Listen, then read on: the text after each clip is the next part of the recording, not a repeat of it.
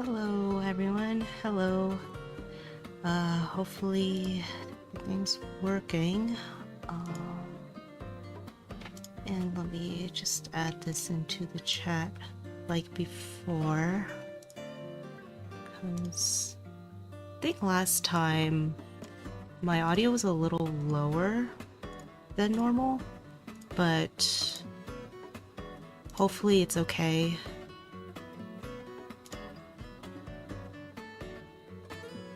Alright, and hello, Cold Jolteon.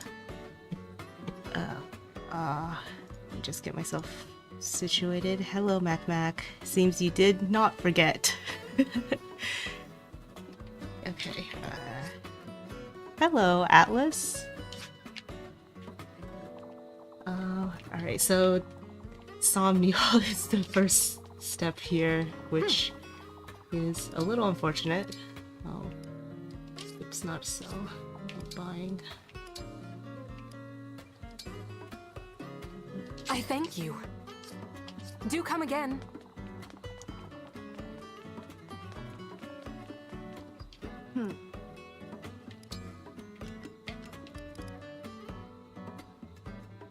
So I've held off for forever on this hand axe. Now we can just transfer the engraving over instead. And for the Volga, no, we're not going to engrave it. Going to just forge it. I'll be here. I rushed through my other things I need to get done to make it on time. Glad I made it. Oh, thank you so much for like going through all your other things. I hope it wasn't like a huge issue though, because like it was gonna be Somnial as the first step, so there's gonna be a little bit of downtime. But the Somnial section in this part of the game is faster. There's less to worry about. No, it's just some yard work to be done. I see. Well, I hope you had fun doing the yard work. Yard work is always I think everyone is divided into you either love it or hate it.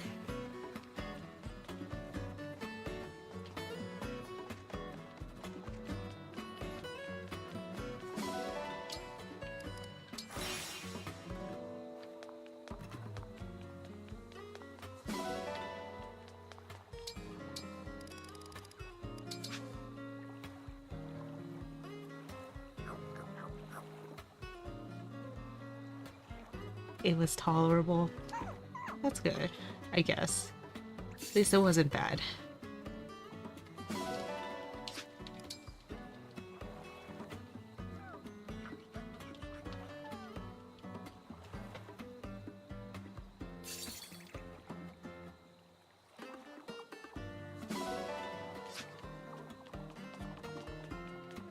Either you love it or hate it applies to the casual verse efficiency on the Somnial sometimes. You know?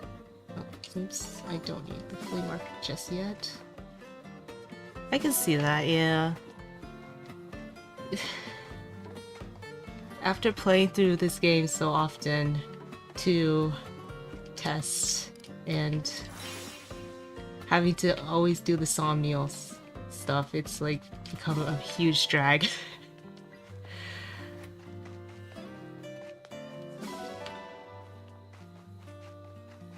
Let's start with Wyvern Ride. Yes. Looking to try a new course? Which would you boy, like? hard has started. Have a nice flight. For those who don't know, I think hard Wyvern Ride is the one I'm the worst at. So I hope I can still get max Bond Fragments, but it shouldn't be too bad if I don't.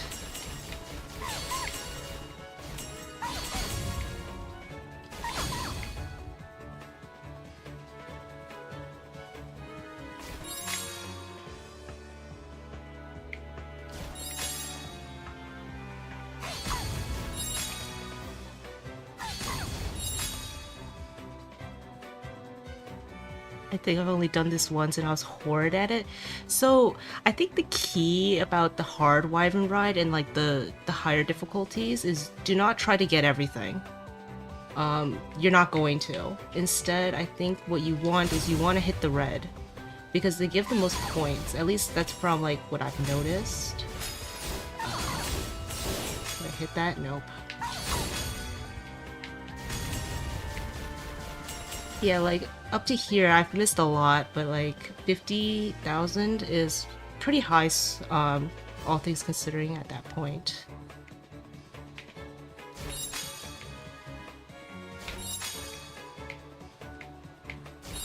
This part is all definitely not that easy though.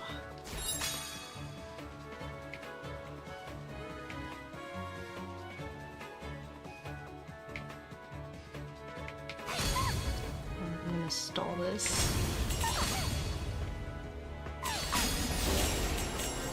And then Sami's not very helpful here because he like, or RNGesus because he shoots like the yellow, but way too early. But it's fine. I think the score is supposed to be like 90,000 to get triple S. Only thing fun about the Somnio casually for me on this 9th run is the well giving me a warp and rescue at the same time when I was just trying to get the choke wins. Yeah, that's fun. The well can be very fun when you get like when you high roll things and such. From the Divine One. What did Sami just shoot? I don't know. It's probably something like kind of off the screen, and he is very trigger happy. Yes. Torch, HP tonic, Vulnerary. Until next time.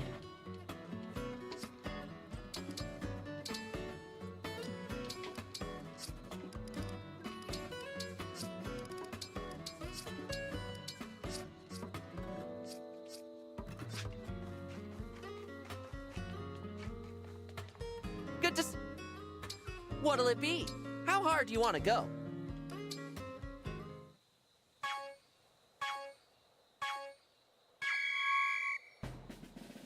You've got this! Perfect! Looking good!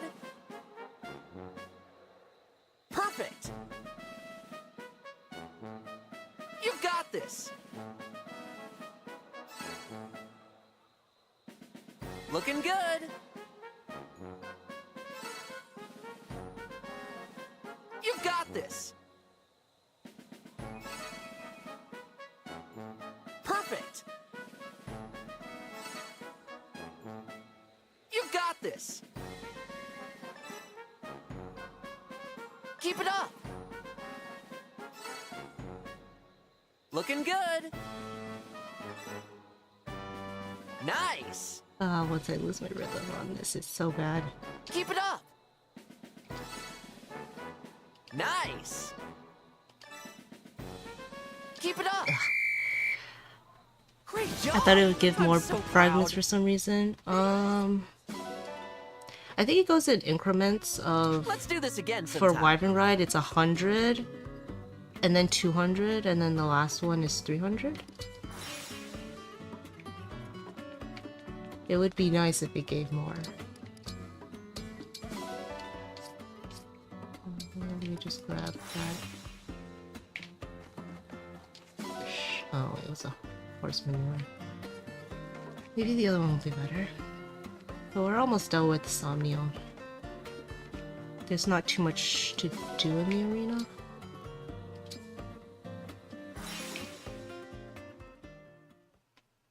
But overall, like, going back a bit to your point, Cultural Tion, about, like, the fun of Somnio, I think, like, once you do just, like, maybe 3 runs is starting to already push it for how Somnio can be, like, have any fun in the Somnio.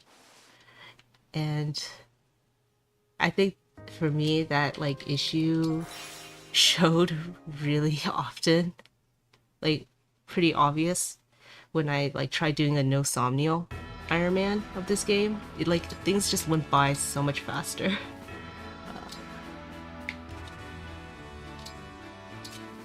Does Kagetsu stay warrior with Sigurd for 18 in this run? Yes, actually, yep.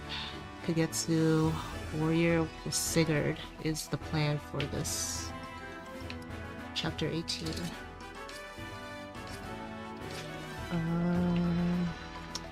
Okay, let me look a little bit. So, last chapter, the EXP that Kagetsu and Pandreo could have gotten is variable, and they both need to hit EXP benchmarks later on for chapter 22. So I think Kagetsu wants to be 30 EXP away from his next level. Pandreo wants to be like 70 or 60 or so. So I guess Kagetsu once, Pandreo twice. I think a good section of the Somniel, like the arena and buying weapons in the books, is pretty okay with me, but the rest is not great. Yeah. It's also just like the loading screens. Will you go out with me?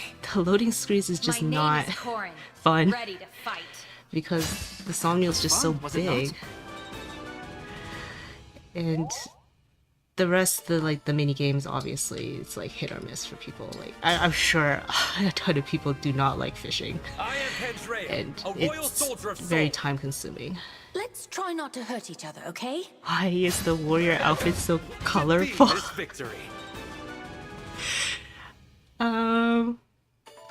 Yeah, ask the devs why the warrior outfit is so colorful.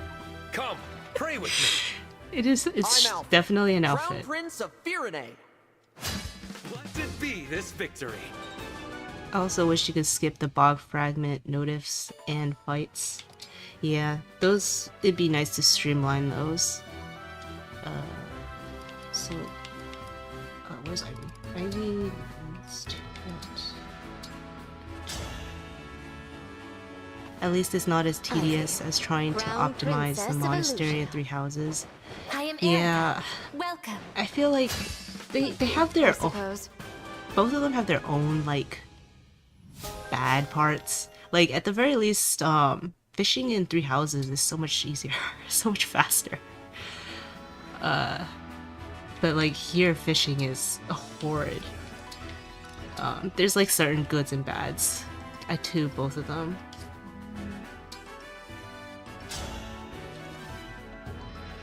I am Marin. I seek 3 houses has a whole gardening meta. Yeah, because the stat boosters are really strong. I'm looking right? forward to I'm not this. like too well versed in like the 3 houses meta. Thank you. Like I played 3 houses pretty casually and never really felt the need to like optimize the game. So I'm not too familiar with the meta of that, but I imagine it's probably this like the stat boosters.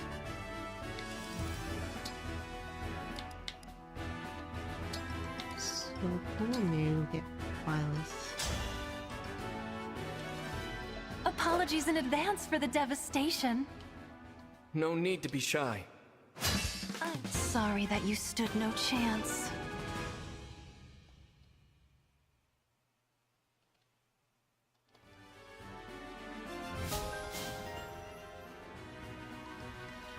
I watched an Ironman that spent more time off maps than on, and nope, not Ironmaning that game.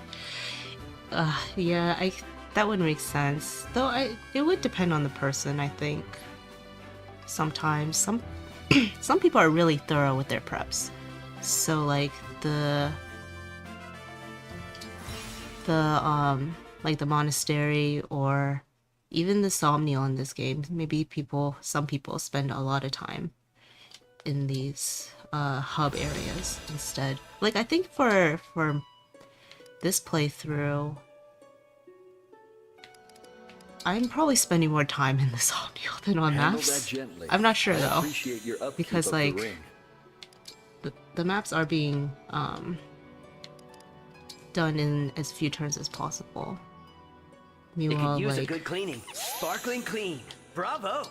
Somniel, there's not really a way to bypass the stuff you have to do in it. Please clean it up.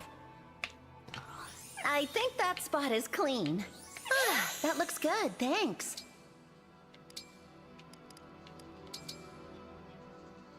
Can you make it shine? Thanks a lot. The ring looks great. Could you clean that up? It looks good. Thank you.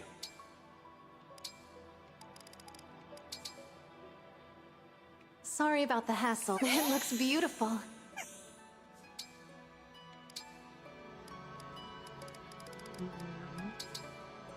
It feels I'd like like the you ring need to clean, be, please. and I'm kind of a perfectionist. Yeah, What are you doing? You did but this whole thing's planned out. job. Yeah, that's true. Like, kind of need to do all of this in order to help save turns, at least without any kind of like retrying maps and all that to just get the bond fragments. Otherwise, it would go quicker. To go back into arena. Some paralogs too. Cora and Ike casually one-turned. Yeah, certain paralogs like Cora and Ike and Lucina, I think are like really easy to just casually one-turn. And so, in those cases, you would just not spend much time in the map. I am Marin, Royal Knight of Somme. Prepare yourself. I am Sigurd. You think to duel me? I do spend too much time in the hubs in general, and I hope the next game doesn't have them. Yeah, I hope so too. I'm not too fond of the hub areas.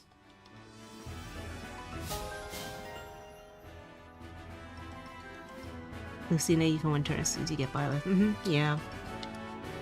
And you can make it even easier for yourself if you were to just wait for Seedall.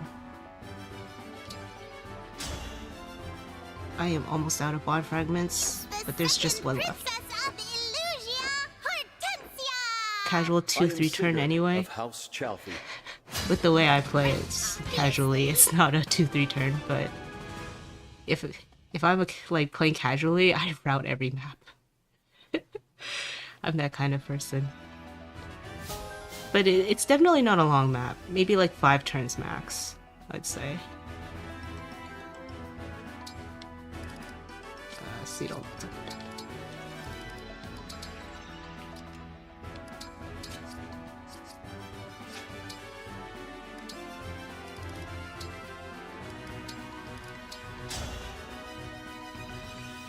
I'm Seedall.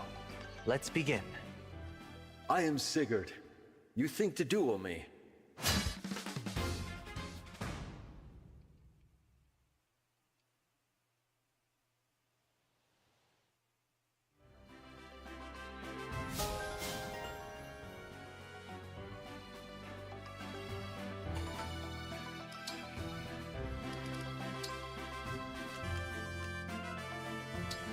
And gets Cantor.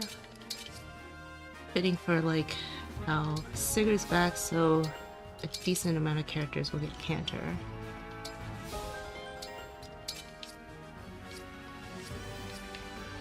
And Alear reached level 2, so I'm going to reclass them immediately.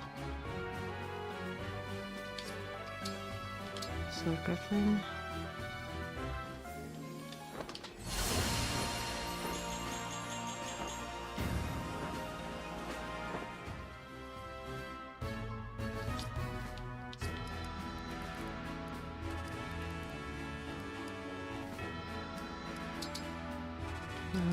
Draco Shield to get to, and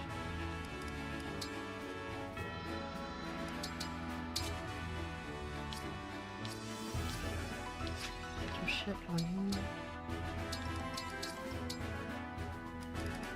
Ike, Leave it to me. Leaf, To battle! Sigurd! We go together. Lady Erica! yes.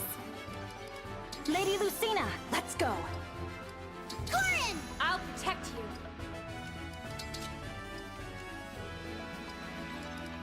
you. Lynn! I'm here for you. Violet! Let's go.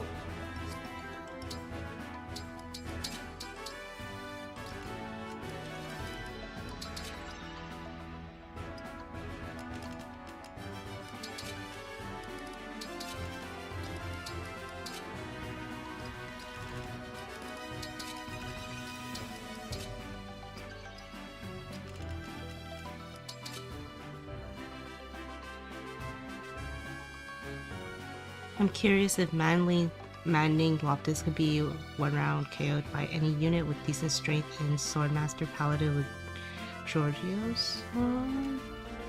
That is a good question. Not one I have the answer to, because I tend to not. Oh, I think it was. Tend to not have the Marth user head that direction.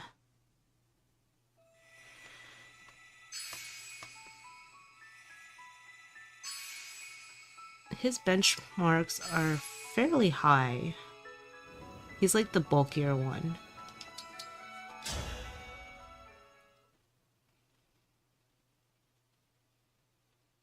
Because I think in hard with momentum you only need like 6 strength if I engraved if you use override.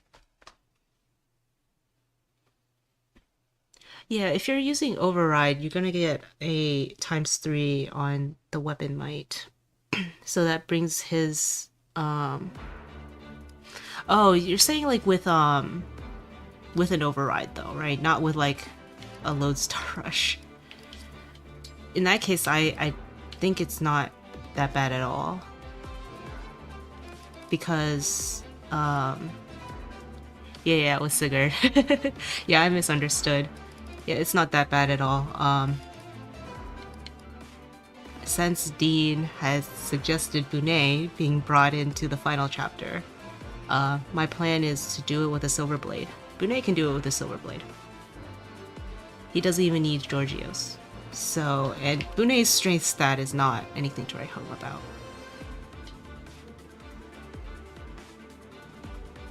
What do you mean Sigurd's boss? There's a few LTCs showing one here with a silver great lance. Yeah.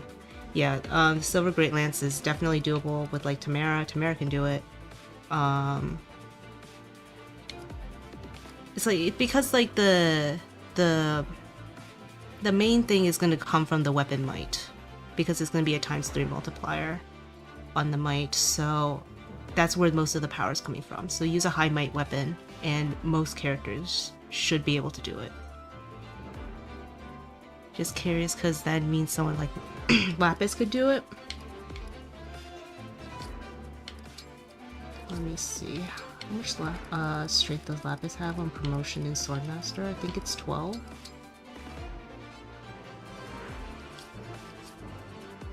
She should be able to do it with Georgios, I think.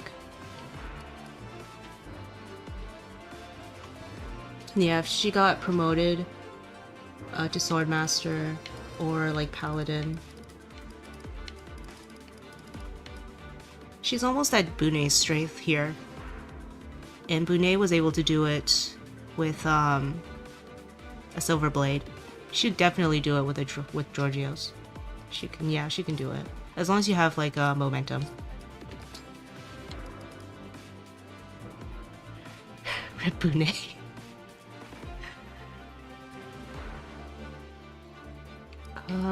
Okay, so what was I doing here?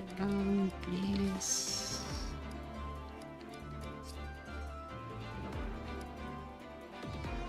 Don't bring risotto.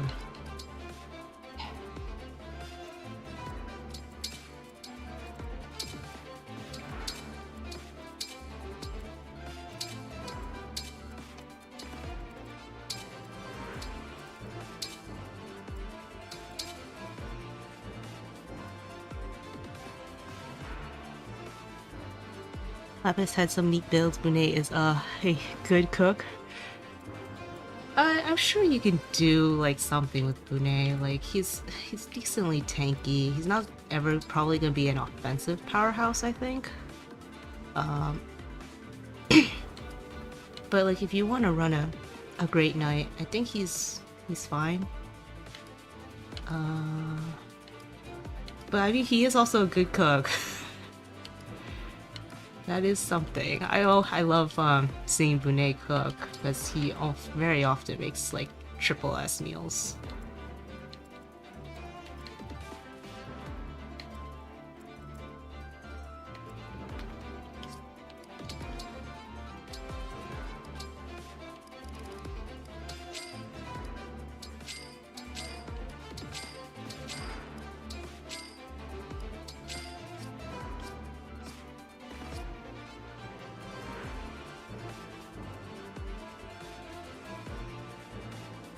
Lapis would be 12 damage off with Radiance, Georgios, Full Momentum, and Tonic? Really?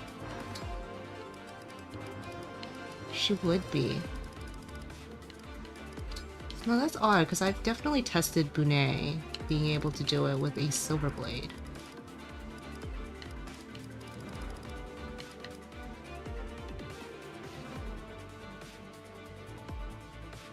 Momentum. She's only one strength off of Bunei, and Georgios just has so much more might than a Silver Blade. That doesn't seem right.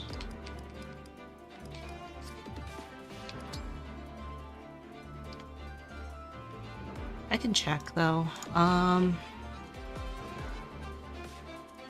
See, so Georgios has 32 might. That'll be effectively 96 damage. And Lapis had 14. In Paladin. Plus 14. That's 110 damage coming from Lapis without factoring in momentum. We'll say full momentum, which is plus 10, so that's 120 damage. Minus 36 defense. That's 84 damage. 270. It should kill.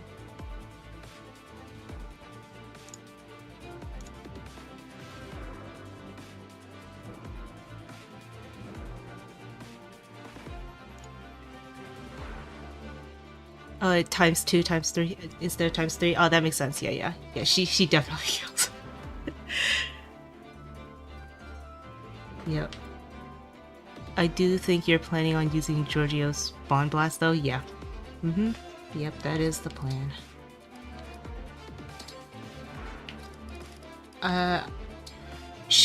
Alear probably won't need, like, Georgios for the Bond Blast? Actually, I'm not sure. I've just tested it with Georgios, and I have decided I'll use Georgios.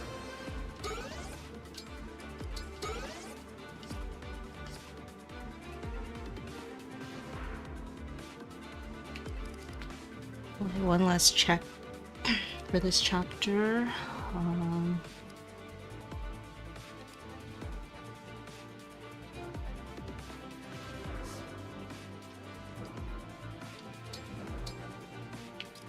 Use the Draco Shield.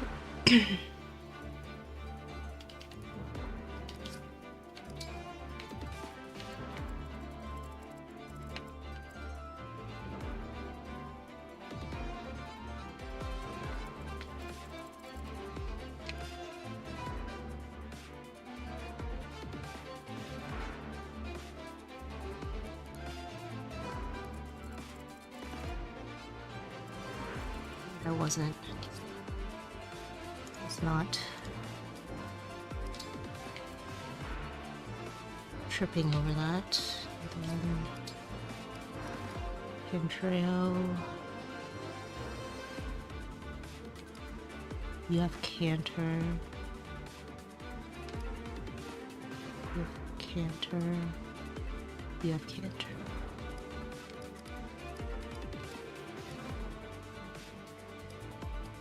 All right.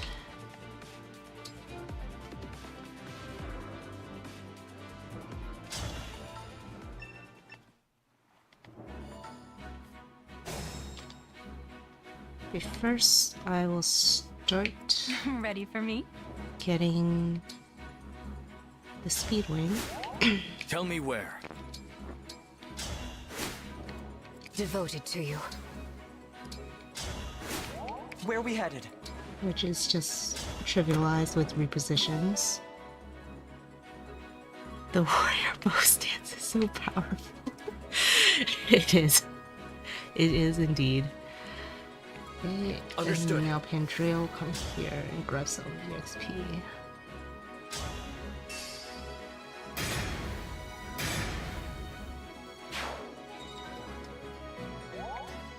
This guy's gonna move first before a beam, so he'll get another bit of experience there. Now...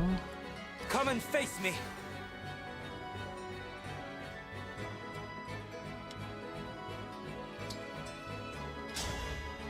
I guess who's gonna kill the sage?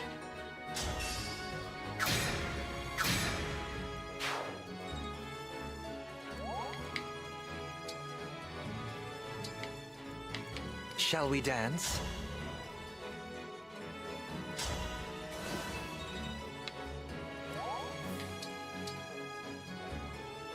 Now with Cedal here, because he has the Alphonse Bond ring, Hortensia's gonna come over.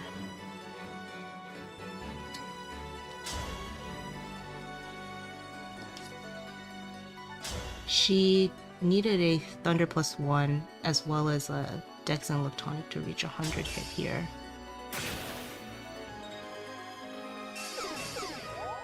And she's going to counter here.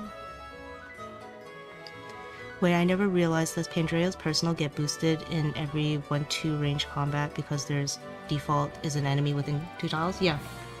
Yep. Pretty much. Like, he'll at minimum always get +3. +3. Yeah.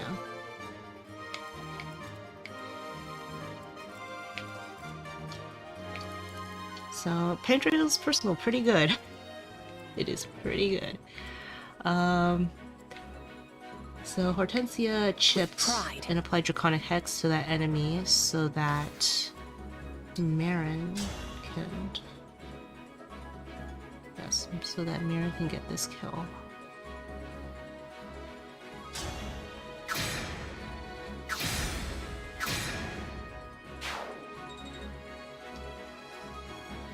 And she's going down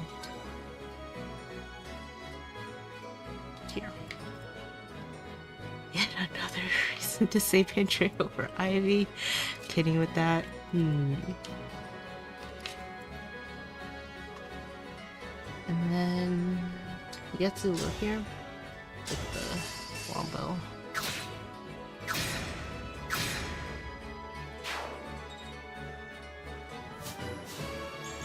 Parthia's +5 res coming in clutch. Yeah.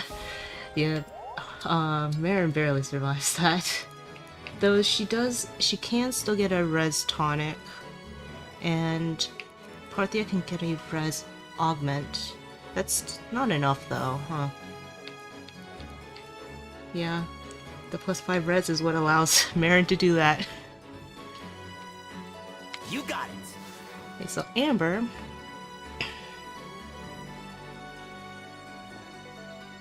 Yeah, Amber is going here. Gonna Goddess Dance.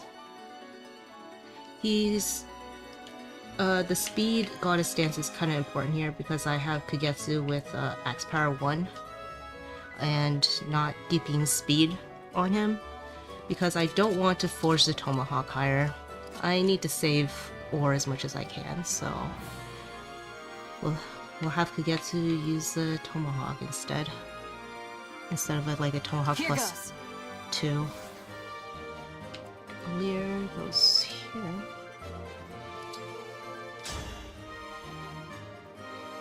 Yeah, it should be just physic. Mainly, like, it's EXP. That's like the main thing. And then Panette. Of course. We'll kill this mage.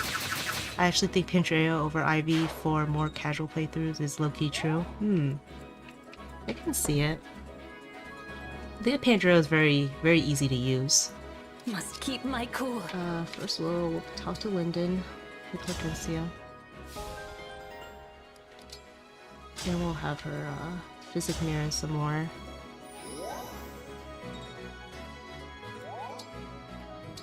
Well then, let's go. The chest. And the healing that a rare is... critter? We'll make sure that Mirror survives this.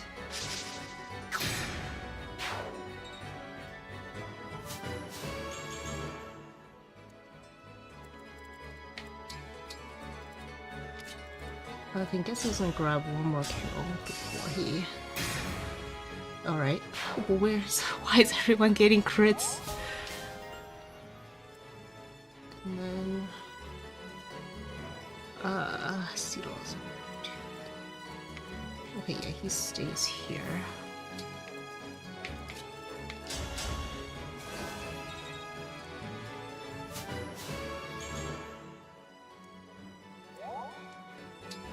And he's... Yeah, it doesn't matter. Higetsu will reach. He doubles thanks to the speed instruct, so I can keep the Axe Power on him. And he survives. 2 hits thanks to the Draco Shield, though he could use a tonic. Let's save on some tonic money.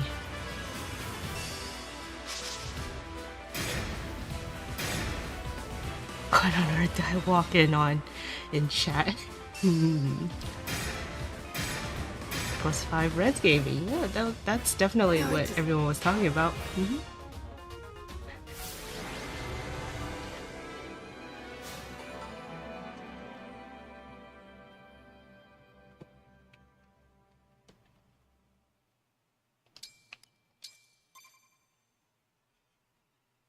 In non-casual runs, I don't think Pandreo's better. I'm just not Ivy's biggest fan.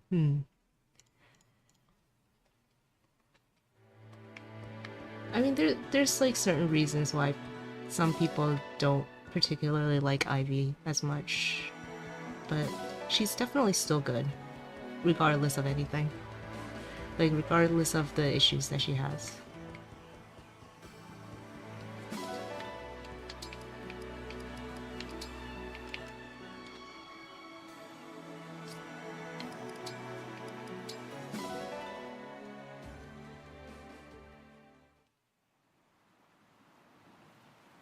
Illusion.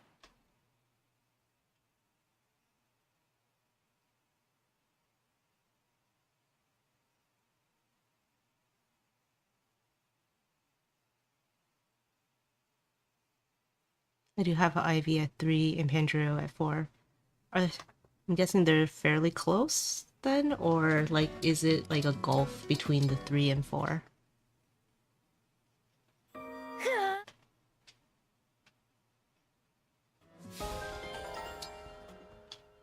Not a huge fan of how she's designed as a unit. Flying magical kill everything button is not something I'm a fan of.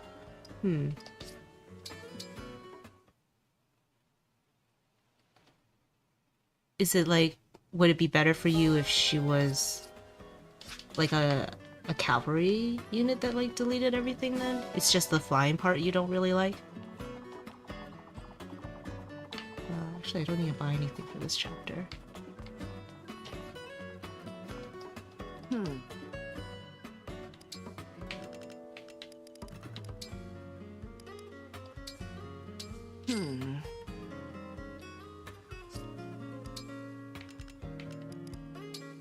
Also going to force this rating to go higher right now. I'll be here.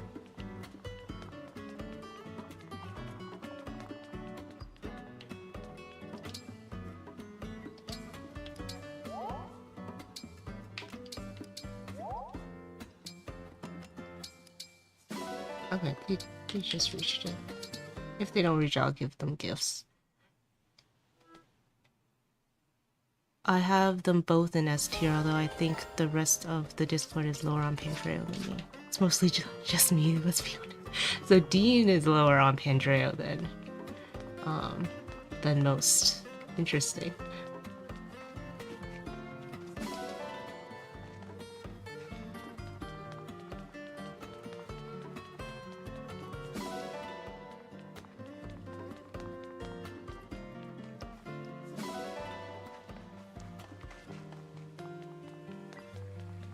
If she was a cav, she's slower, Pandreo with more magic, so there's a reason to use someone other than her, but if you're hyper-investing in a mage, Ivy's just the blatant correct choice cause flight.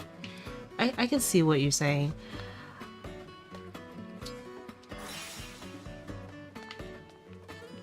In the fact that, like, I can see the argument where Ivy's design is not particularly interesting because she fulfills a unique role that other characters cannot really do, and therefore, like, there's no discussion to be said about it. Like, she does this, and these are all very good things to do, and therefore she's good. And like, no other character will be able to match that. That's like, that, I see that as like, that could be a downer of her design.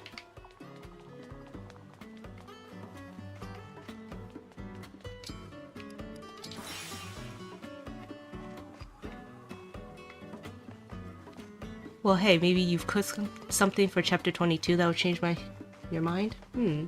I wonder if I would change your mind with my chapter 22.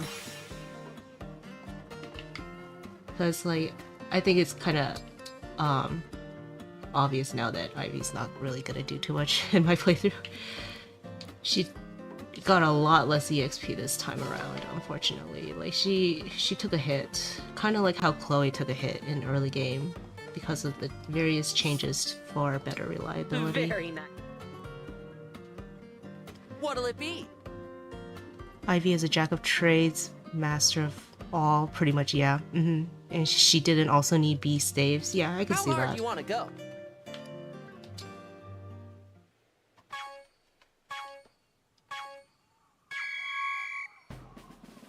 Looking good. You've got this. Perfect. Looking good. Perfect. You've got this. Perfect. Keep it up. Looking good. Perfect. You've got this. Perfect. Looking good. Perfect. Looking good. Perfect. Great job! I'm so proud. Let's do this again sometime.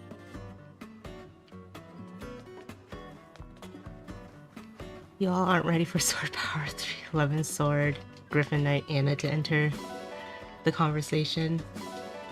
Well, I'm assuming everyone's talking about like in like an LTC pace, because in Anna's case, it's just really hard to get her to like promotion level in an LTC pace. Have a nice flight. She does struggle with speed a bit, but with investment that doesn't matter as much. Yeah, makes sense. Pandreo does consistently have 10-ish hit over her, so he doesn't have to hog the Awakening engraving. That's very true. Actually, Pandreo doesn't need to hog like any hit boosting engraving, which is like a kind of huge for me. I feel like I was really lacking hit engravings in like chapter 22 because everyone needed a hit engraving.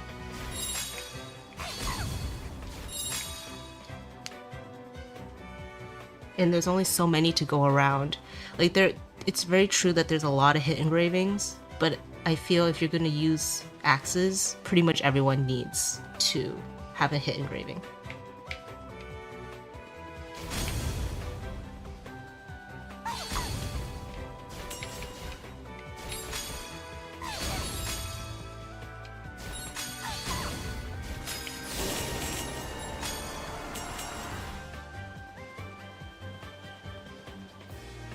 I'm so keen for Anna to be unironically used in low tier LTC. I can see it happen though. I could definitely see it happen because I saw, I think Dean, it was you who posted getting Anna to level 10 in a pretty reasonable pace. With like Mercurius. So Anna would be great in like the Sword Griffin Knight role, or maybe there's a different role she can play. Either way, oh no, that's not good. see it hit the... Maybe it's still okay. Okay, yeah, still got like 90,000.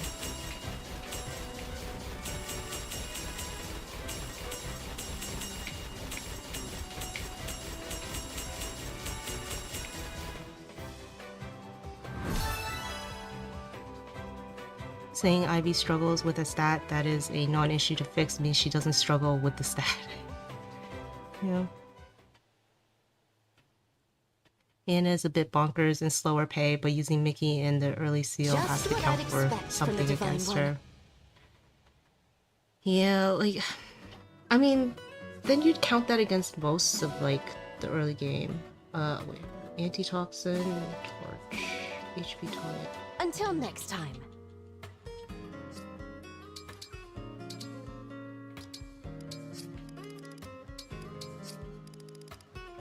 Torch.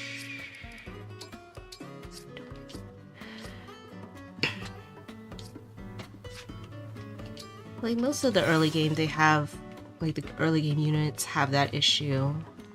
Unless they come at like promotion level.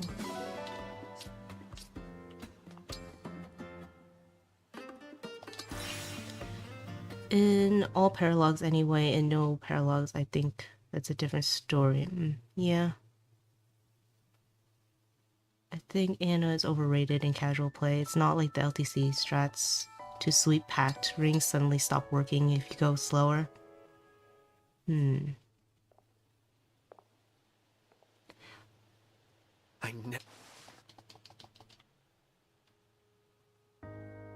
Have you already gotten through fishing, or can I come back in 20 minutes without losing anything of value? I will not be fishing at all.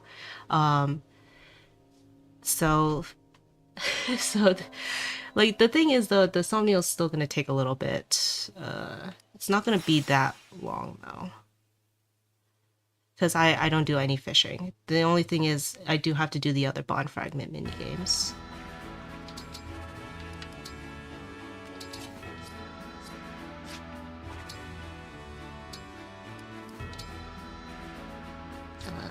Wait.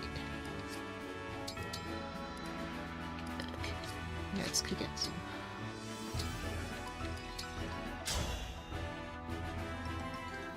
Kagetsu, at your service.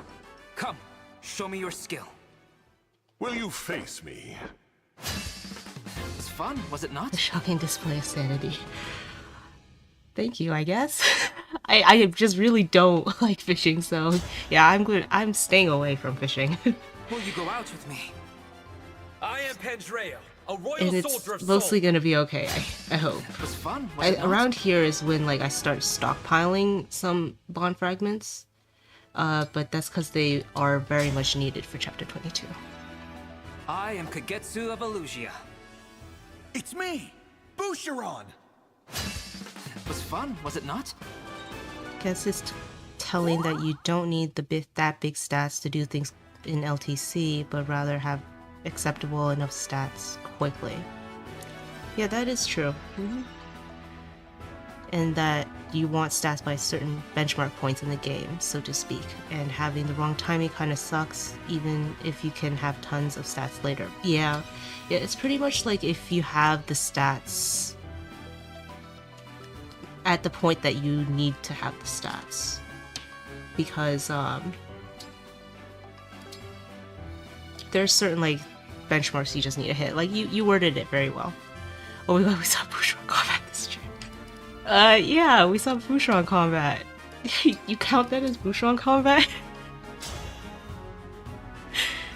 Kagetsu, at your service. Come, show me your skill. I am Sigurd of House Chalthy. It was fun, was it not?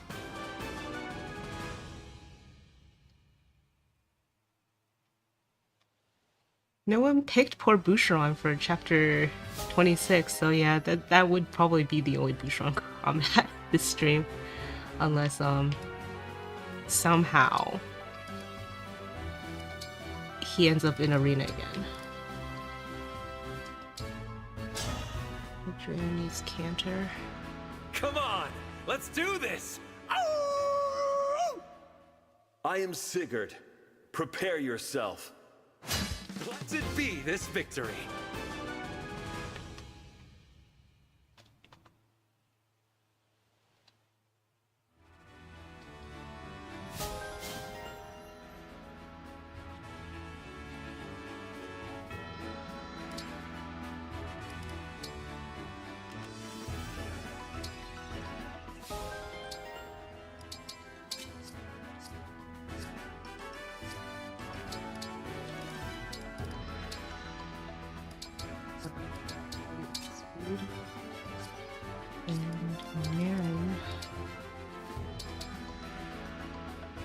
Reposition. Ring chamber is the last thing. We'll just do some ring chamber polishing and then that's pretty much the end of Somniel for this chapter.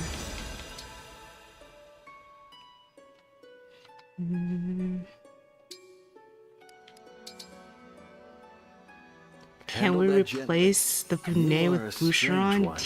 Well done. The ring shines like new. I think it's a little late for that.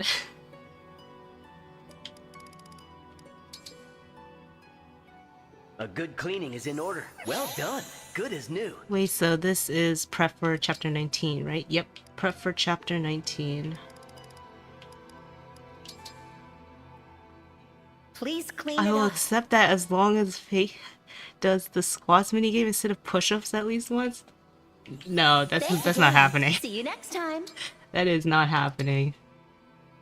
I am doing push-ups. And push-ups only. I look forward to the finished product. Your diligence paid off. I remember a while back we did the math, and if I remember correctly, Emblem Arena takes around more than double the time it takes to get through a 3 houses one. I want to send a complaint. That's very unfortunate. We already had like a slight discussion earlier in the stream about Could you clean that up?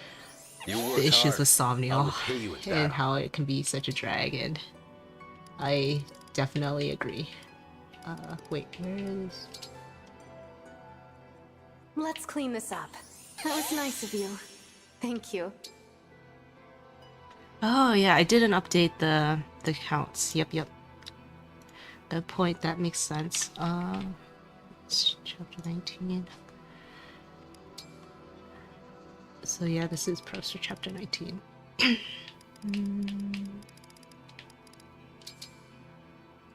Felt like I I'd forgot like the something. ring clean, please. It's extremely clean now. Thank you. That should help. Quite good. Thank you.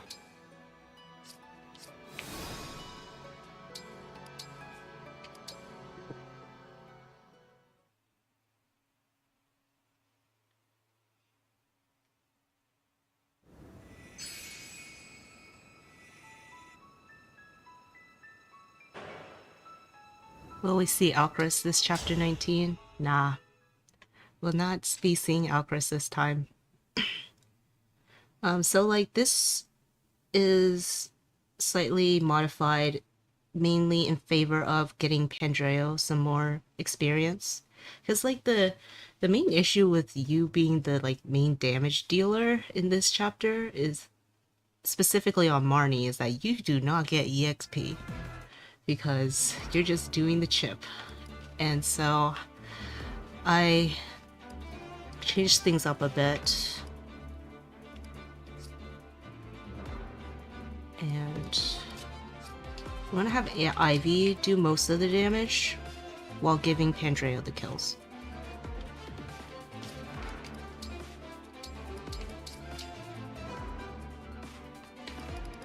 Violet. Together. Erica, I'm honored. Ike. My turn. Lord Leaf. Leave it to me. Lady Lucina, ready. Corin! I'm ready.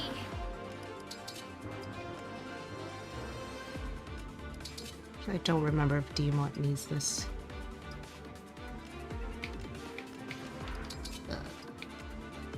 They might not.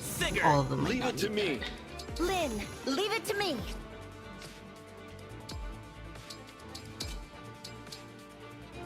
from here until we finish the paralogs, these are basically glorified grind maps. I want to try the new Iclear and a Staffless Corn though. Yeah, pretty much these maps are very much like trying to get as much experience as possible on the characters that you're gonna use later.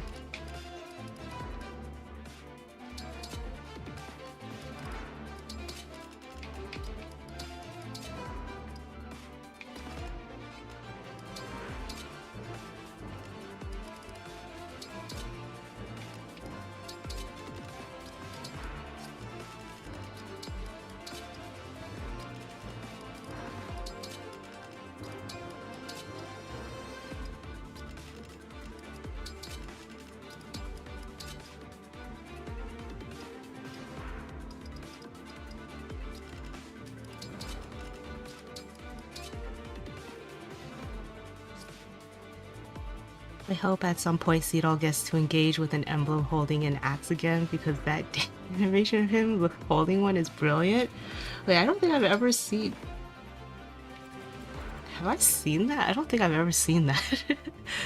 I'd be more interested in doing Staffless Corn if we could route out the chapter 20 rescue entirely.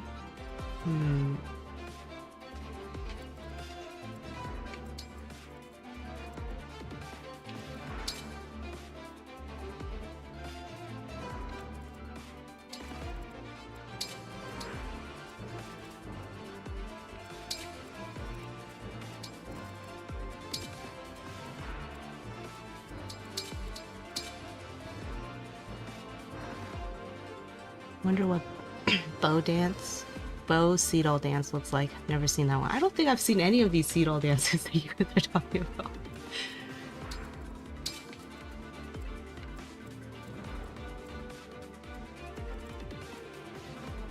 I am lost in what you guys are explaining, but I'm sure it looks cool. Maybe someday I'll see it. If there's a map where Ike Leaf is free and Cedal's ring doesn't matter, please try it. It's hilarious. Oh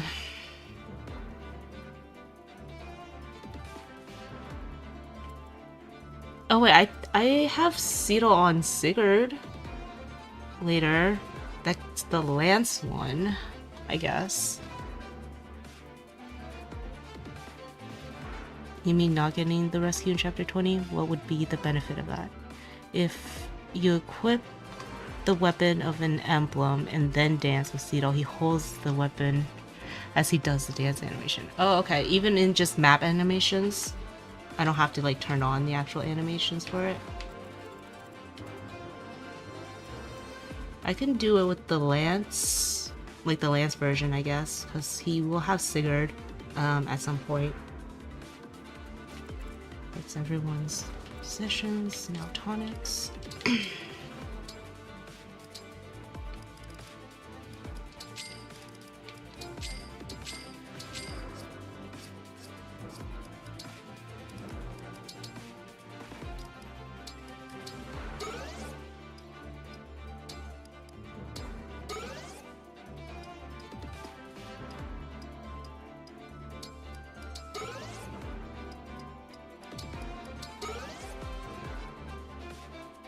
It's pretty hard to account for all of Grizz's spawn locations while still getting the rescue. Okay, so, if that's what you're talking about, I do have something for it, but I mean it uses a rescue. But I guess it's still +4 rescues in that case.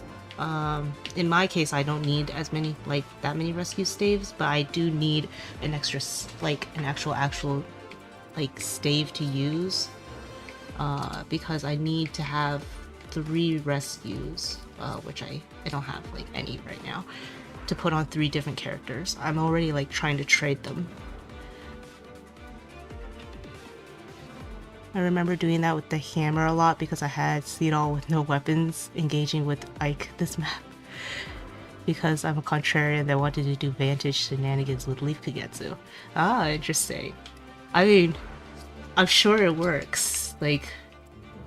Leaf Kagetsu on this map also works for sure. Ike is a little safer, so that's what I'm going with. But I can definitely see Leaf Kagetsu working here. Last check.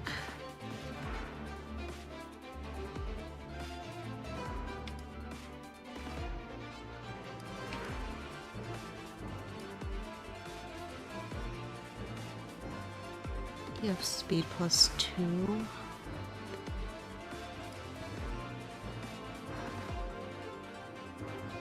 With canter. Reposition.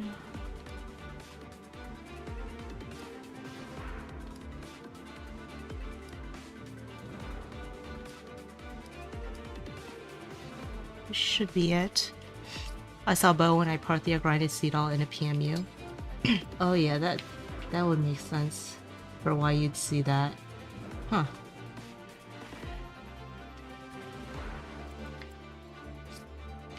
It's time to start. Why do I feel like I'm forgetting something?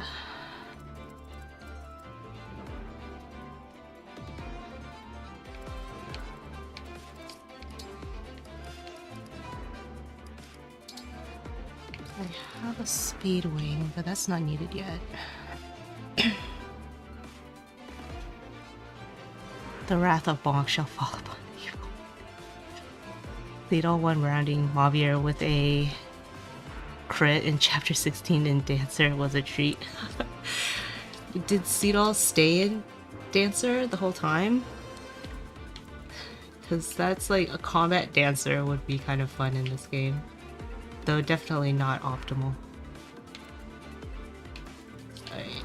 I can't think of what I'm forgetting if I am forgetting anything. So we'll start chapter 19. He went berserker sadly. I am prepared. Well, the grind before he needed to class change.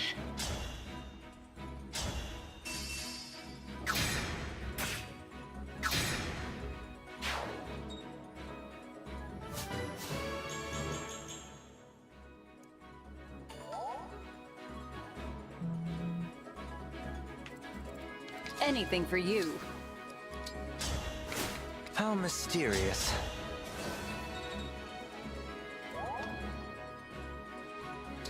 Seedall's gonna stay here, and Kagetsu's going to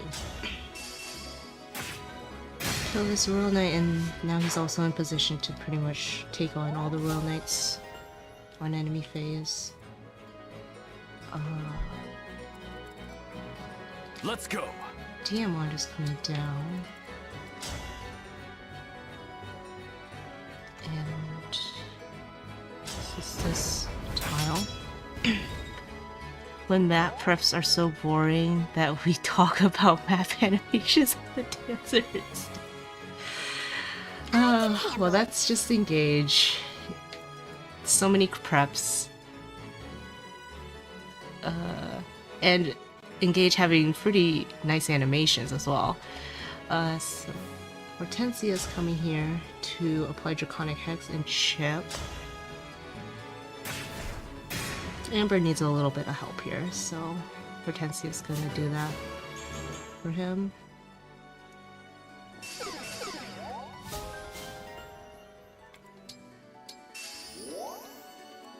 The legend begins!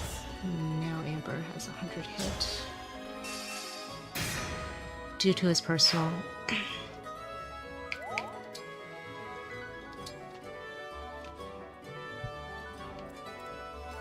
Next. No mistakes. Ivy is gonna chip this Royal Knight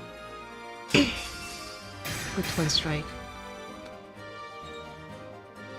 She doesn't quite kill because she didn't have Gentility yet, but she unlocks Gentility now, which is With elegance. exactly what I need because she's gonna need Gentility and by extension Bravery from Blue Skies for Marnie. And that's possible to always get if you give her Bond Rank 2 last chapter and then Ring Polish twice between then. She'll always reach this point. Panette repositions Pantreo. Let's do this!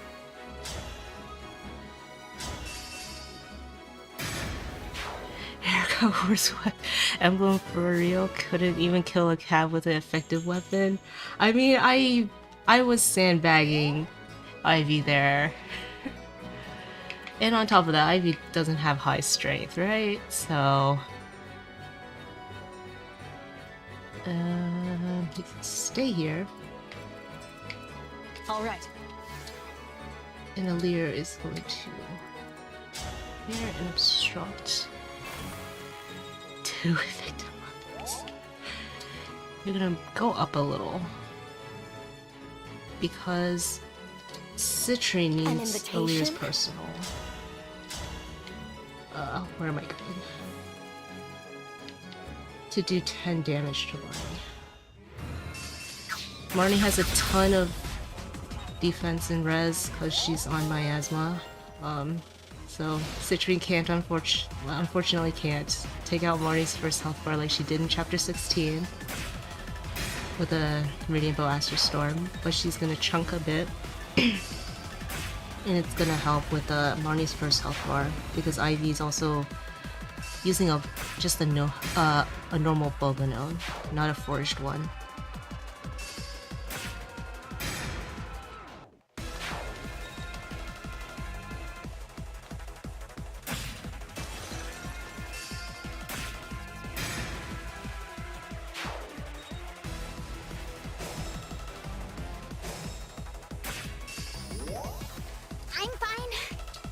Hortensia is going first to apply Draconic Hex and lay down water terrain on Mauvir specifically so that the miasma is off of his tile.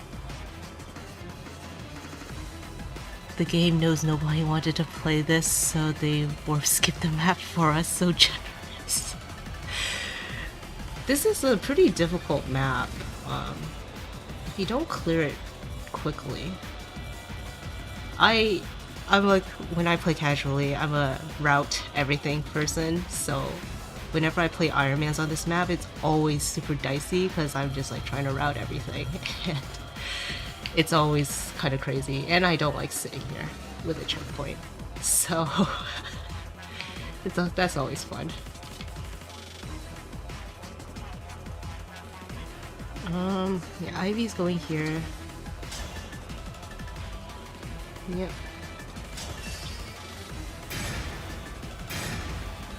Citrine's chip is helpful there because Amber does not do that much damage with the override.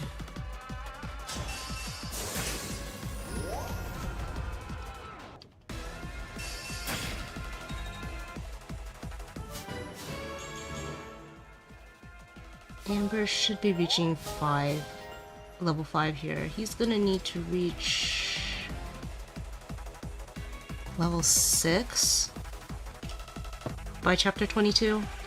So he should reach. Is that towards Amber's damage? Amber's poor little damage. He doesn't have a spur attack this time, helping him.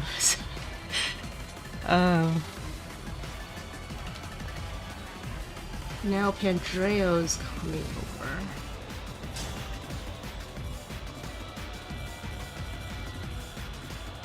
Yeah. Pandreo's also kind of being sandbagged because he has Leaf rather than like a good offensive emblem. But he's doing that to Chip. And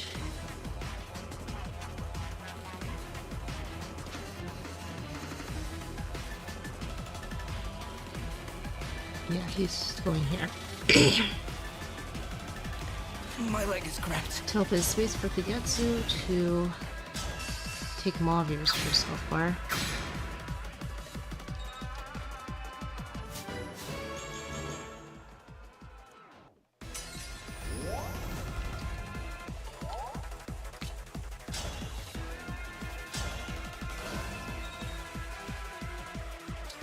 So Ivy doesn't really want to attack Marnie because she faces crit. So she's going to visit Kagetsu for EXP, but also because he's not going to really survive Mavier after all the damage that he took from like the flame cannon and also all the enemies. And that will reposition Alear down, and we can now reach Fly's stance, everyone.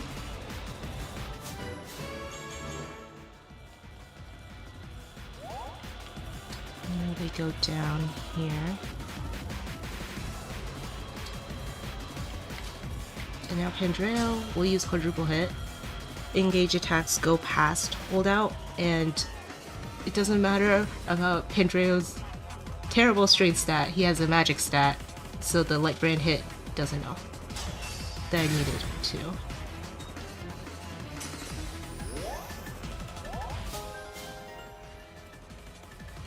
And Pandreo is going to stay here. Hold nothing back. Have Kagetsu move.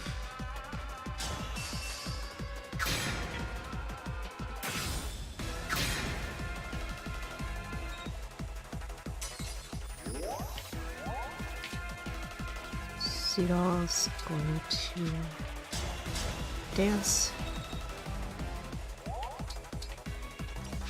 I am bruised.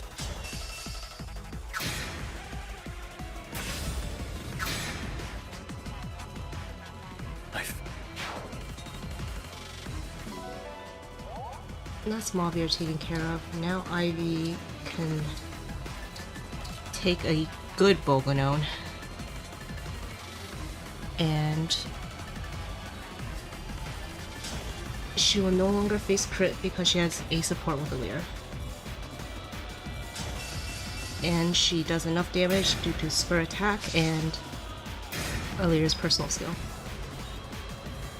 to go past holdout. So it's Vulnerary.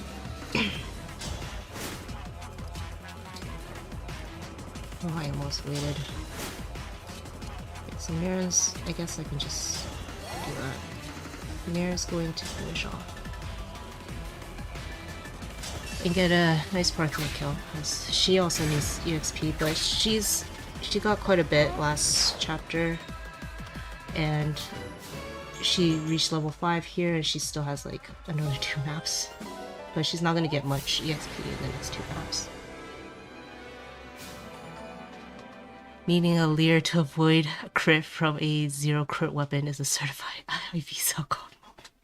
Yeah, they're poor low luck.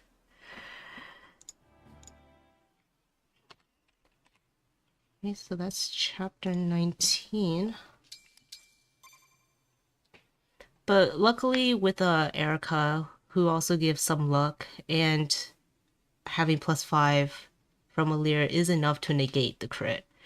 Like, sometimes it's not gonna be enough to negate the crit.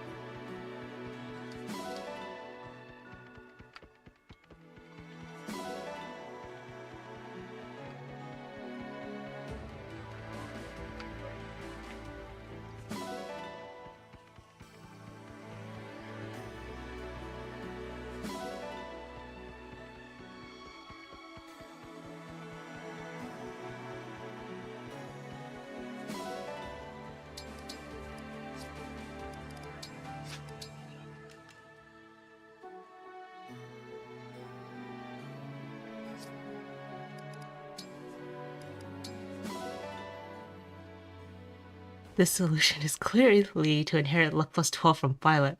I can't even reach luck +12. Luck +8 is it? I think is the max I can get. But also that takes so many Bond Fragments. Because very interestingly enough, I am going to need to inherit luck +8 on someone. Good to see Marin chugging along. My current playthrough, she was level 1 after chapter 17, so switch to Saphir investment. That makes sense. Yeah. If Marin like doesn't get some Parthia in like Soul, I think it's kind of hard to keep her chugging along. Who needs luck plus 8? What? It's a surprise? It's a surprise. But it's coming up soon. Because these ridiculous inherits are all needed for chapter 22. The fact luck plus 10 and dodge plus 10 exist and the former costs 4 times more than the latter is a society moment. Yeah. This game makes no sense sometimes with the... I think the skill balancing was very oddly done. Do come again. Well, I need to sell since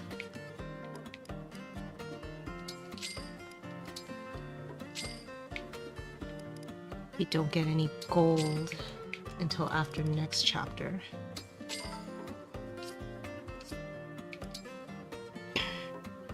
Hortensia will somehow have 42 luck and you need that extra bit of hit rate for Divine Pulse. Plus. That's a good guess. Good guess. Luck influences hit and avoid, right? Right? Does it influence avoid? I can't remember if it influences avoid. It might influence avoid, yeah. But it does influence hit, yes. That I know for sure. Luck plus 10 is the women's razors. do come again. Wait, did I buy what I needed to buy? Fork I thank you. And I rescue. thank you. Do come again.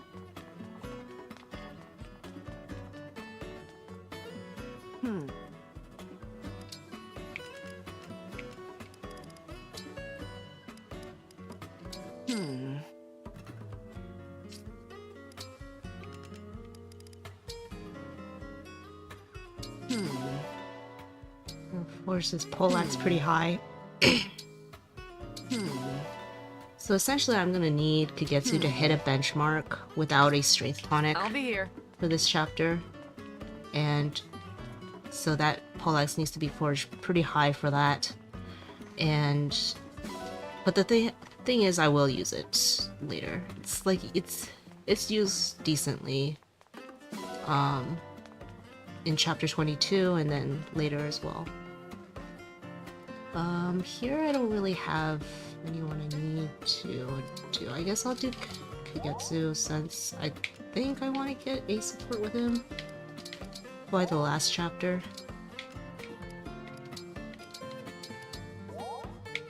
Does it take forever to get there? Gross poleaxe. Don't hate on the poleaxe. The poleaxe is quite good. Quite good.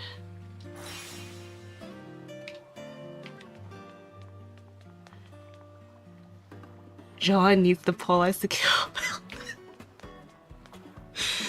We'll see, we'll see. We're not supposed to know. We will see. Poleaxe is good, well fought. Do not hate on Poleaxe. Poleaxe is quite good. It needs a lot of hit, that's for sure. Because Rider's Bane is like generally gonna be better. But Poleaxe in particular, I will need.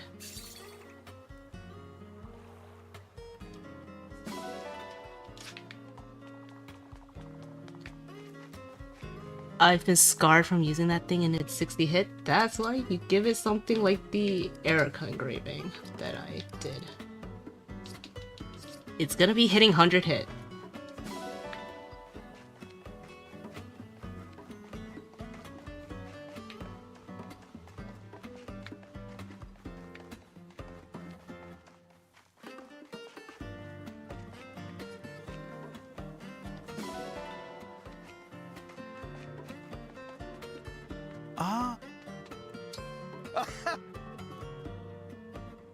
What'll it be? I think you can handle this.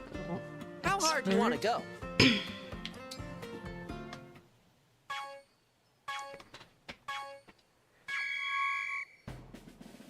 Perfect. You've got this. Looking good. You've got this. Looking good. Keep it up. Perfect. Looking good. Perfect. Looking good. Perfect. You've got this. Perfect. You've got this. Looking good. Perfect. Looking good. You've got this. Perfect.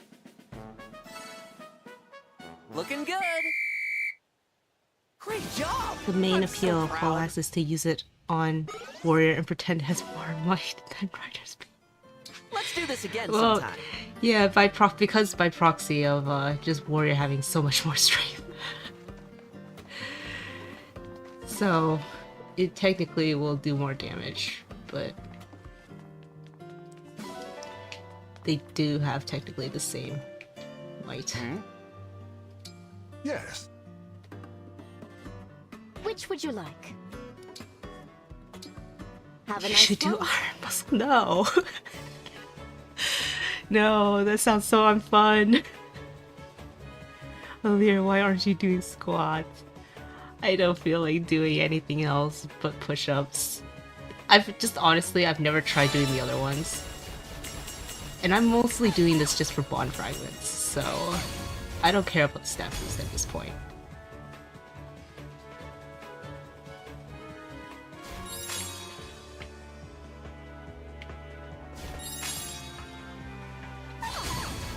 Oh no. That is not good. Oh well. Highest effort future paradox bond. This name RNGs is courtesy of called Jolteon.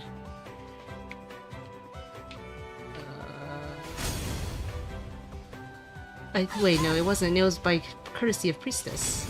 And then it was called Jolteon who suggested the eyebrows. That's what it was. And I missed those. Alright.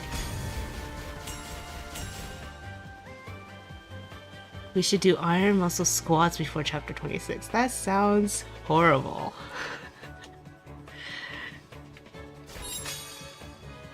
That is not how I want to spend my Somnial for chapter 26. Actually, for past chapter 22, I might actually skip Wyvern Ride and strength training. I will have to see how many Bond Fragments I have. But there's not that many Bond Fragments needed for the rest of the game. I don't need a stat boost on Alear either, so I might as well cut all those out to save some time.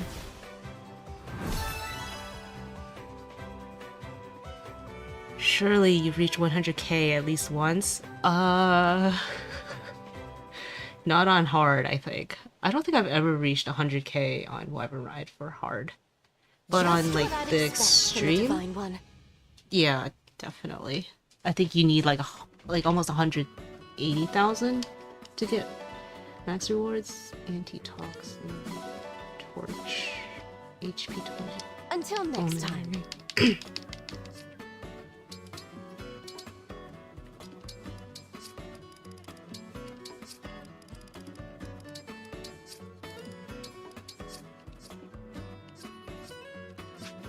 Iron Boulder is a real name. A human being gave to something. Yeah. Yep. It was an idea from an actual person.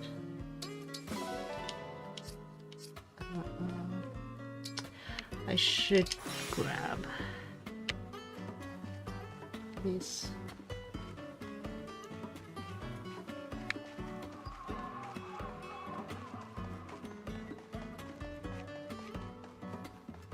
Future Aegis / call it Iron Sword.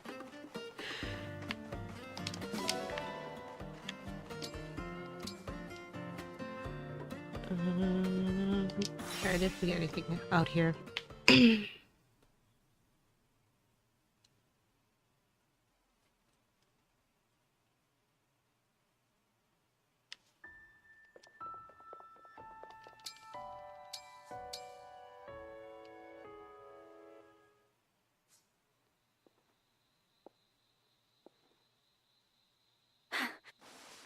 Oh, did I? Do I have a second seal? I should. Wait, this is not where you go to check. Yeah, I do. Path of Radiance Ike when he has 4 Aegis /. I'm still upset they fixed that glitch in. They fixed a lot of glitches in the non-Japanese versions, right? I'm not too familiar with Path of Radiance.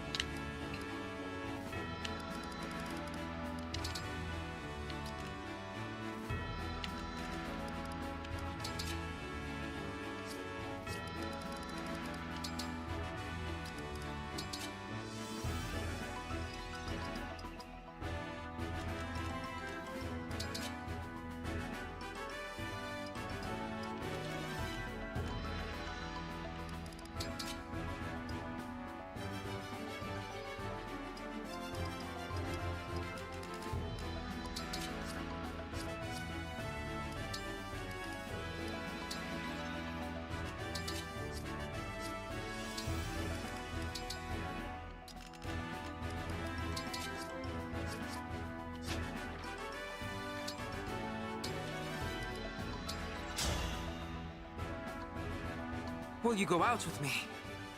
I'm Citrine, a royal In soldier the of actual Rhodia. baffling decision, Was fun, I'm was it not? surprised that they removed Tabu Koko after introducing an entire line of mods that depend on electric terrain to function. Huh. Interesting. I am Kagetsu of Illusia. The 4 Iron Sword Prepare to be Ike awestruck. is specifically American version. fun, Oh, I was it see. not? Okay. Oh, wow.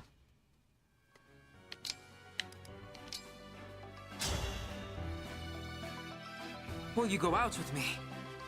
I'm Amber, a royal soldier of Rhodia. Was fun, was it not?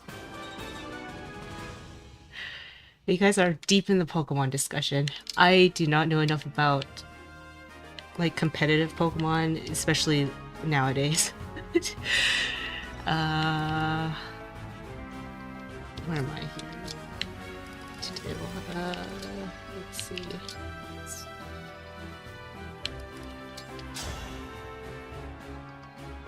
Sparring is a kind of experiment in itself. I am Sigurd. You think to duel me? I won, did I? Very interesting. Linden stuff.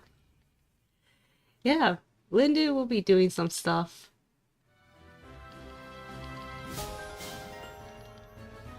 And of course Saphir.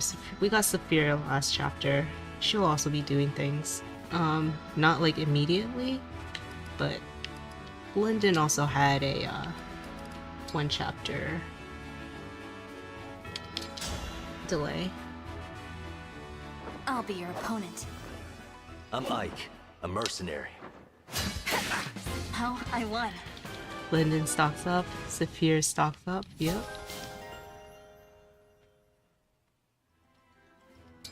Both quite good units.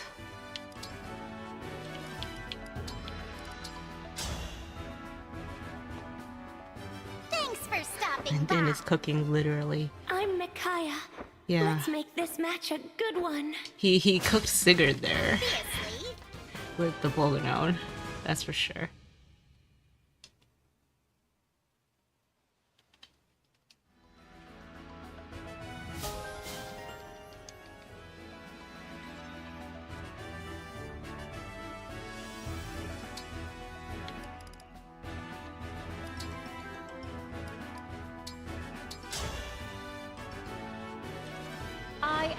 I remember an old friend made a tier list day one and put Saphir as the worst unit in the game and Demon as the best.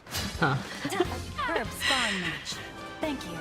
I mean, like, early game tier lists are never really accurate, right? So taking that with a grain of salt is probably the best thing to do.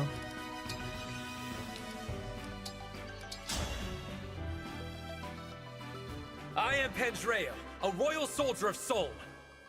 Let the lesson begin. He turned Sigurd into popcorn. Arvis would be proud of his legacy living on. Pandrea's also here doing that. Yep.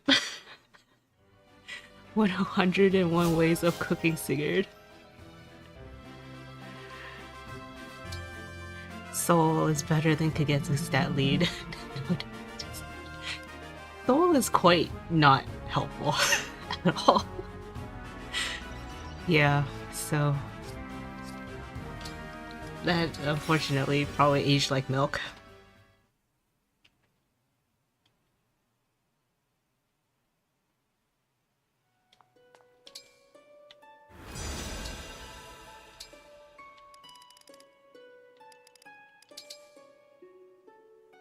This ring is filthy, don't you think? Well done. The ring shines like new.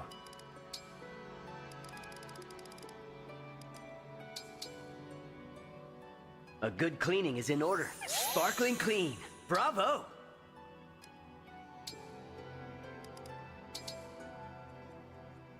I want to see it sparkle. I'll ask for help again if the ring needs cleaning.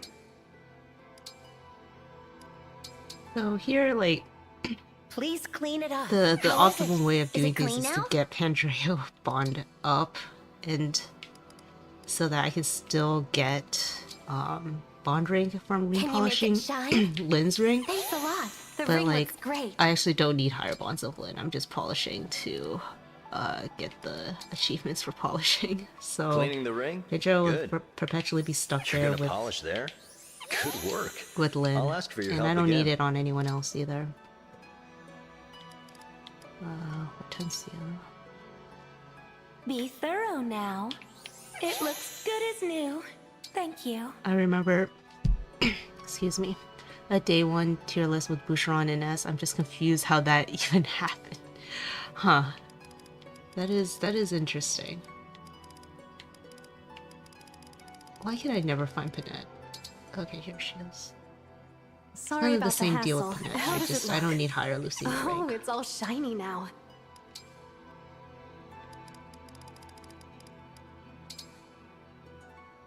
I'd like the ring clean, please. It's extremely clean now. Thank you. Oh, some people still think. That should help. Do they It looks actually think that brilliant. Boucheron is S? I had a feeling that they just think Boucheron's not like bottom tier.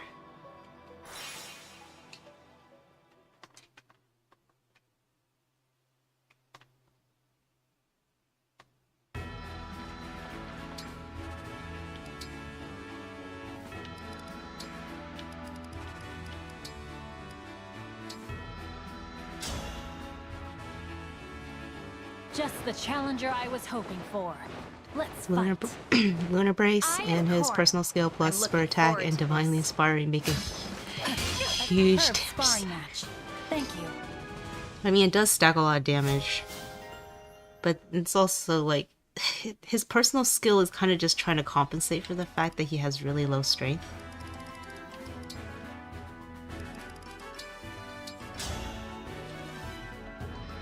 I think he is bottom 3 Scholar of personally. Elixir at your service. I am Sigurd. And clearly, if you Prepare poison Sombron yourself. 3 times, he can stack more damage. I won, did I? Yes. I mean, Very interesting. that is true. He could stack more damage. It's just whether or not that damage is more than someone else.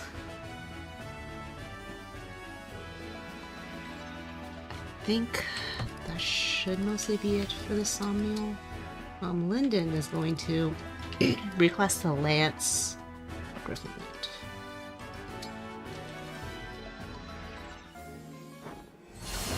He specifically needs to be in either Lance or Sword. I figured I might as well just have him in Lance because I'm gonna get him Canter. He just can't be an Axe. Griffin Knight. Boucheron has, again, such a low strength base and growth that Hortensia has a lead. Yeah, we talked about that, like, maybe last stream, I think? That was surprising to me that Hortensia had a lead.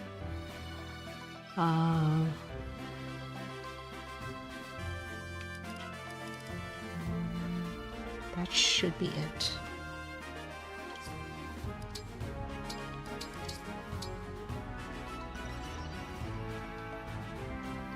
Fun fact, Alfred has double the personal strength of Boucheron. Oh, at base. Interesting. Huh. Violet. I'm ready. Leaf. I am ready. Lucina! Together. Lord Roy, to victory! Lady Corrin, I'll protect you. Micaiah! I can do this.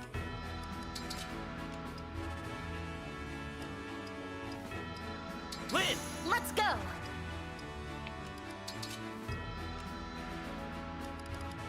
Ike.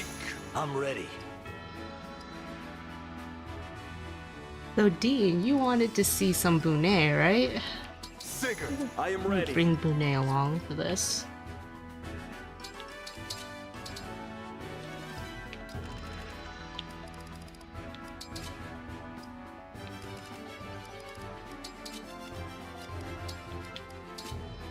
That's Mr. Bunet to you.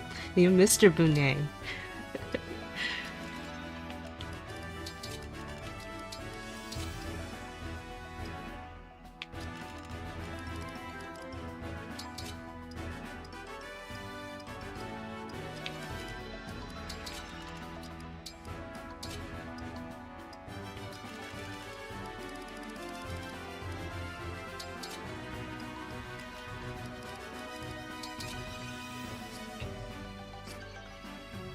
The head chef himself, yup. Boucheron at least contributes in Chapter 3 and 2 side objectives. True, true. Someone in a server I'm in tried to show that magical Boucheron is a good unit. Doesn't Boucheron have like a zero base magic?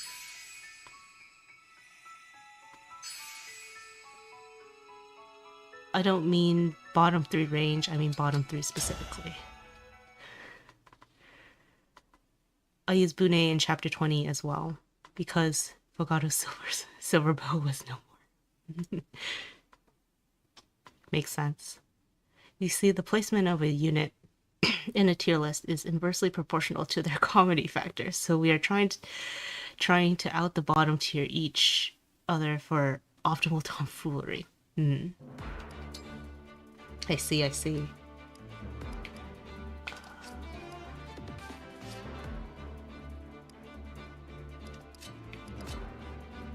Someone should be here. It's cool. Bouche has 0 base magic and 0 growth. It was really how good is Lilina? Ah, I see, I see. Interesting. Very interesting.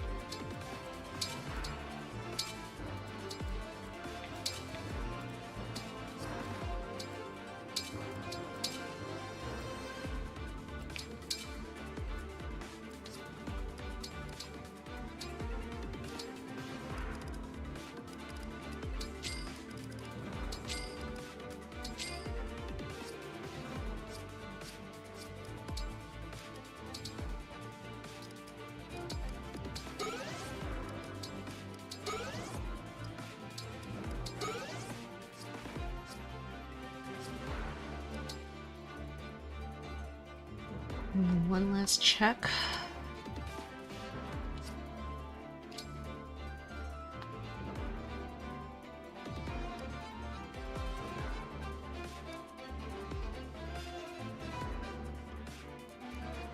I definitely forgot to do something.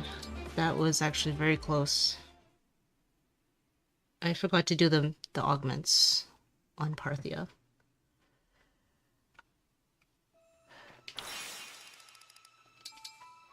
Because Kagetsu could die if he didn't have the augments.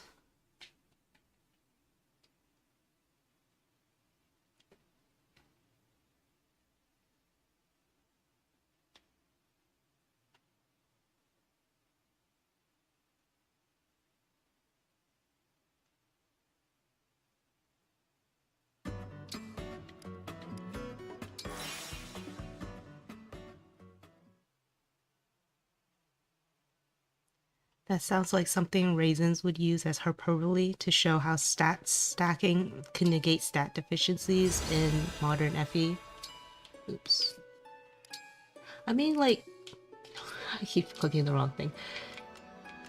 Like in this game, for sure, you can definitely stack stats. And like magic, because it's so strong in this game, I don't think you need a high magic stat if you're gonna play casually to do a lot. Because I've definitely played with physical units in Mage Knight before, casually. They can still do things. And res augment. I'm not sure if the hit augment is needed this chapter, but it'll be needed.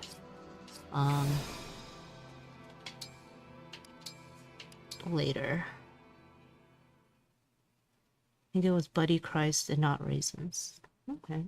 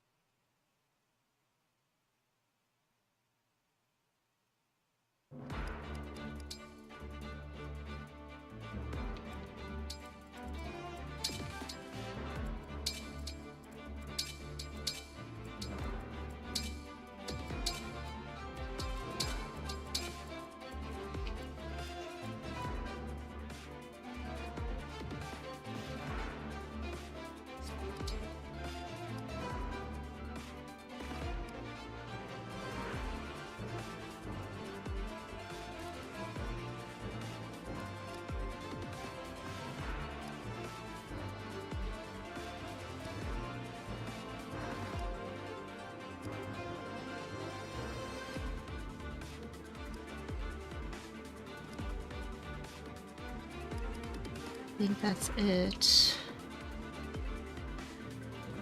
This chapter is not too bad if you are not doing an Ironman, because Gris has random positions he can spawn in, and therefore you don't have to try to plan out for every single location he spawns in. In my case, I am going to try to get the rescue, but I'll be using a rescue in the process to cover all of Gris's locations. I find it so funny how they gave Gris Celica so he can harm himself with each attack, and then on accident they allow him to commit suicide with Echo. When Mr. gets 6 Parthia kills in one turn. Yeah, he's gonna get a lot of Parthia kills. Is this 6? We can count. I think it's 6. It sounds about right.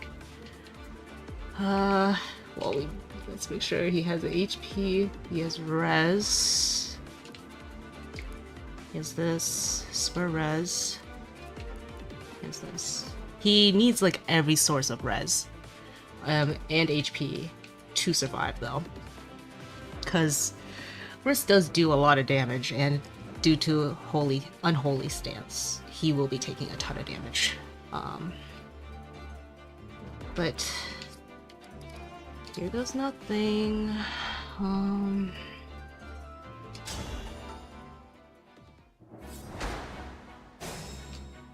Gris one turns the map for you. Gris just wants to feel the pains as fast as possible. Ivy will go here first. We'll check the left side to see if Gris is on the left. Does anyone know why Gris shows up on the bottom right more often than any other location?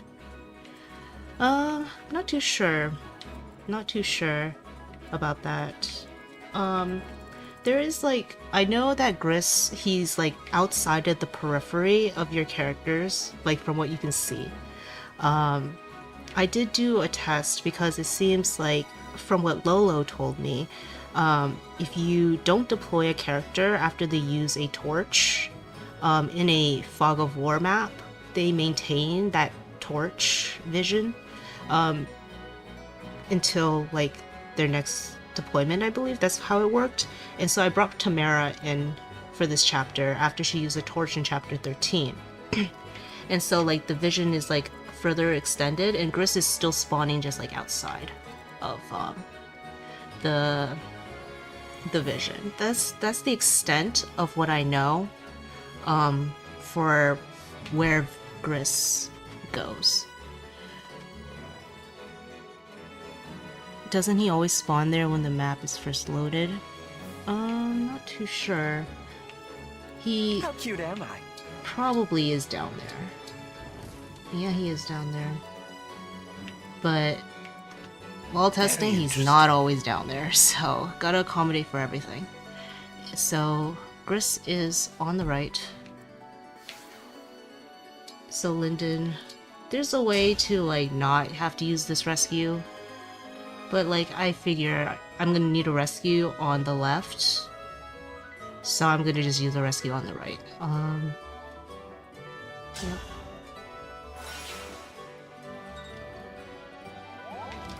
So Marin pretty much covers every, like I think Gris can be up here, he can be there.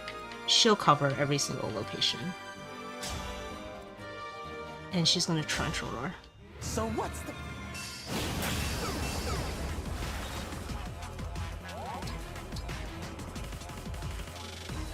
Let's go. Next.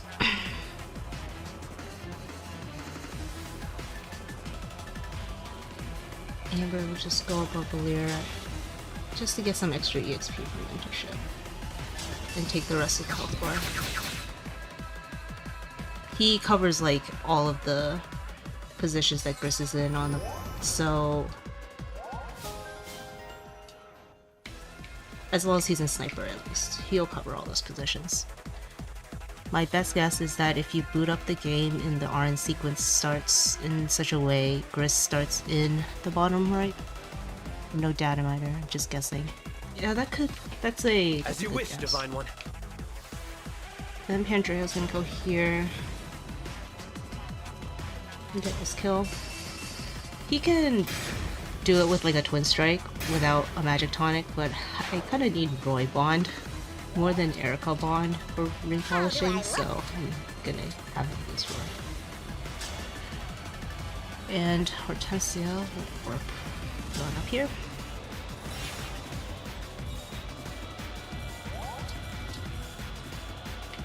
Shall I go? So this is Parthia kill number 1.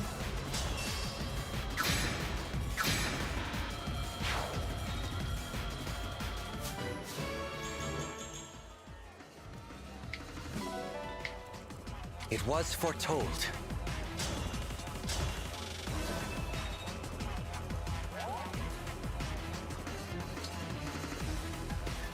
One toggle up. Allergic out. Ready to yep. order? We're gonna we start with 1. Next Bunei will override this Wolf Knight to chip. And then he's gonna go here. Getsu's gonna get another Parthia kill. So that's 2. I'll do my best. Good job, Bunei. Yeah, I mean, he's like one of the low investment options to do it because he has enough strength, and later you'll see that you do need to be a cavalry to reach this rescue. So he's one of the better options for it. And I don't have any other cavalry units besides like Bunet and Folgado and Alfred. I think those are the only 3 that are in cavalry classes right now. So fortunately I cannot get Parthia kill on this one. They're too fast. So this is where the poleaxe comes in, and Kagetsu needs to get this without a strength tonic. So that's why Alear is here to help him with that. And he doesn't have like axe power equipped either, so I can keep mentorship. Hey, you got some master seals spare, right? Could have been Jade's time to shine. Could have been. Because yeah, Jade could also do it, yeah. I will need one of those spare master seals later though. I think there's 2 spares, so yeah, even then I can still use Jade. Sito is going to dance Kagetsu from above. Panther 2 up.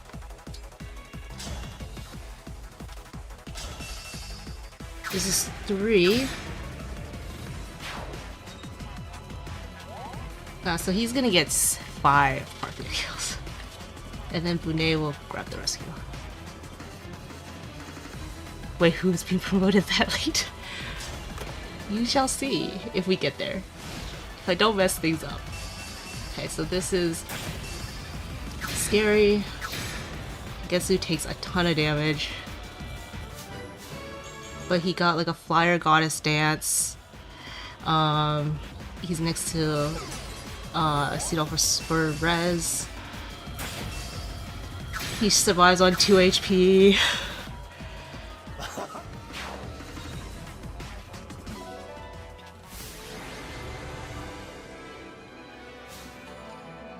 And also the res augment from Parthia. It's like every single source of res he was given everything to survive that.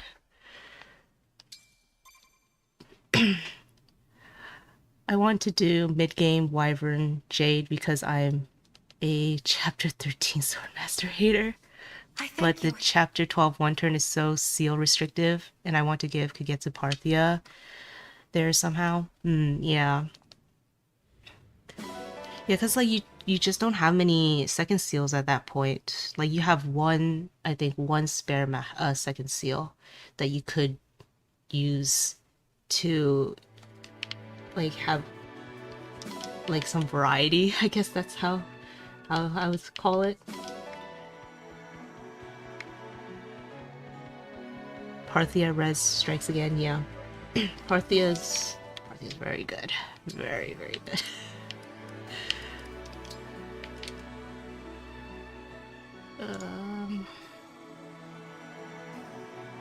This looks right. We're at chapter 21, and this is a big prep session. So we gotta prep for chapter 22 as well. Argo, double the EXP matters less than plus 5. The double EXP is the main reason I think Parthia is really good, but also Parthia is just really strong, like might-wise, in the mid-game. It has a ton of might. Oh, I can't check might like this. But it has a ton of might, so it's like one of your better, or like one of your best 2-range options. So during like mid-game. So that coupled with the fact that it gives double EXP, it's like you should be using it. Right now for chapter 12, the one we have already done uses all of them, but Kagetsu Parthia could, I know, theory save one. And hard part is finding a non-intrusive way to Astral Storm with someone. I see, yeah. That makes sense. So you're gonna have Kagetsu with Parthia in Swordmaster, I'm assuming, because I talked with Dean about it, how Kagetsu can double with Parthia for a 1 turn. So I'm assuming that's what it is. Well, does it have a res augment? Yes, it has a res augment. That res augment is needed. Because, I mean, you saw, because it was on 2 HP. How long will this prep be? It'll be fairly long. I'll start a timer. You might want to start after, because I think I will take a break right now, since this will be a long prep. You guys can just do whatever as well, so that you guys can all take breaks. Because I think I want to have a bathroom break and all that before we get into like the really rough ones. Indeed, it's really funny how much faster Swordmaster is compared to Sniper. Yeah, definitely, because you need all that strength. I mean, not strength, the speed, because Parthia weighs quite a bit, and that makes sense to just keep him in Swordmaster. Alright, I will be right back. Hopefully it'll only be like 10 minutes. 10 minutes at most, but probably most likely be 5. I'll see you then.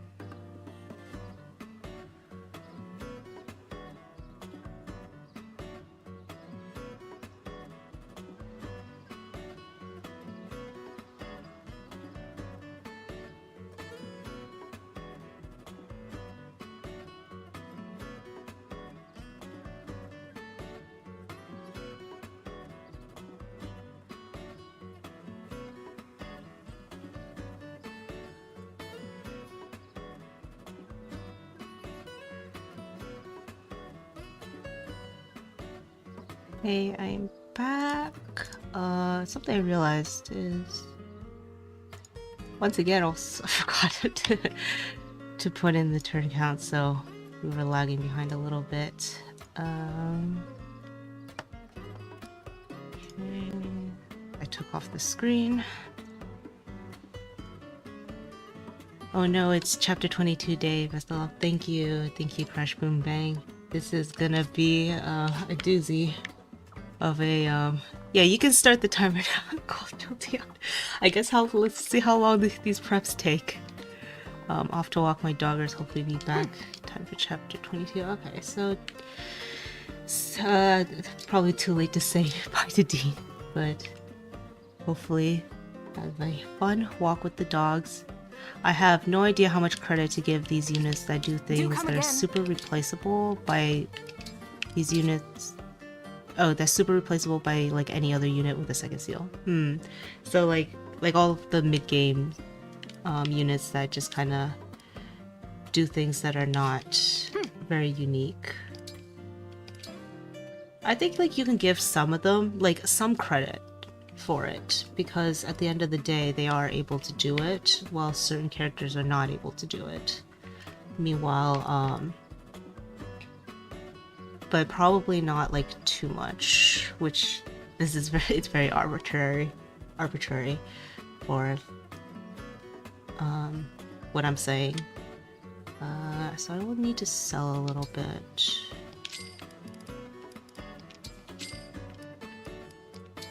No Hurricane Axe, unfortunately.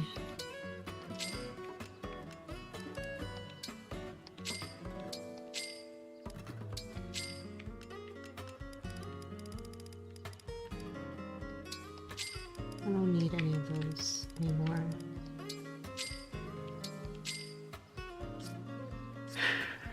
Do come again. There was a bit of speculation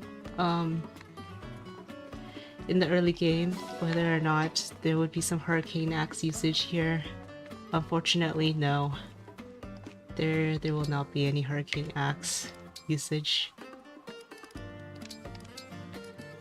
Amber and Marin have C already. I guess we...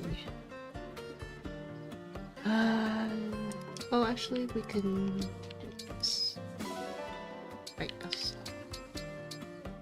Well, even like Zelkov speed dancing or Bunet in the last chapter. Yeah, I can see that.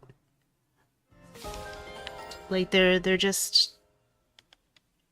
I think it's like the fact that they're the lowest investment option. Like I literally just had to deploy Bunet, give him Sigurd.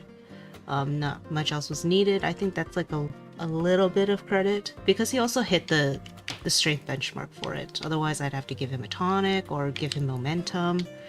Those are all some small resources. But like Bunet was able to do that just fine. A little bit of credit for being able to do that, I think makes sense. How much is a little bit is kind of the harder harder thing to measure.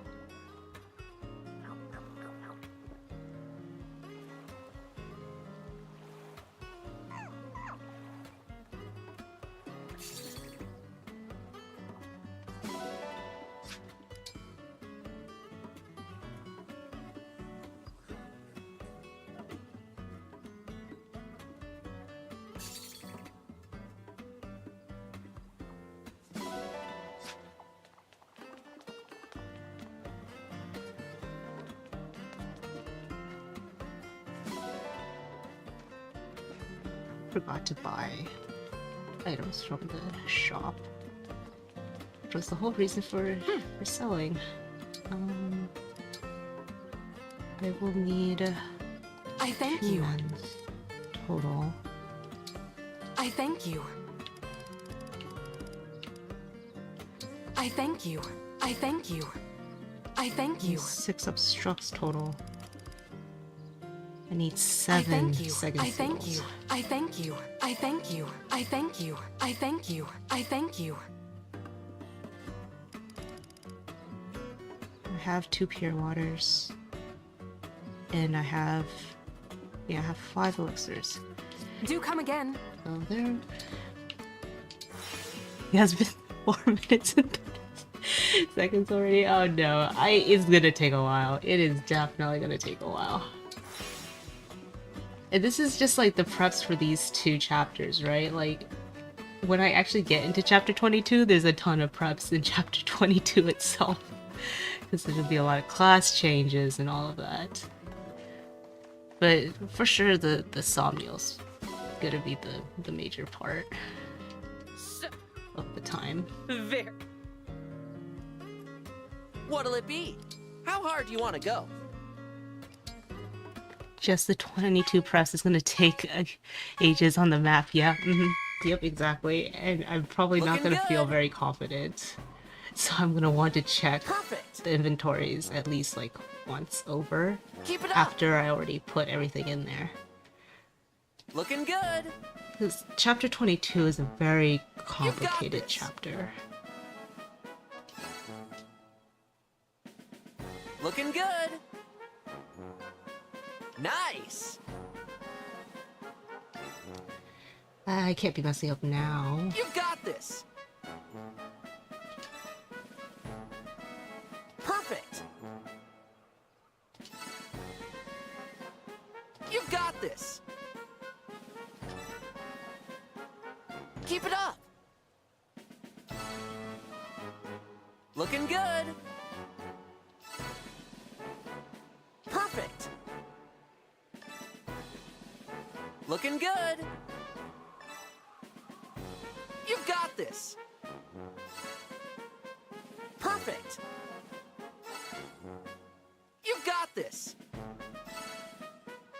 Looking good. Great job! I'm so proud. Let's do this 22 again is the sometime. one map, no matter what, something will go horribly wrong, even if it makes no sense.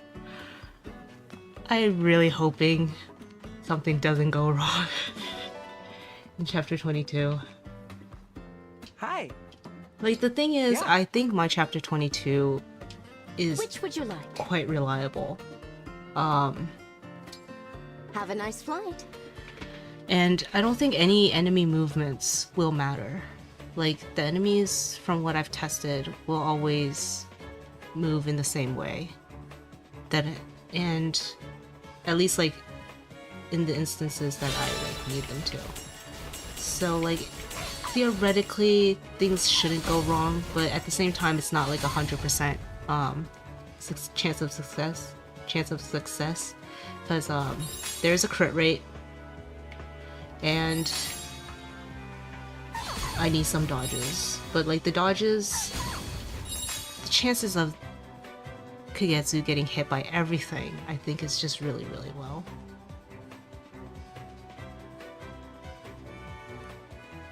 Alear will suffer cardiac arrest on the start of turn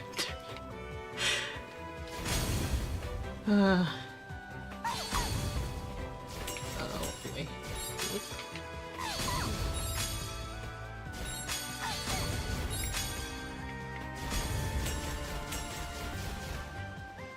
My chapter 22 is reliable. Chapter 22, that sounds like a whole lot of... I hope chapter 22 does not suddenly have the enemies move in a way I've never seen them move. I would like to think I've played the chapter enough to have seen it if it was going to happen. So, we shall see though.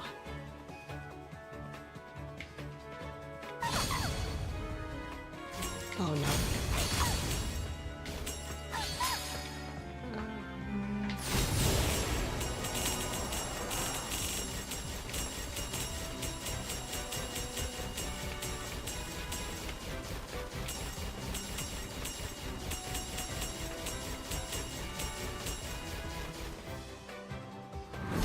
Why not? She has already dies twice. What's one more? That's very true. Alear gets to die in the story around that time too. Yep. Just what I'd expect from the Divine One.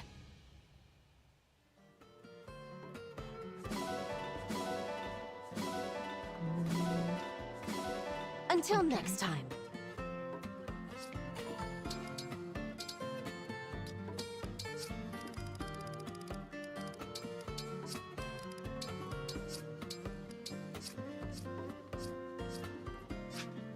Alear breaks the Ironman rule. Wait a minute. They died in the story? Does that count as a game over? 6,000 Bond Fragments. Is that enough?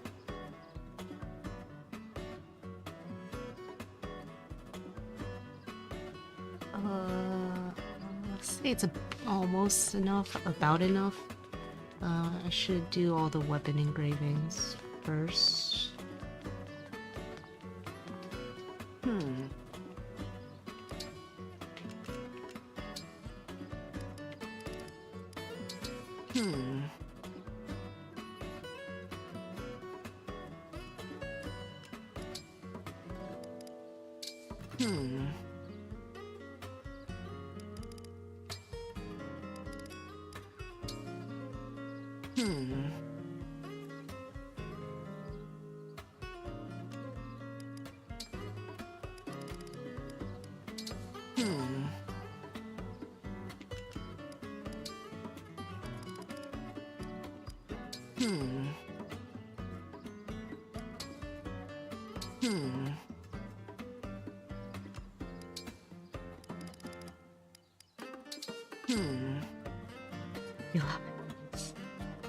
It's already been such a long time.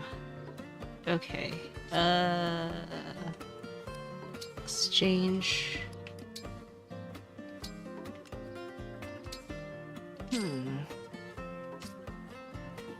I will need to buy 3 silver from the flea market. No Roy Silverlance? No, not this time. This time is quite different, actually. I think my chapter 22 is probably like, not that recognizable after all the changes. Thanks for shopping! Thanks for shopping! Thanks for shopping! Feel free to come again. There's like some elements to it that are still the same, but a lot of it is different now.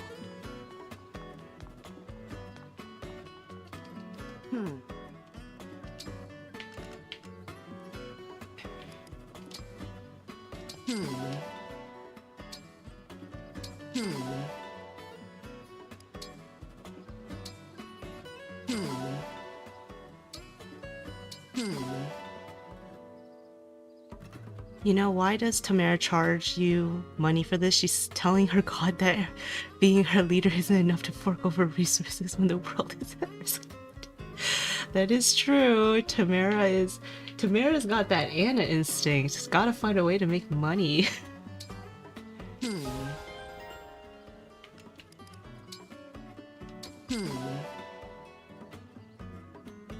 Okay, this forge is sad because I need 5 hit and it costs this much to get 5 hit.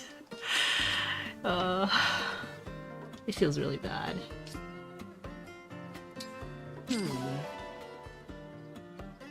Like if I were to cut anything out, I would cut this forge out. But I do need the 5 hit to reach 100 hit. I'll be here. And I can just barely afford it. Like I'm left with 6 to 5 iron and 1 steel.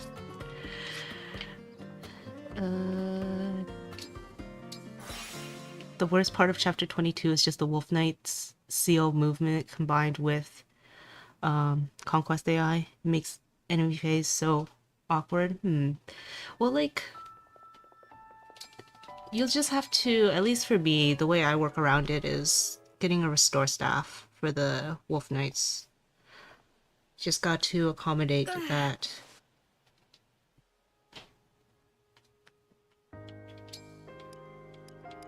The AI I never found to be that annoying, but like I said, I feel like they always moved in the ways I needed them to, but it might not always be the case depending on your plan.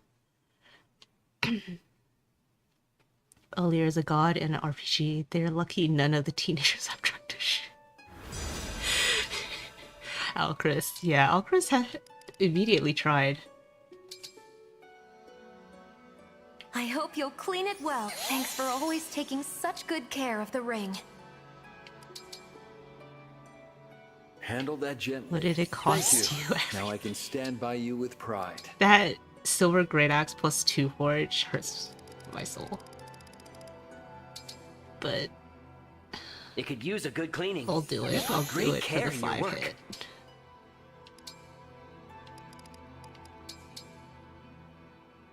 Do you think you can make it look nice? That looks so good. Thank you. It's an Ironman, so I'll do it for the 5 hit. I would hate for that to miss, and then it becomes a disaster situation. Cleaning the ring? Good. Does that make so on the teenage JRPG when you put it that way? This ring is filthy.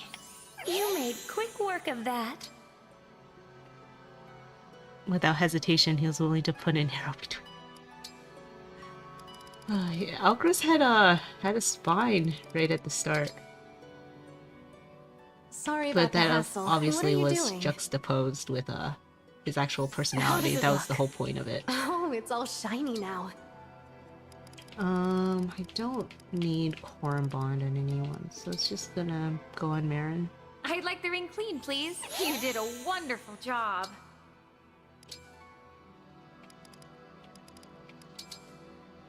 Engage would be a lot shorter if Alchris refused to miss that shot. Well, you wouldn't know that for sure, because some games do the good old switcheroo where they will switch up protagonists if someone dies. Right? That could happen. Kagetsu gets all the arenas he needs to reach level 10 by the start of next chapter. Amber should be okay, right? Yeah, Amber is 25.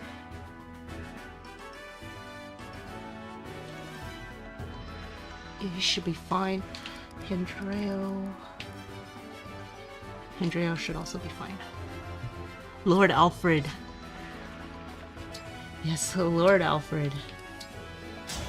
Looks like I'll miss 22. Aw. Thank you. Thank you, Nympho. Sad you won't be here. Mysterious wanderer, Yunaka! I hope you have fun with what you need to do. Nah, Lord Alchrist.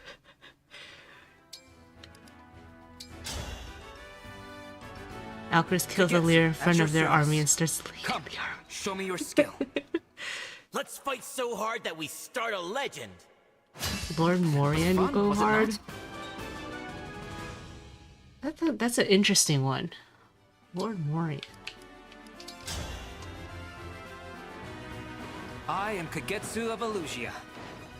I am Marin. I seek a worthy opponent. It was fun, was it not?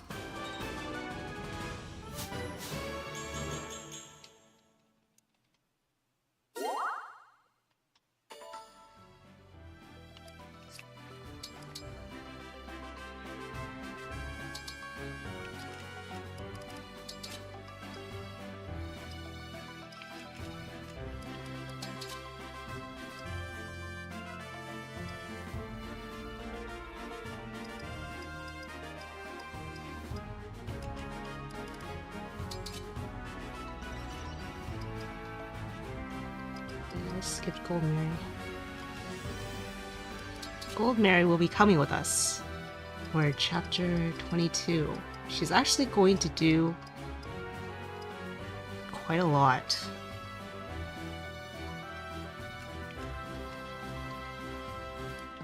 Sure.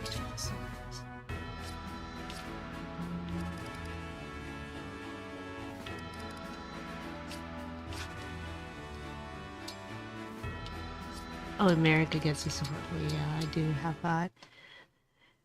And then you switch protagonists again, yeah. So Morian dies.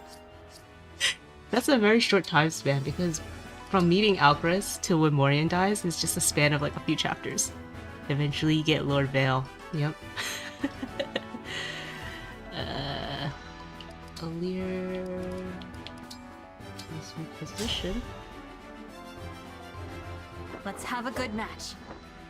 I'm Ike, of the Grail Mercenaries. Hell, I won. Alear crit, wow. If you give Vale a level in a magic class or base, give her both Spirit Dusts, forge a Radiant Bow +5 Ike, give Momentum Gentility, and put her next to Spur Attack Alear, then she 1 rounds Sombron and Sniper. Wow. That is quite nice. Vale definitely has a lot of magic.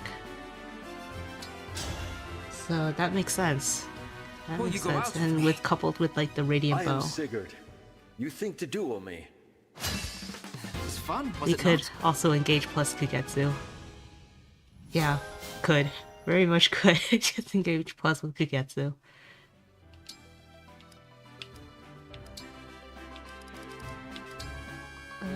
Kendrio's gonna need 6 with Byleth.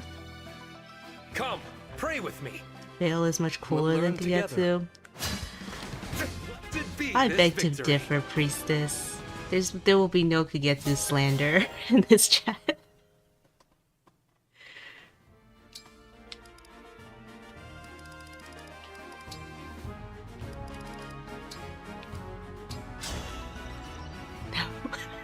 Rolling one-on-one. I like is we're not on the for same weak of wavelength. heart.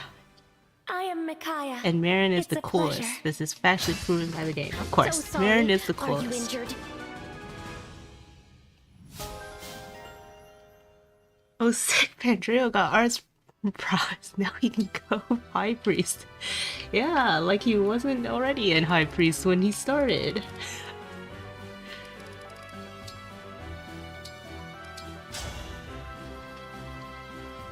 Let's have a fair contest. I'm Micaiah. Let's make this match a good one. Train hard and try again. I remember when someone asked for Maddening tips, I told them to use Kagetsu. I received a notification a few days later, but I get it now.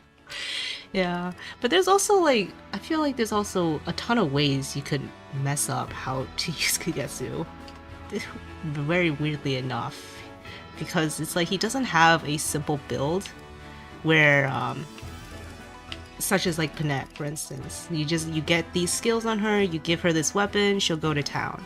Like, there's not like a simple build you have to just get Kagetsu there. So I think it's like not necessarily intuitive for casual players to use him to his fullest potential. At least that's how I feel sometimes, because I've definitely seen like Kagetsus get not like, he just never gets off the ground because they don't use him much, or they just never find a good way to use him. 22 minutes, by the way. Wow, almost 30 minutes already. Where is Old Mary?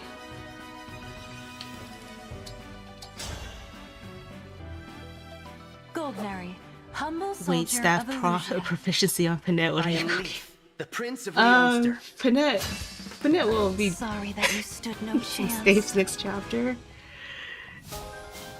I specify Wyvern Kagetsu, so maybe that was enough guidance. Maybe that's enough. My Erica Kagetsu was sick on my first playthrough. Yeah, like if you're able to give him a good combat emblem, then he will be good. It's just, I think a lot of general advice when it comes to Kagetsu is, oh, he doesn't need an emblem, so give him whatever you have left from your other characters. Or like, oh, like he's so good that you don't need to like train him or something. And then you have like a level 4 Kagetsu in chapter 19 and you expect him to be doing a lot? I'm like, that doesn't seem like that it's gonna work out.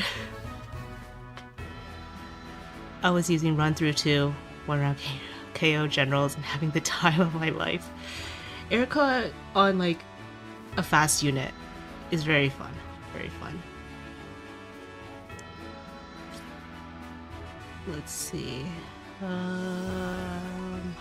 Okay, now it's time for like this skill inheritance.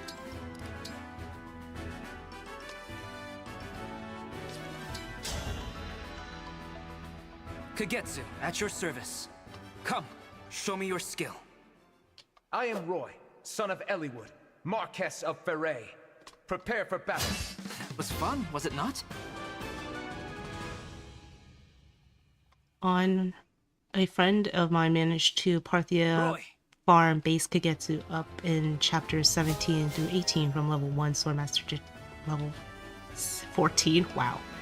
On hard mode, but still impressive. Yeah, that is a lot of levels. A lot to Parthia farm. But I guess it's like if you if you keep it on one character, it's not too difficult to just like every time you engage, you just let's just do some Parthia farming. Actually, I should hold off on Hortensia. Hers is going to require a lot of Bond Fragments, and I might not have enough. Oh, chapter 22 soon. Excited to see the floor turn. Thank you. Hopefully it goes well. And hopefully I can showcase this 4 turn that I have.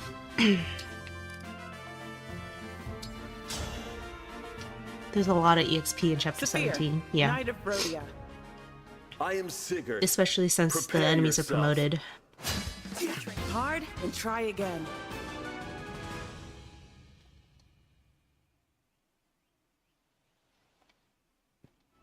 I think the doesn't need training take comes from him basically having the same bases as Saphir, but the problem with that is that if you use him that way, he doesn't stand out in the way he can. Yeah, definitely.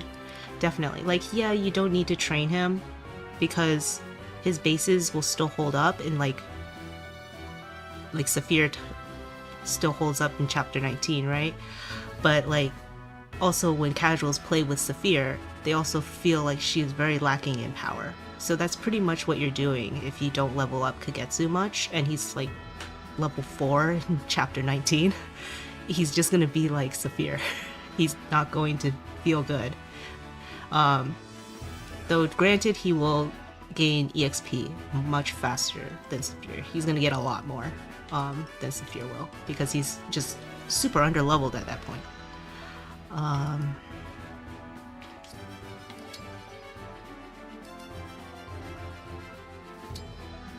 So Kagetsu is going to inherit Strength +1, then also Speed +3.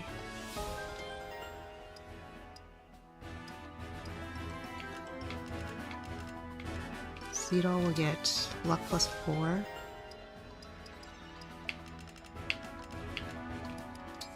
London's getting Canter. Any Saphir fans in chat? I hope there's some Saphir fans in chat. Saphir is good.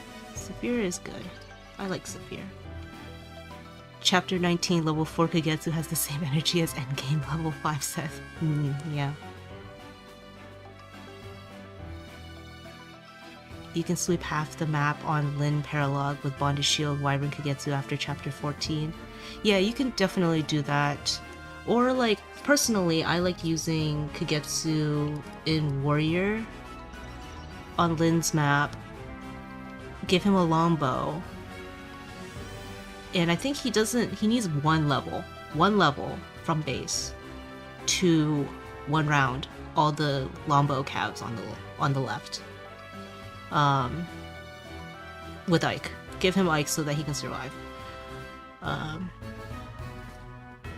So like that's my personal favorite way to use Kagetsu and Lin Paralog, but the Bonded Shield and Wyvern Kagetsu definitely works too. Don't forget Ike Tamara to sweep Lin Paralog. Yeah, that's also an option. That's also an option. I stopped at Linden. Yes, Linden got Canter. Gold Mary. I did not get enough for Gold Mary yet. So you guys were wondering who needed the Luck +8? Or is it Luck +8? Or is it Luck +... No, it's Luck +6. That's what I can get. Gold Mary needs the luck +6.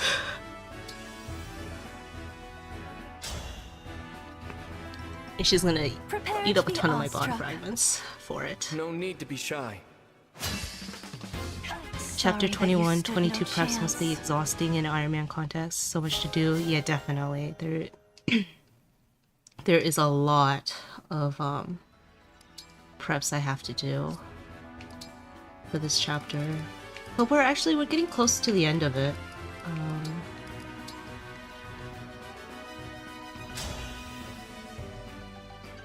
Goldberry, humble soldier of Illusia. I would rather play FE8 without Seth than engage without Kagetsu. Oh, interesting.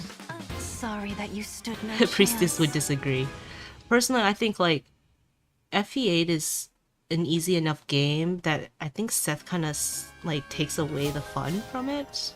Casually, maybe? Like for casual players. But I wouldn't say that Kagetsu would take away the fun from Engage by using him. He's just strong. Like, he's not like Seth. Where you can just end turn everywhere. And that's about it. That's your interactive FE gameplay. 30 minutes, by the way. Oh boy. Gold Mary. We'll need hit +15. And she's gonna get the luck +6. And then I forgot about Sphere.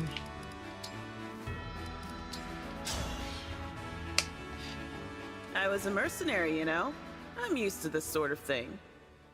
I am Leaf. I intend to Yeah, win this Kagetsu is contest. pretty replicable. Yeah, like you can get anyone pretty much to have enough, like a lot of stats so that they're pretty much Kagetsu. By like late game or something. So like in that context, yeah, you don't have to use Kagetsu. And he's like replicable.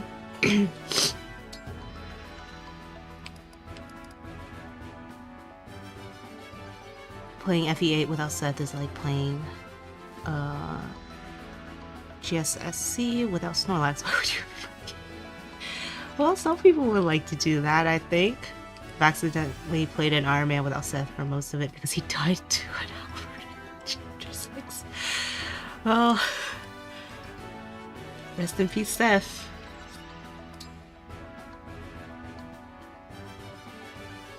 Well, I actually saw a YouTube video that compared Kagetsu to Seth, so you're wrong, actually. Yeah, actually. Yeah, actually.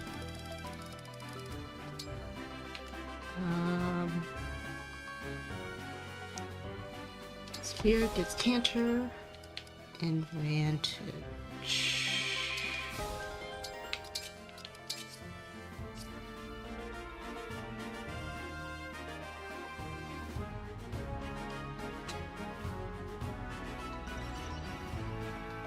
Hyped to see what Gold Mary does.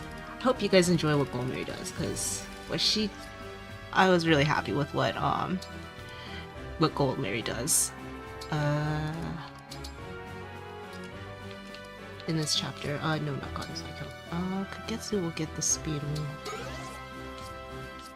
He will need it for chapter 22, and then it saves on a tonic for the next chapter.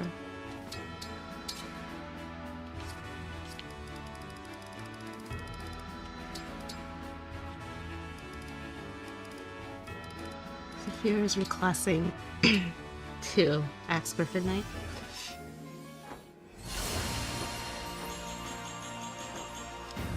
I'll use Seth when I play, but I sure don't enjoy it.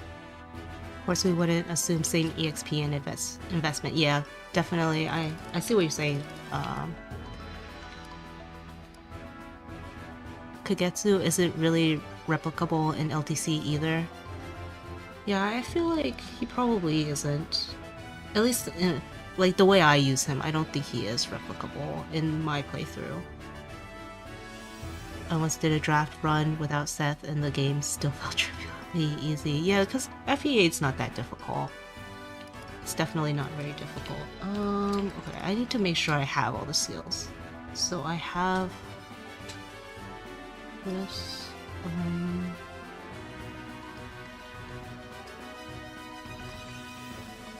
Hortensia is the only one left, I think. I held off on her because I might be low on Bond Fragments, and I don't need this, but it's nice to have. It's the second princess of Illusia, Hortensia! I am Micaiah of Dayan. Marin weeps at chapter 16 Impact Ring benchmarks. Obviously. But in terms of what he does, he can definitely replace him with Marin, unlike Ivy. Well, the thing is, would you be able to replace him in the 2-turn of chapter 16 for like what Priestess is saying? Because it's like the thing with Marin is she takes some time to ramp up and she needs Parthia for that time, while Kagetsu gets Parthia for 2 maps before Marin. So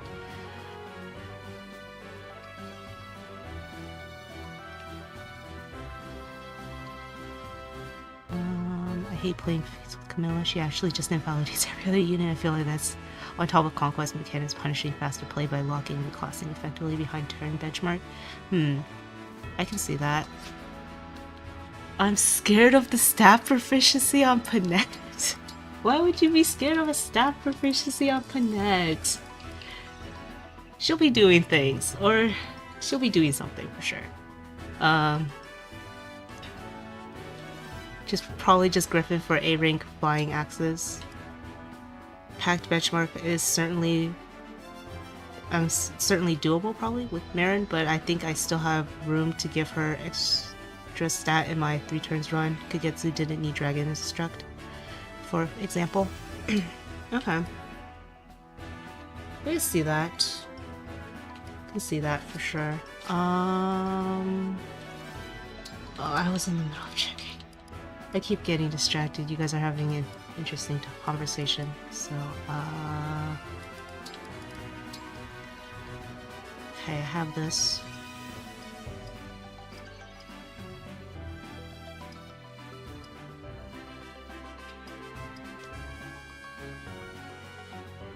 Look.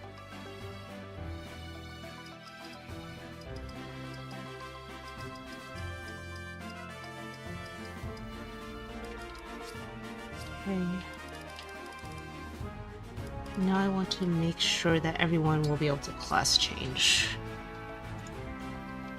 because I gave them the proficiencies. Yep. Marin will definitely be fine. Amber will be fine.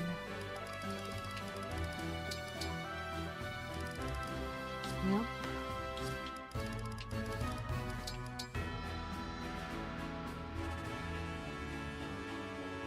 Marin also just requires way more ore than Kagetsu for chapter 17, and I think chapter 18 too.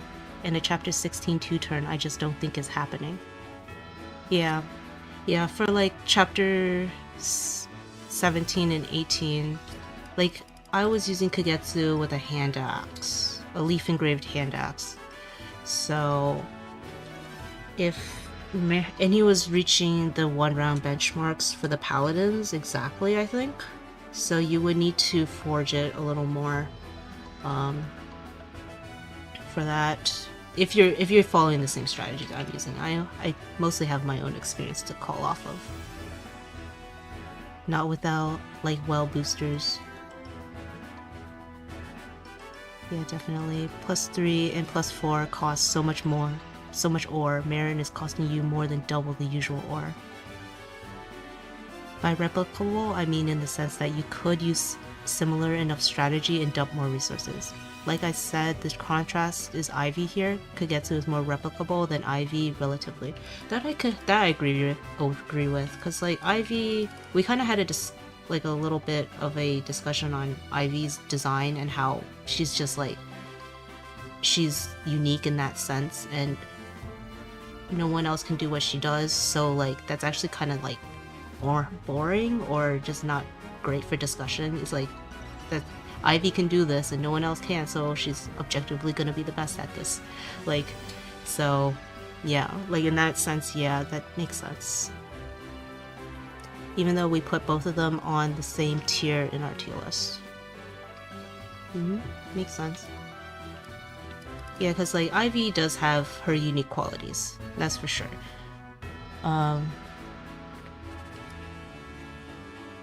Let's see here. I think that's everything. I do not. Why do I feel like I'm forgetting something? Does anyone have any guesses for what gold Mary's gonna class change to? Because she will be class changing.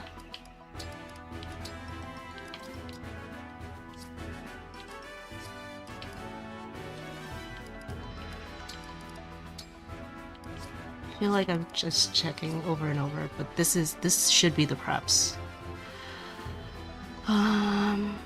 What are her proficiencies? She has axe. I gave her axe proficiency. And she naturally comes with sword and lance. So she has quite a few options. Remember being royal? Well, she can't. She doesn't have staff proficiency, so she can't be a royal knight. And I did this. This looks like it's a. We'll be heading into chapter 21. Axe General. General. Good guesses, good guesses. I wonder.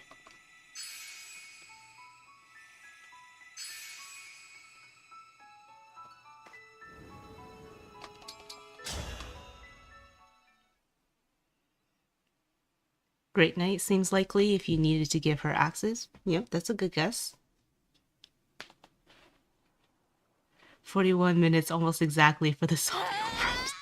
Okay, to be fair, I was chatting with you guys. You guys distracted me a lot. It could have been a little shorter, but also it probably wouldn't have been that much shorter.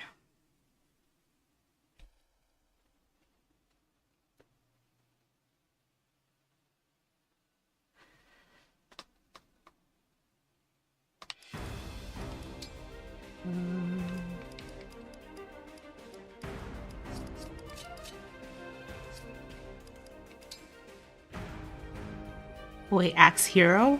Oh, okay, that's a good guess. It would still be like 30 minutes preps without chatting. Yeah, it still was gonna be a long prep stream. Not there.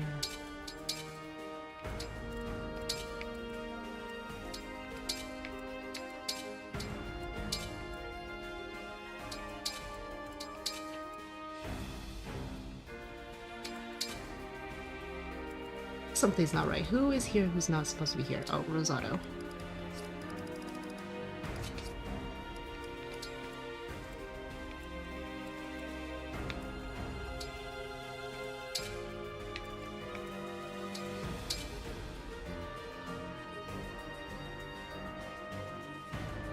Actually, that would be hilarious.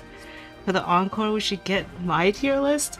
I don't think about tier lists that often. Does Bunei still have a ring on him? He does, but just took it off of him. Ike. My turn. No, that's not right. Roy, ready. Lucina, Ready. Lady Corrin. I believe in you. Wait, no, that's not right. Lady Celica. Of course. I feel like Lady I'm forgetting Corrin, something. I'll protect you. Micaiah! Of course. Sigurd, leave it to me. Lynn. I'm here for you. Leaf. To battle. Erica! Yes.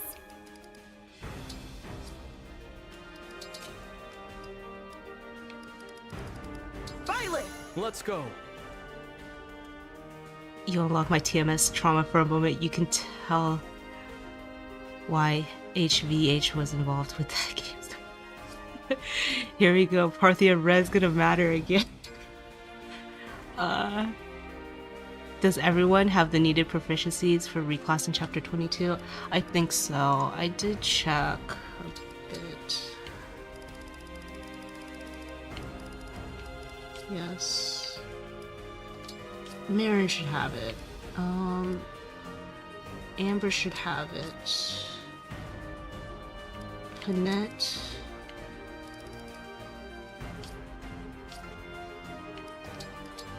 Gold Mary. Yeah, Gold Mary. Should check how many master seals I need.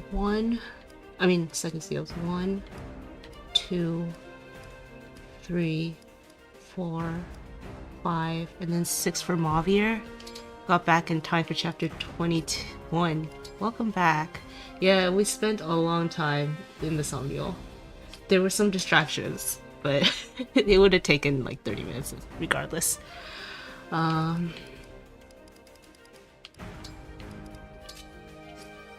So everyone has the proficiencies. Everyone could reclass. I have 6 master seals. 1, 2, 6, which is right. 6 second seals. That's right. I should check the weapons also. Do I have all the right weapons?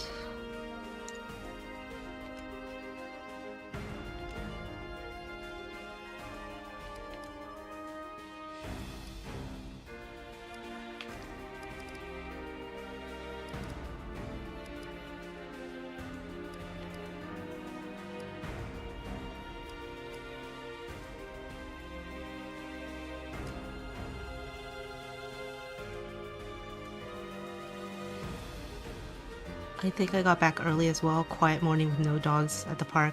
See. Well, we spent another 20 minutes in chapter 22 prep. Yeah, do not underestimate chapter 22 prep as well. It will also take a while.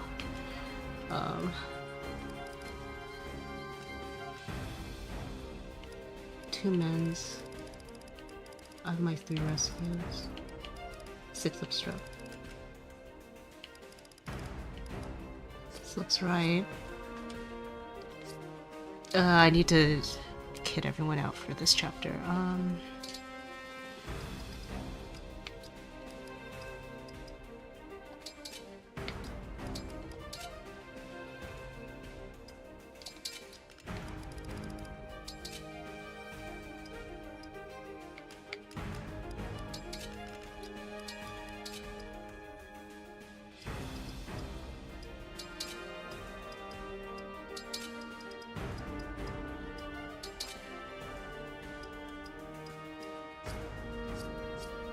Looks right.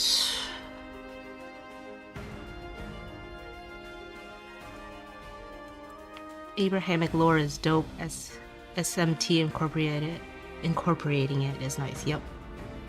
I'm Batman? Wait. I feel like I'm missing something. How did we come to this conclusion? I love that they call this Silver Sword exception. Well, it does get used a bit. Maybe that's enough for its exceptional status. And also, when I was playing with like no Somnial and such, Silver Sword was quite good. On one of my no Somnial runs.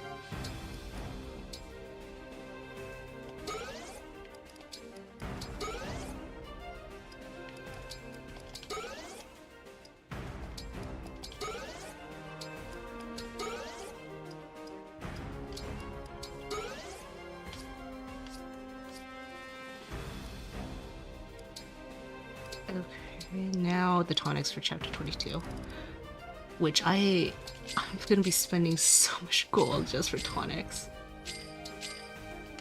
Oops. 7 HP.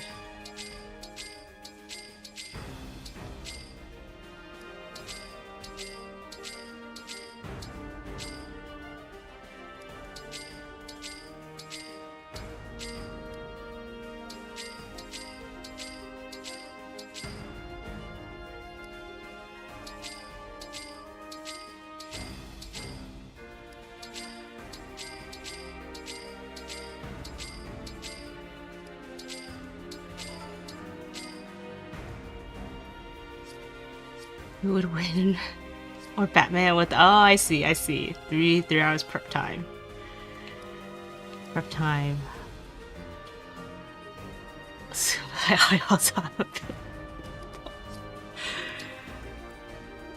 This is it. It seems like we've reached the end of preps.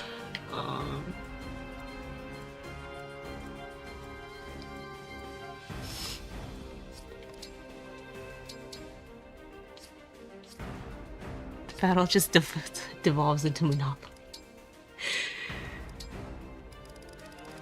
Let me check. 7 HP, 6 strength, 5 dex, 4 speed, 5 luck, 5 defense, 7 magic, 3 res. I have 6 second steals. This should be right. Everyone has their skills. Everyone can reclass. This is it. Alright. Do I have a Kagetsu? Yes, I have a Kagetsu. He's level 10. I think he's gonna reach level 12 at the end of this chapter. Alright. Here's chapter 22.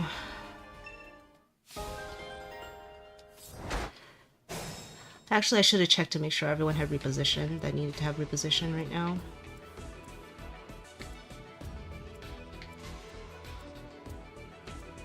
I think they do. Hello, Mako. How are you? Does it matter when Batman asks a Clark? Oh, your metaphors. Alright, we're first gonna have Lyndon do this to Chip.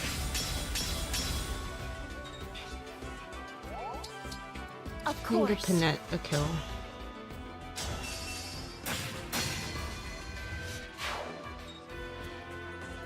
She levels up here, but she might not, I think, depending on RNG in chapter 13. So I'm not like banking on that strength level up. Doing well, how are you? And how's the run? The run's been going well. We're at the heart of chapters. Or chapter after this one. But like the preps were a doozy. Right away. Awaiting Amber. orders. Let's go. Yeah, that's 6 damage. Was needed. It can save on a tonic for me. Amber's gonna get this. Goldmary has the Alphonse Wandering, and Alear has Spur Attack, and he has full momentum. Just one-shots that cleanly. And Amber needs to reach level 6 here. He doesn't need it for the point of strength, actually. He needs it for the dex. Otherwise, he's not gonna get 100 hit next chapter. For one of the combats. Actually, it might not even be one of the combats. I think he has 2 combats he might not get 100 hit for. If he doesn't reach that. Mario's going here.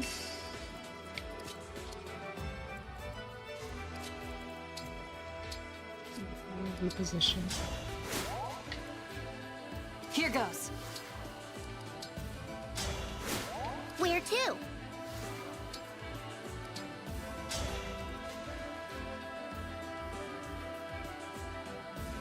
Okay. Mavier went in there in between like all of these guys so that he can rescue. I love this community. We disagree on a lot of things, but the second we see Lyndon do anything, we scream our support. Yeah, Lyndon deserves it. Lyndon should get that support. Understood. Marin's going to engage here. Yeah. And apply Draconic Hex and just do a good amount of chip. And she's going to go up here.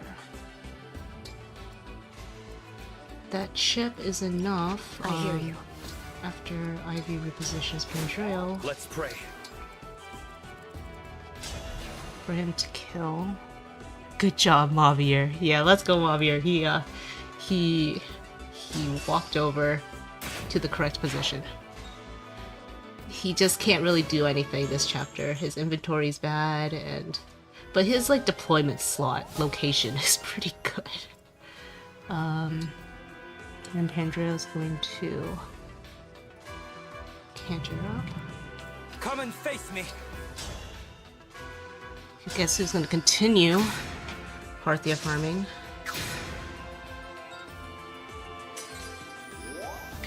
Marion looks Marin Corn looks really cool. choice Yeah, is Marin yours. Corn looks really nice. Oh, you guys mentioned to equip the Rider's Bane or something and see the dance? Is that what it is? Spinning the lance around. Mavir contemplated helping. He did help. He did. No, Kagetsu, put the party down. No, Kagetsu needs the experience.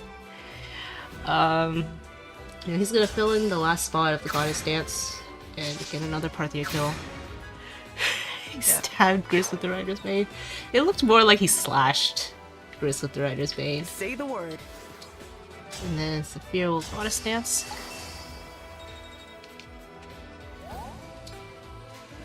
I do need like a flyer to Goddess Dance to like, it's not necessarily like completely needed since Kagetsu can still get like a res tonic, I think.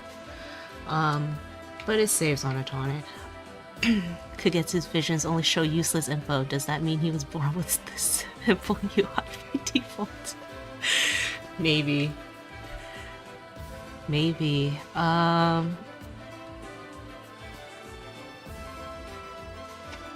Don't worry about me. And now I'm just gonna go here into Retro Roar. Who are you? More res stacking, yep. Just a little bit, so that he can survive all the combats here. Marin's gonna get out of Veil's range. For a moment I thought Pedro didn't have reposition. And now Kagetsu will reach. He's gonna get 3 more Parthia kills here.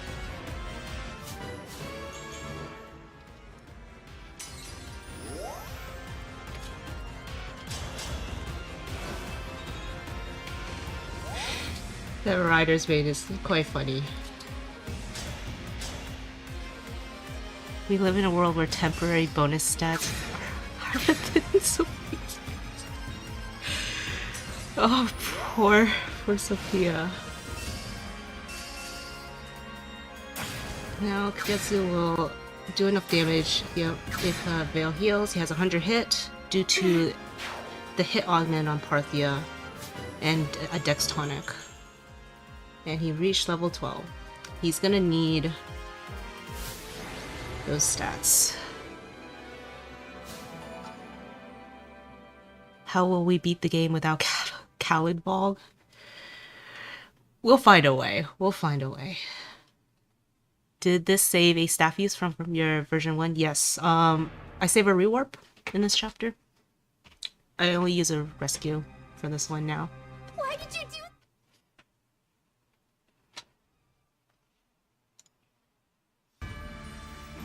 We get to go through a lot of cutscenes. Now, in the meantime, I should put that in.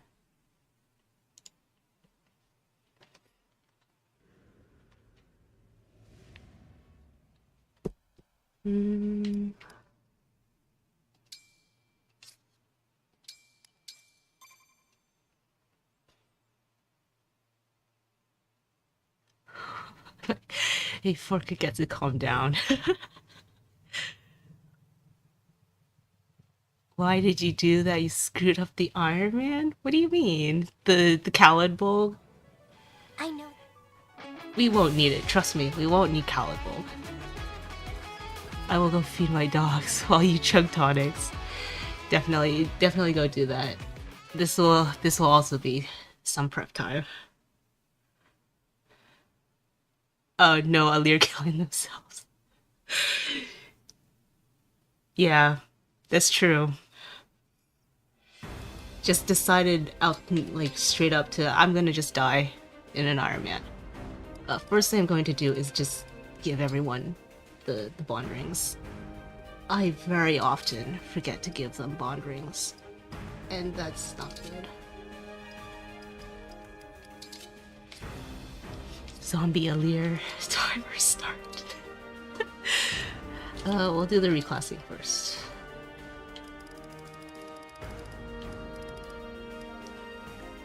Lance Axe Wyvern. Alear sees an Ironman going well, guess I'll die. Yeah, pretty much. Every single Ironman will have to deal with Alear deciding to do that.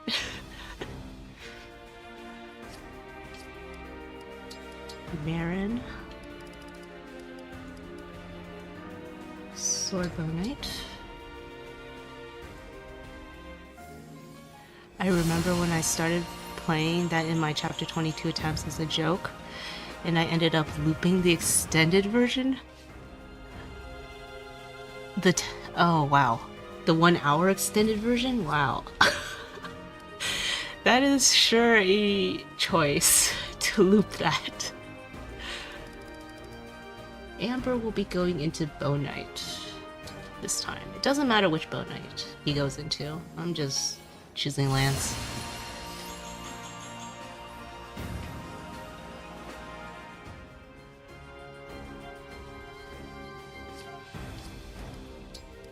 Annette is indeed going into Griffin.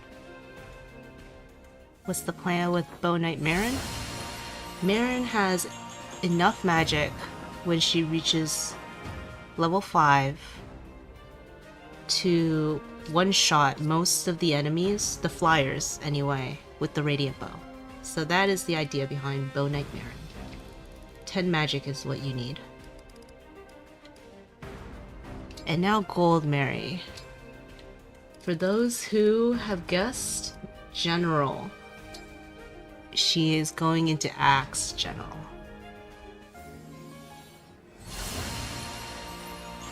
I remember the roller coaster that was this chapter during the hard mode Ironman because Lolo forgot something during preps. Yeah, that was... I'm really hoping I did not forget something. It's like a huge problem if I forgot anything, and I'm sure it was a huge problem for Lolo. Like, that was like... It's just... You can't keep your mind off of it if you forgot something.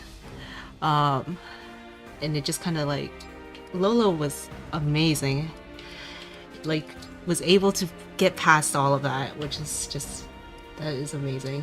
I don't know if I have the mental to get past all of it. And then Mauvier, Lance Griffin.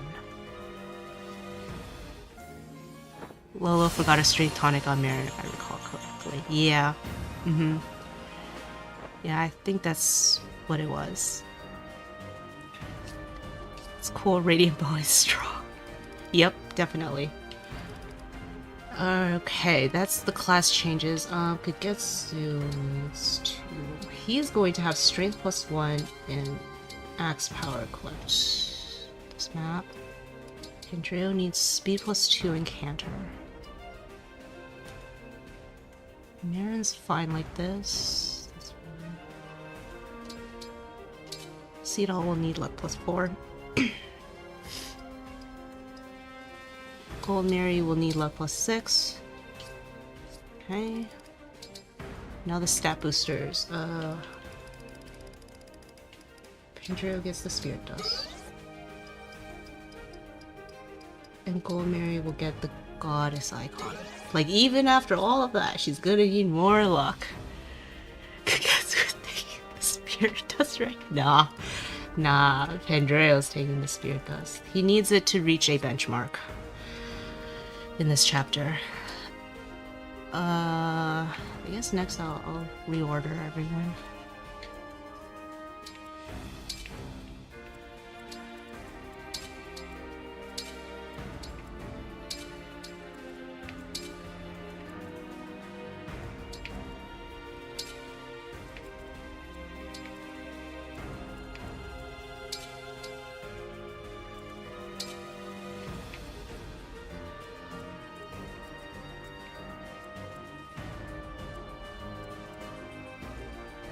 I will probably be back to this clear often since I want to eventually reach 100% reliability in as many chapters as humanly possible, but it will be a long way until I get back into this game. Yeah. Like, this clear, I think, is pretty reliable, so it would probably be a good, like, way to just like a brainstorm for how to maybe approach it. It's not 100% reliable, so like probably won't be able to follow it completely, but Ivy.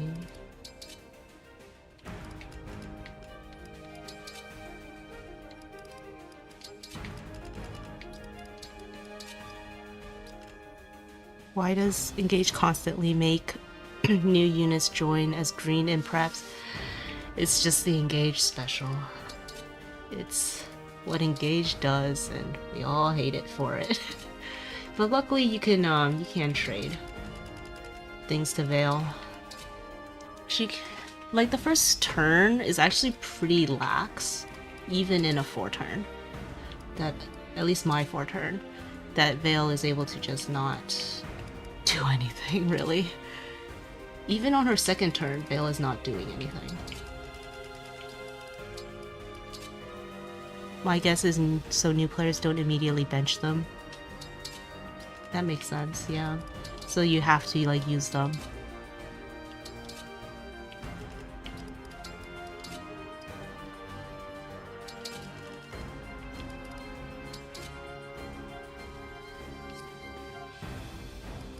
I didn't inherit Staff Mastery on Hortensia. I got the Bond rank, but I didn't inherit it. Oh boy.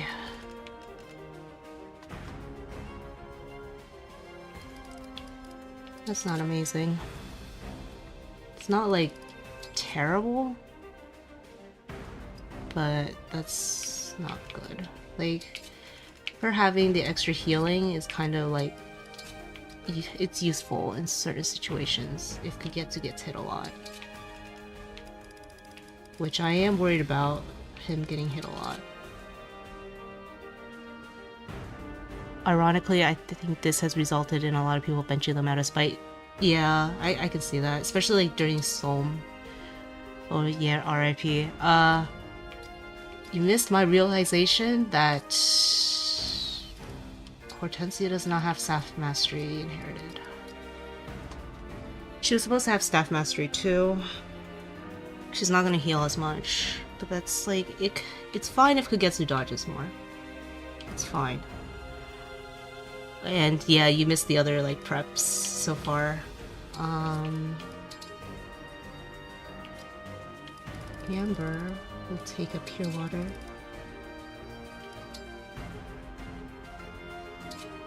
Ooh, that's fine.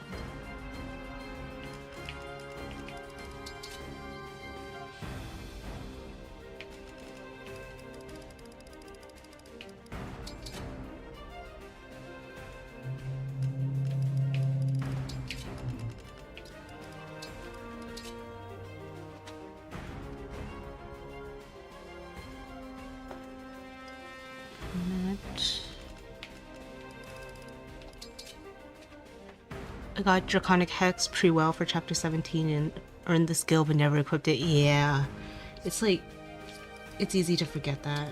And I checked multiple times and then I just forgot to check Hortensia. Amber with no bows, what he gonna do? Don't worry, Amber will do things. Amber will do things. Always gave units more skills than they would need if I had the SP, and that saved me a lot of time in my chapter 22 preps, yeah. Like, what I should have done was equip the Staff Mastery to last chapter, and I would have realized last chapter and gone back. Because she doesn't need reposition. That's like, that was an oversight on my part. I usually do that, but it seems like my preps are not enough for it.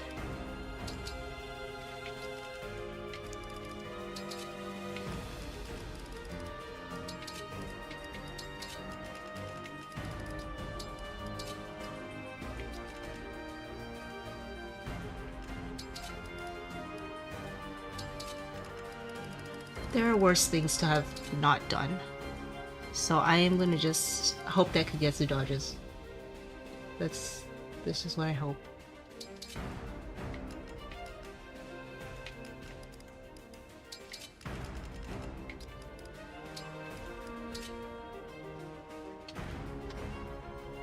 You forgot your stretcher. Prep is nothing. Oh. Mauvier. Mauvier is kind of still doing his thing. Anyone familiar with my like first run will probably have a good idea of what Mauvier is doing with these. Alright.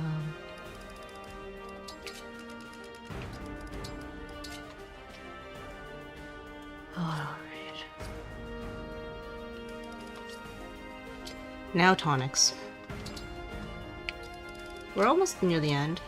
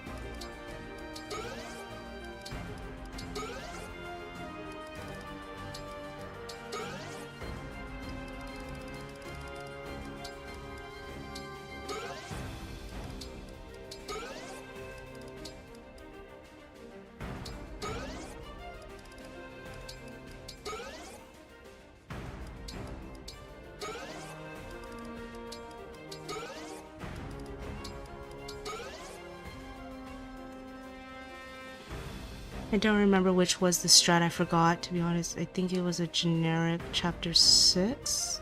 I don't remember, I forgot the strat because it was extremely derivative.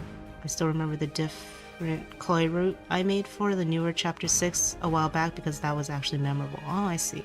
Huh. Yeah, like, in cases where you just have multiple strategies and such, until you're like used to the strategy, you kind of also just might mix them up.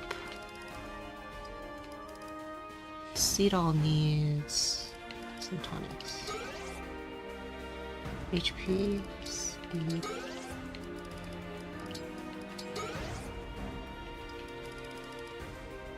Amber. Tonics. Defense. Let's give Amber some magic.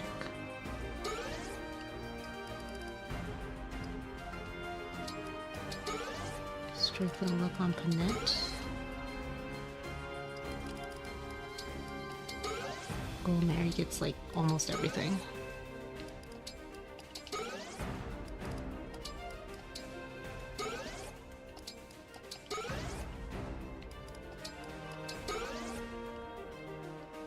I remember I rigged a meal for chapter 22 specifically because the tonics take so long, even if I actually bought all of them. Yeah, that's definitely a boon to getting the meals. The thing is, one thing I never quite have known because I never cook is, do your meals ever give you different RNG like enemy movements? Because I imagine maybe at some points they will, depending on the meal, unless you get the same exact meal every time, because it'll be applied to everyone. Let's give Amber some magic. Oh no. Amber will be doing some magic things.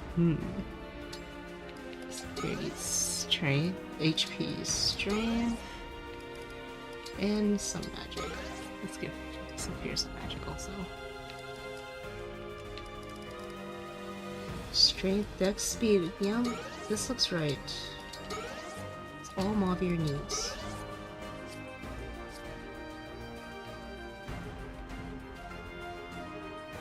They do not.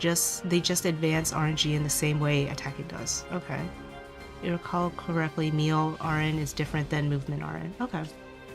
Well, like, I'm also wondering, like, if you get a different meal, you would have different stats on all your characters, right? So, for instance, if your first, like, meal didn't have any defense buff, versus if your second meal has a defense buff, can that potentially impact how the enemies move in the map?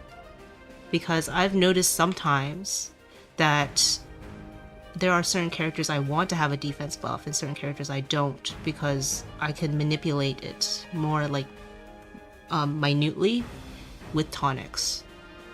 Versus if I have like, it'd be hard to like see that happen, I guess, with meals, because everyone would have the defense buff.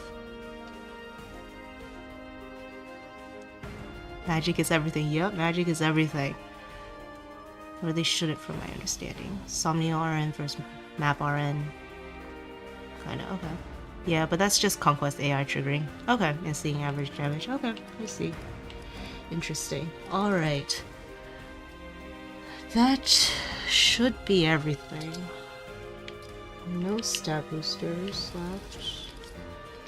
We have to do a rundown though. Make sure everyone has their skills and everything. Elixir has these two. Speed and Canter.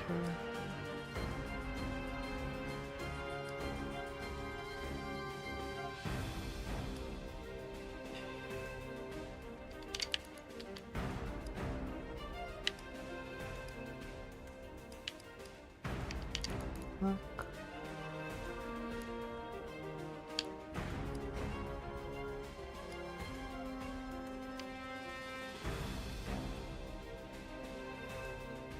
Not necessarily how I need to avoid res tonic on Marin for chapter 22 to get the Excalibur mage going for her instead of Kagetsu. Okay.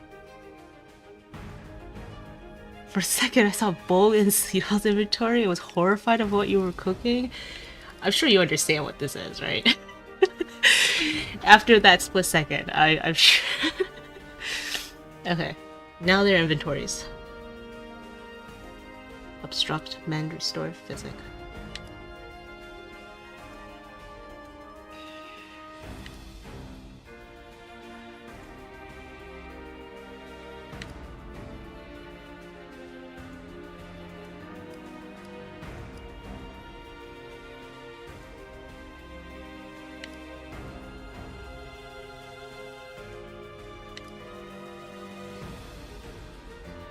Yes, it's for Veil. Yep. Yes. Two kinds of people. In another LTC I'm doing, Convoy takes up a skill slot, so I literally give units weapons they can't equip as Ox inventory. I see. Seedall has learned Ephraim's ways of throwing books at. Where was I? Did I check Hortensia? Obstruct. Rescue. Okay, yes, this is right. Magic tonic. Pure water. Elixir. Obstruct. Rescue. Obstruct. Pure water. Compact X. Obstruct. Physic. Vulnerary.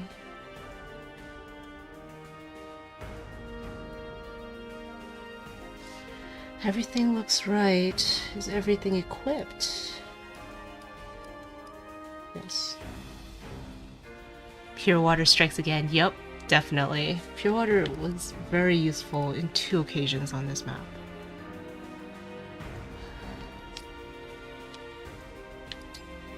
In everyone's spots.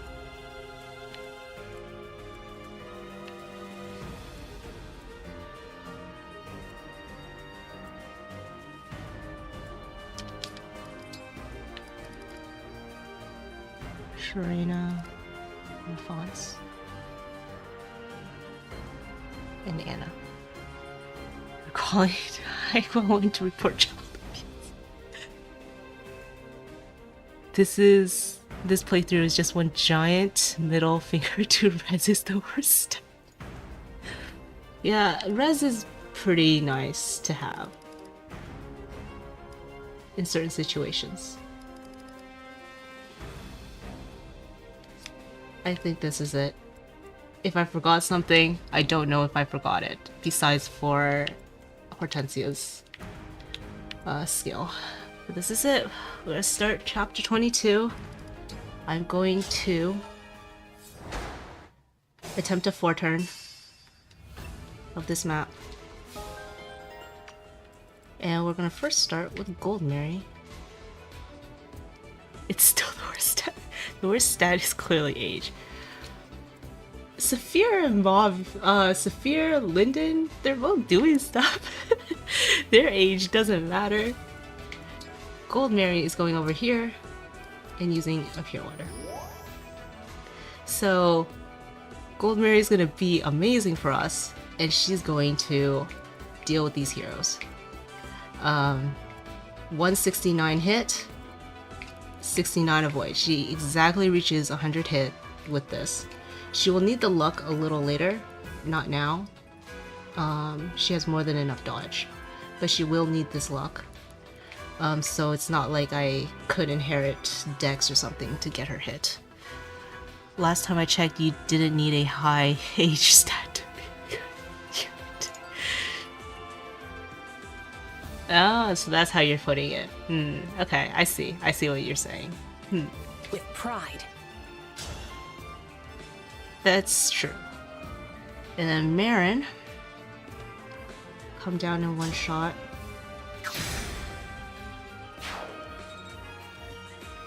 Flyer and canter one out.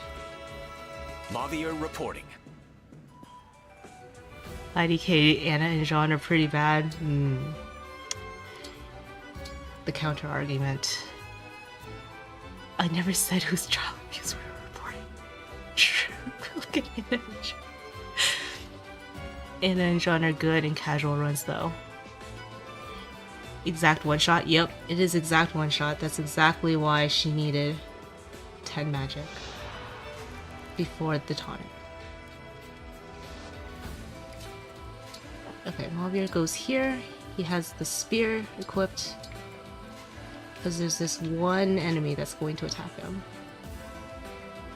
Besides for the meteor. We'll talk about the meteor right after this. He's going to obstruct here. Let's hear it. And now Saphir's coming down over here. Obstructing here. She's gonna canter one more space. So Saphir has the Roy engraved compact axe. She has like no avoid. She has pretty low res. Marin has less, but Mavier has a ton. But the avoid difference makes it so that the meteor mage is going to attack Saphir, and she's only in range of that enemy. Meanwhile, this enemy, these obstructs are here, so this enemy will attack Marin. She survives one hit, and she's going to one-shot him on the counter.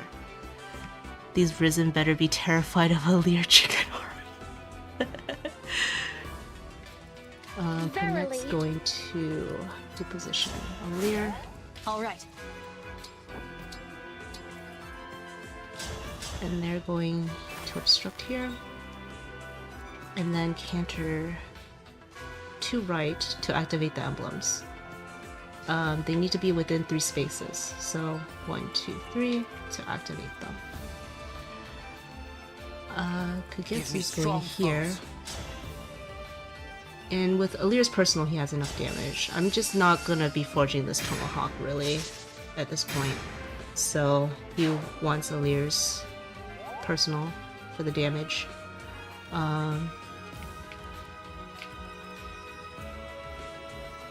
What if Sombron sets up a KFC truck? Oh man.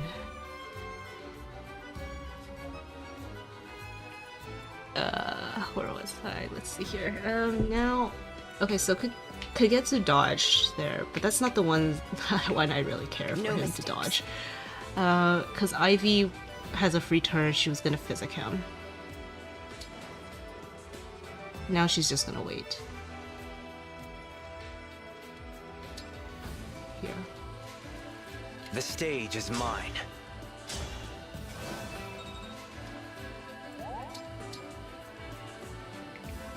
Hortensia was also supposed to heal Kagetsu. But now she can't do that either. So she's going to wait as well. It's important that he's at full HP. He's going to take a lot of damage this enemy phase.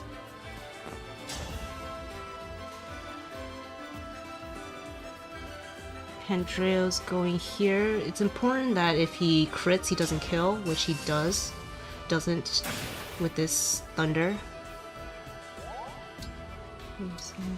Stay there.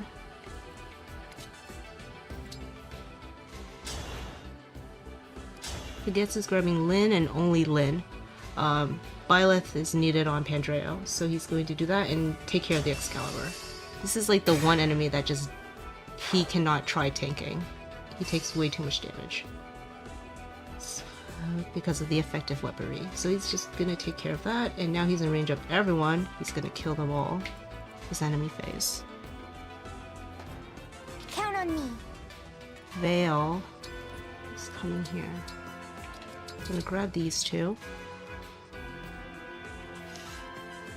I thought you were going to say on Ivy for the extra luck. No, Ivy doesn't need the luck. I need to do more Mage Knight Pandreo gaming. He is quite nice in this map. I think like what he's doing here, like your alternative is using Ivy in the role, but Pandreo's gonna take a hit from a sniper. I don't know if you want Ivy to do that. So, we'll use the magic tonic. Amber's gonna go up here and use the pure water. This is gonna be for turn 3, but this is his only free turn. Well then, let's go. So he's using it now. And then Linda will go here and obstruct. Maybe Citrine, but then even less bulk. Yeah, I'm not sure if Citrine could do it, but she's much frailer. Like, not that Pandreo isn't frail. Pandreo is very frail also. And Linda's gonna go right. So Goldberry hits the 2-round benchmark with these heroes, and that's what I need her to do with the Alphonse Bond ring. But more importantly, she survives if she accidentally crits like one of the heroes. She can take 3 hits from them, and that's what's the more important part. And her defense stat is really coming into play there to show that off. Not many characters can do that.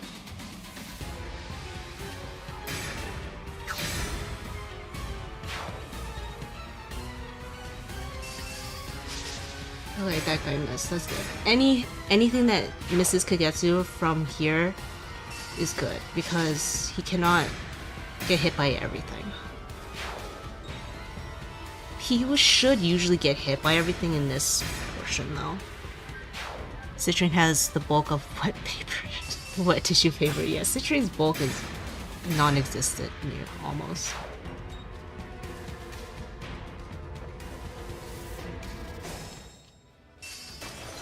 Alright, so that's turn 1.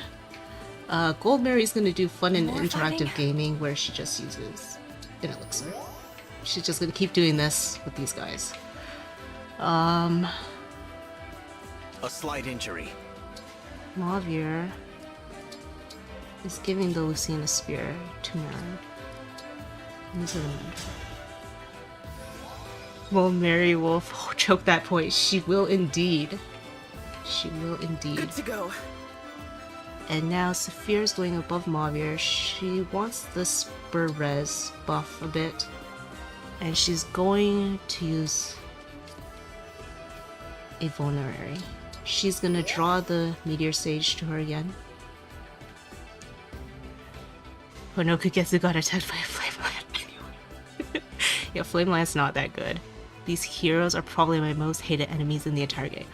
I was stuck in this chapter for so long trying to figure out how to deal with these heroes, because that was the main thing I needed to figure out to get a 4 turn.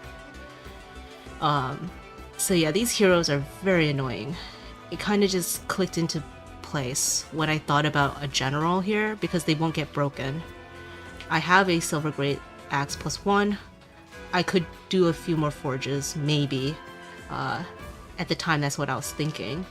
If I need them, need the attack. And then I tried Saphir out in that role first. And she can do it, but I need Saphir for other things.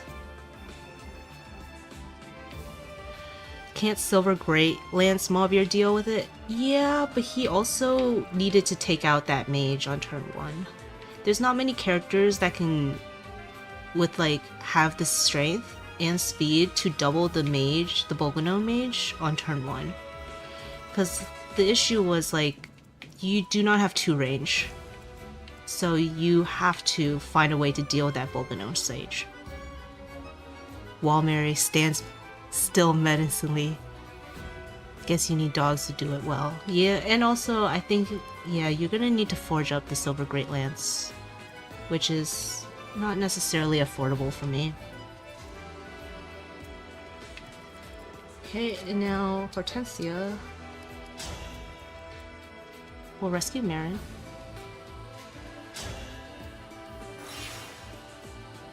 Marin's assistance will be needed over here. Maybe Silver Great Lance, Great Knight, since I need that for later, and maybe I can get some flexibility and extra utility out of reclass IDK. Reclassing into general just feels bad. Yeah, Gold Mary, this is the end of her road pretty much. She's not gonna do too much here, past this chapter, but this was really nice. The heroes have just kindly been told no. Yep. I think I used a Silver Great Lance +3 on my run on Griffin Mauvir. I see. Yeah, that's really expensive forge. I can't even forge this up to a +3, and I started with a +1 due to chapter 17.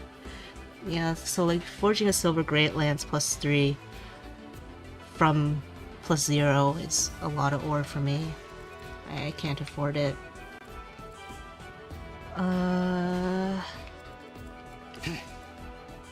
Kagetsu, just come here and taking this spear. He's going to spend some time healing because at worst he would be down to 5 HP, I think, so he really needs to heal.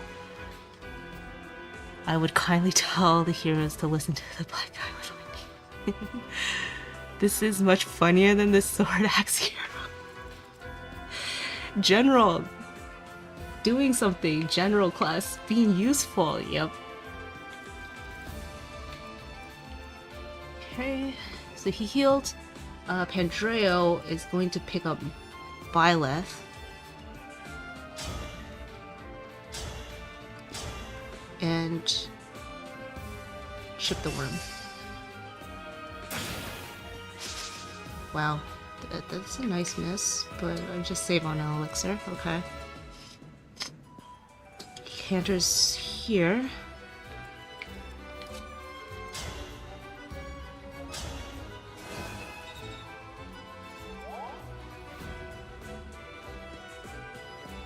And Cito's gonna canter here. It's gonna be in range of this armor, but that's fine. Lyndon is coming down and rescuing Amber. I need Amber's assistance down here also.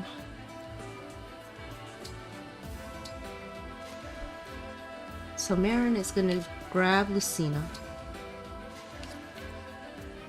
170 hit. She doesn't quite have 100 hit yet on this Griffin, but she will once she picks up Lucina. Lucina's Dex and Love gets her there.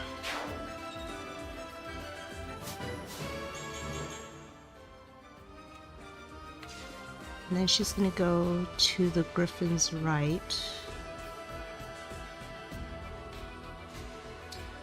Yes. So Amber got pushed over because Pandreo and Cito are here. And now he's in range. It's kind of nostalgic. Oh, does the Amber actually? We'll see. instead of the other thing, yeah, you get to this music is quite nice, I think. So all that forges and reclass for Vulnerary for her to just deal with 2 heroes over 4 turns, totally worth it. Yeah, that's essentially it. She's actually gonna also deal with this Sage, but that's pretty much all she does, but it's totally worth it to get the 4 turn. At least for me.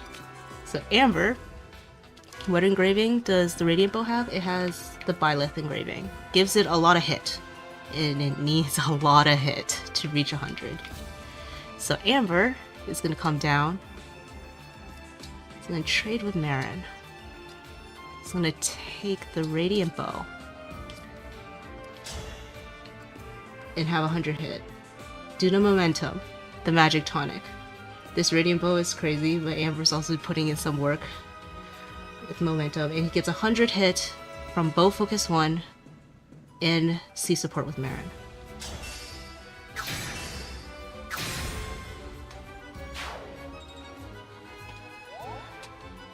So those are the scary griffins out of the way. This is a Silverblade. Can't one-shot anyone here. So I'm actually not going to deal with the Silverblade griffin right now. Trying to freeze is actually just too unreliable. Weakest Amber. Yeah, weakest Amber. One-shotting a griffin with a magic weapon with his like non-existent magic stat. Panette will obstruct here. Pandrea would normally be injured. So, and like have no HP, so we do not want the griffin to be able to attack Pandrea. Lyndon has the Makai engrave. He has a lot of avoid. Decent amount of defense. Amber's gonna get attacked this enemy phase. Alear's gonna mend Kagetsu because he might be on really low HP.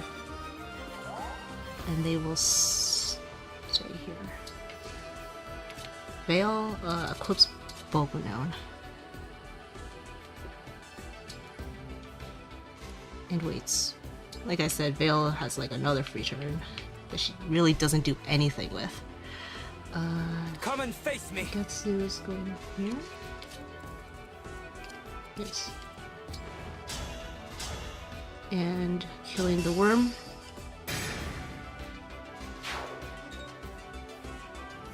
He's pretty exactly reaching level 2 here. Actually by the end of this map, or near the end of this map, I need him to reach the next level. I need him to reach level 3. He's gonna get a 1 point of strength that's gonna matter. You just reminded me that elixirs don't heal to full HP in this game. That was such a bizarre change. Yeah, it's very unfortunate. I had to dedicate more actions to healing him. And if he's at the lowest HP possible, he wouldn't be at full right now, which is not ideal. Come and face him. Yeah. Getsu is going to face a lot of enemies this enemy phase. Ivy's gonna trade him over to the spear because the tomahawk weighs him down too much. She's gonna warp him. Yeah. Ivy has the corn engraved fire, which also gives some avoid, as well as dodge. So she's not gonna get targeted by the griffin either with that engraving. So the general attacks Veil over Seedall because Seedall has more defense, I think, and also more avoid due to the luck inherit, potentially. And he doesn't face any crit due to the luck inherit. There you go, Vulnerary.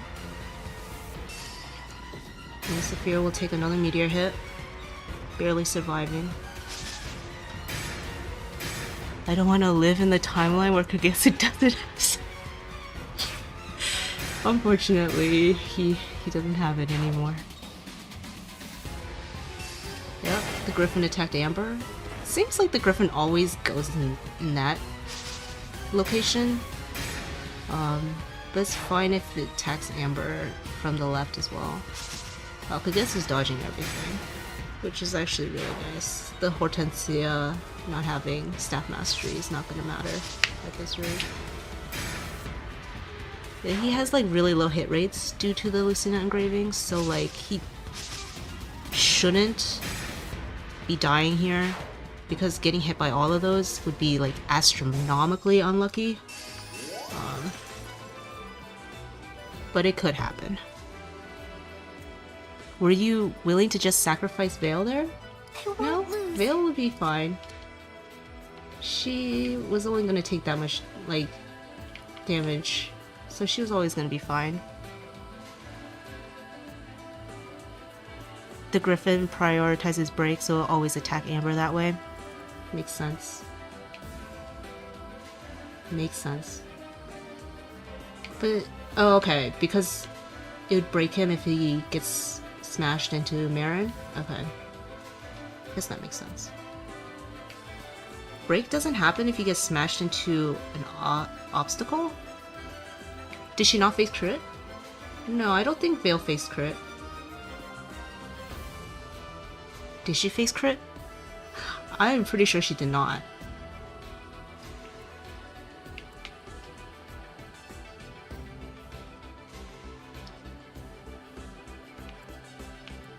I think Veil had a 1% crit or something. Why did the Thoron Sage not attack Amber? Thought he was in range. Oh yes, so this Thoron Sage is in range to attack Amber, but, or High Priest, she does not move unless you aggro the bottom. So Amber is safe. Amber is completely safe. Give me a minute? Okay. It'd be great if you check, yo.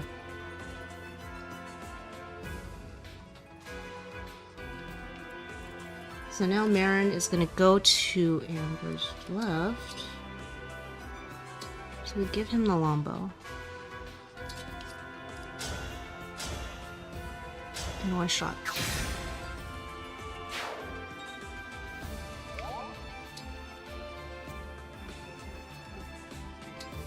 So she's out of range of this enemy. I mostly don't want this enemy attacking from over here. So that's why I'm gonna have Amber go here. Does Veil have 15 luck? She has 18. 15 crit from the general? Okay, yeah, so she doesn't face any crit. I think maybe you saw a 1% crit coming from Veil, potentially. Amber is coming here. He's gonna draw out the El Thunder High Priest. And he's gonna use an Elixir. So he has 41 bulk. No, not 41. What am I saying? Wait.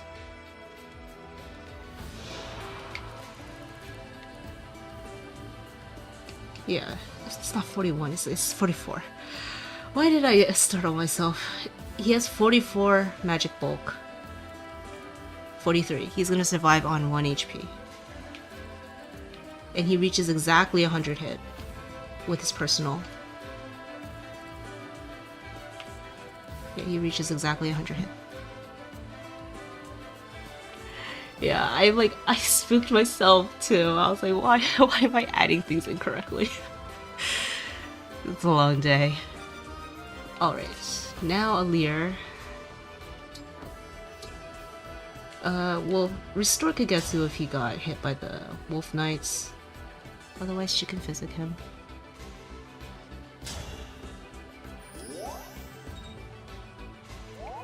And they're gonna canter 1 left. When you said 41, I went, oh lord, yeah. Because it's like, if it's 41 to 43, Amber is just dead. No, it's 44. How did I get 41? And it's like, I was hovering over this, I'm like, wait, shouldn't this be higher? But then I'm just like, I just juked myself. The only thing stronger than Amber's love for his friends is Amber's love for Alpaca's giving him double the hit bonus. Yeah. Amber's hit bonus is coming in clutch right now. 41, 40 plus 1 HP. Maybe. I don't know how I got there. It's fine. Amber's done his job. Yep. Amber is doing his job and he's gonna be fine.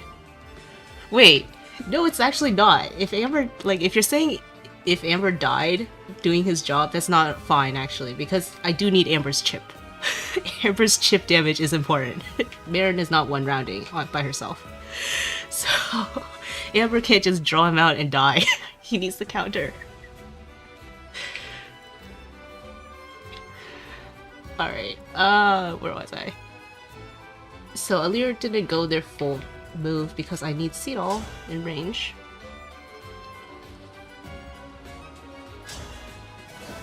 To dance. And he's gonna go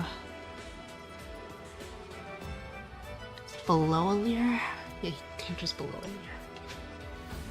Amber personal is probably the most impactful personal skill in the game. It is very, very good. It affects everything. It affects so much if you can position correctly.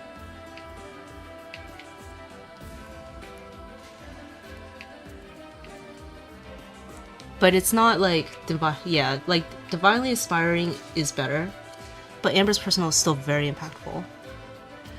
And like, if you were like the thing is with Amber's personal is that if you want to give him hit, he has two ways to get hit. He can get it from either his personal or he can get it from being next to someone. So he has multiple ways to help his hit, which is why I think his personal is very good. I don't think it's necessarily like top tier, I don't know, but it impacts a lot. Like almost every combat he does, his personal is going to come into play. Unless you're using like engage attacks.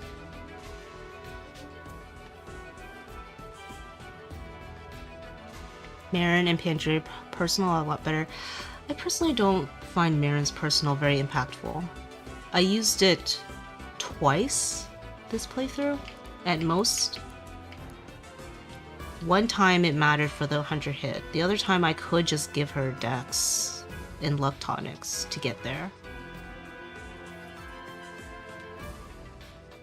So like, I don't know if Marin's personal is much better. Pandreo's I would give to you, yeah. I think Pandreo's personal is better.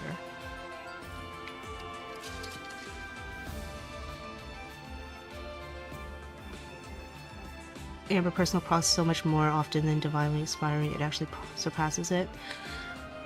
I can see that, though I do think Alear's personal is very impactful.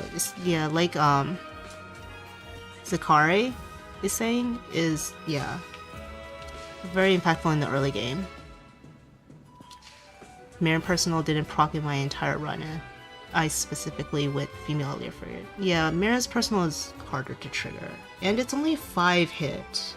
Like, Marin sometimes wants more than 5 hit, and other characters around want more than 5 hit. Fogado has one of the worst personals. I think Fogado's personal is, yeah, definitely one of the worst. I used Marin's personal the most for chapter 13 probably. Yeah, that's the only time it came up really in my clears. Chapter 16 it did come up, but I could just use tonics instead. Everyone knows the best personal in the game is energized. Of course. Howdy. Hello, Adeline. Hello. I think Bunei's personal made a bigger impact in this playthrough. They both made no impact, Dean. Both of their personals made no impact. Alright, where was I? Let's see. Okay, so Vale is coming here and grabbing Celica. And she's going to use an elixir. The worst is probably Yunaka's. Oh, that is an interesting take. Because, like, the thing is, Yunaka's is just, like, a free chance to maybe kill. Crit, yeah, crit is crit. Like, it's not... It can be a little hard to set up, but I think it's not that bad. Like, considering Fogado's personal is, like, he gets -10 crit if he, like, gets in the same combat twice. Or, like, gets in the combat with the same enemy twice. That's, like... That's, like, minus crit... Why would you want to face crit to begin with? Either that or Boucheron if you go for the he will never trigger it perspective. Boucheron's can trigger with chain attacks. It's just not very useful because he's like in the early game he's the only one that really provides chain attacks, so he can't take advantage of his own personal. Anything lower than 100 crit might as well be 0 for ETC. Yeah. Bogatos only matters if you face crit and aren't one round KOing an enemy. Yeah, pretty much. Boucheron personal is viable in the FX4 LTC. Oh, interesting. I guess because it's true damage. Yeah, the logic with the Boucheron is he will get benched by chapter 7, so he'll never exist alongside someone that can trigger it. Yeah. Good thing I LTC engage and not ETC it. Run Wrath Yunaka like I did in my first playthrough. Yeah, then you'd see her crit personal come into play. That's for sure. Yeah, so Veil grabbed Celica. Linden is coming here to rescue Pandreo. So the tiles around are all flyer only tiles, and Kagetsu's like... I don't actually think Kagetsu needs to be here, but like it pushes Pandreo a little bit. These two are flyer only tiles. So Pandreo can come here. IDK, if your rigs are any saner than ETC. Yeah, that's true. If you can safely extend to a clear that doesn't explode if you don't crit, then not having 100% but high crit is still an impactful way of lowering ETC. Yeah, that's true. I don't count because I fish at the low bar. My 2-turn pack, that is not showcasing sanity. Yeah.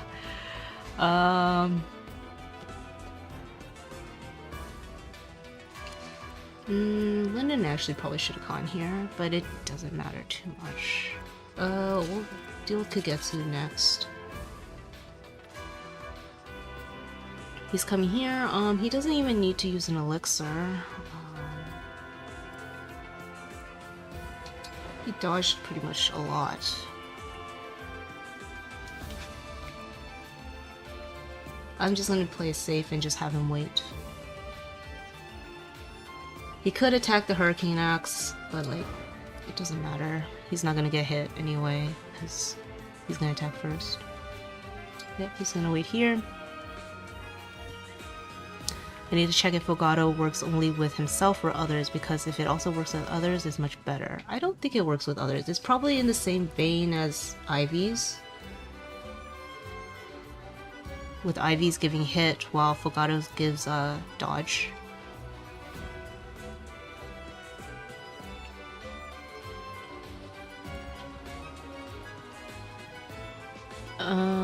Next, Hortensia's gonna go above Ivy. She's gonna give her the rescue. I need like rescue staves on like everyone, but I can't do that.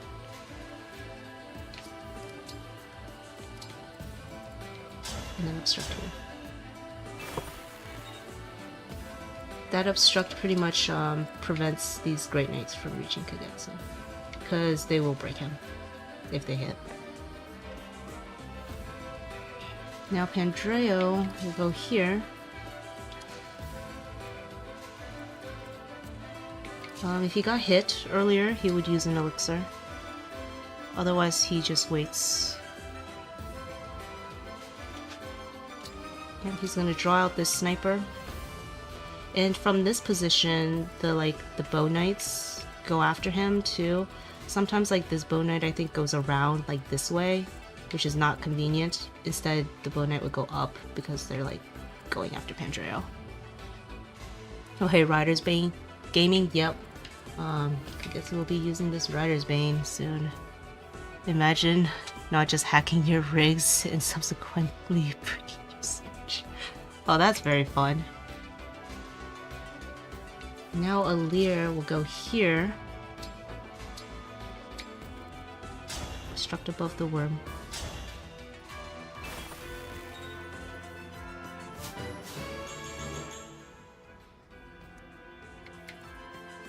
And cancer 2 left, so 3 spaces, 1, 2, 3. This is like a nice place for Alear to activate these rings because I need Ivy to go her full move pretty much every turn, but I also need a way for Ivy to rescue Alear and not have Alear be in range of the sniper. And from these positions, Alear will get rescued above Ivy because these 2 tiles are the closest, but in the case of a tie, you'll prioritize the one on top. So Alear is out of range of the sniper, and Ivy can move her full move. Now up here, Vulnerary is still gonna do the fun and interactive thing, which is to use an elixir and keep choking this point. My actual FE runs are for me to do stuff like spending 4 turns just to get bottom fortify. Don't want to ruin anything. See. Does playing on console add to your insanity value since you aren't using the Tria quality of life mods? It's really nice having you explain your logic in real time. Thank you. I do think it's like, yeah, the post commentary, it's hard for me to sometimes keep up with everything and also just like sometimes show like the numbers. So yeah, I do like being able to commentate and show things off a little bit more. So Mauvir is coming here. He needs the +1 for Revanche and Represailles to get 100 hit.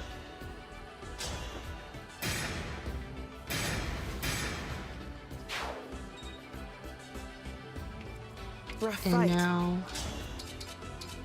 Saphir just barely reaches this 2-round benchmark, and I need a Poleaxe very specifically so I can break this enemy. Otherwise she would take counterattack damage and she would just die. So Saphir will go here. If she crits, then she just won't do anything like on enemy phase. Yep. Nope, she didn't crit, but that's fine. She's in vantage range since she took so many hits from the meteor. And now Panette will come here.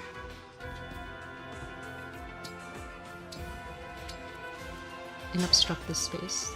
This space needs to be obstructed so that the Paladin won't attack Mauvir, and also so the Elixir Sage up there will also not attack Mauvir.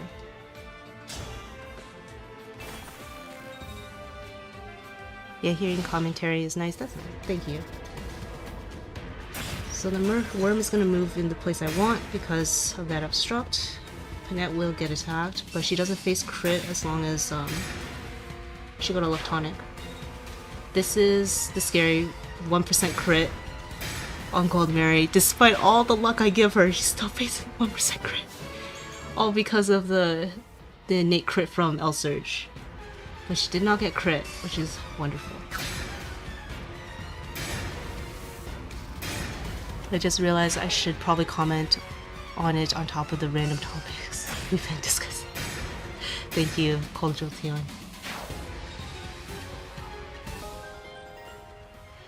FE most consistent source of power.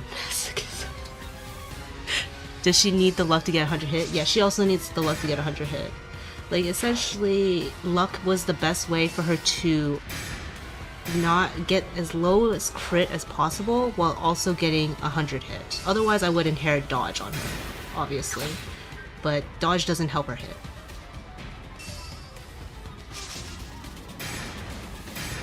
So the scariest part of the clear is just Kagetsu turn 1 enemy phase. Actually, it's more like Kagetsu turn 2 enemy phase. You can't get hit too much. Like, there's a lot of low percent hits on him that I really prefer him to not get hit. But like, technically, I guess turn 1, he can sustain more damage, which would like, technically, if he dodges the turn 1 stuff, then things just go pretty smooth. So yeah, I guess it's like just Kagetsu combats in general, because throughout the course of the chapter, he cannot just get hit by everything. Yeah, pretty much. I can heal a decent amount after turn 1 because he can use an Elixir and Alear can mend him. But after turn 2, he only has an Elixir. Maybe inheriting hit plus 20 and dodge plus 10 would have worked out, or do you not want to do paralogs pre-chapter 22? Well, like this run is a no paralogs run in general, so I can't really inherit hit plus 20. Does she have the SP for that? Because I also don't use well, so I don't think she'll have the SP for that either. Okay, so this is turn 4. We're gonna finish this turn. Something I forgot to mention is that Amber in this combat, this Celica engraving helps prevent him facing crit, because this bow focus does give him minus 10 dodge. You're 50 SP short for it. Yeah, it seems like it.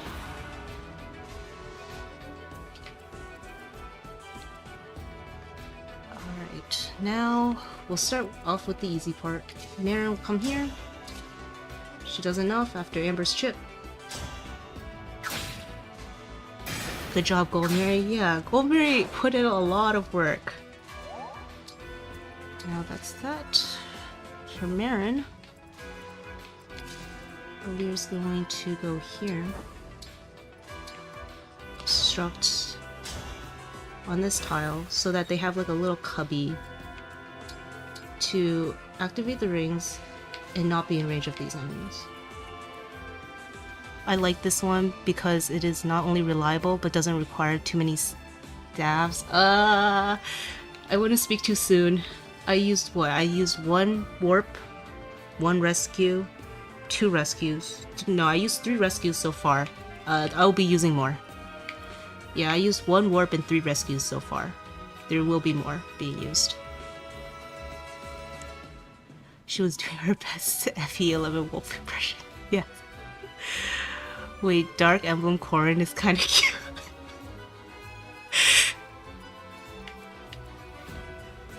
I mean, I think all the Dark Emblems look pretty nice. I speak too soon indeed. Yeah, it's still kind of heavy on the staff usage. And now Hortensia.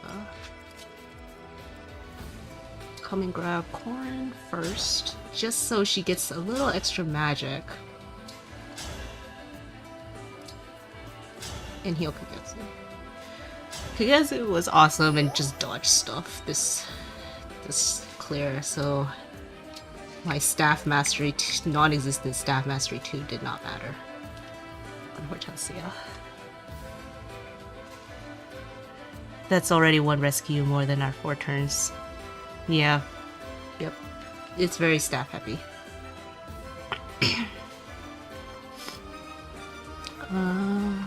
Now... So Hortensia is in range of the enemies. Linden is just going to obstruct. And now Hortensia is out of range. I think there's just no real way for Hortensia to obstruct and then have her get out herself, so like kind of have to order it in this way. Otherwise I'd have Linden like recover on Kagetsu, but I can't do that.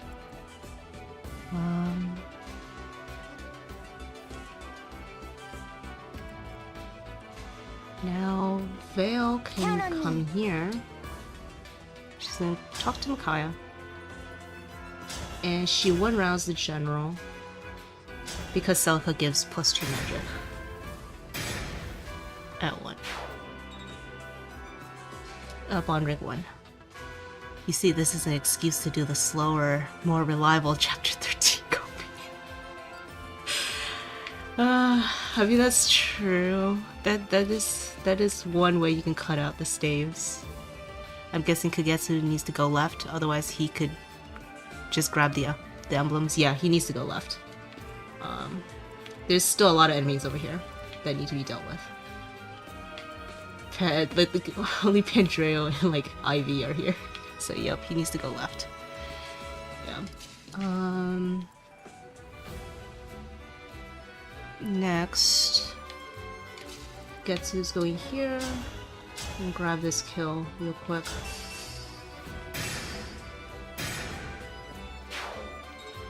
And he exactly reaches level 3 and gets an exact point of strength that I need him to get. Though to be fair, he doesn't necessarily need that point of strength. I'll elaborate a little more once I get to the combat. But first, Seedol's gonna dance Kagetsu.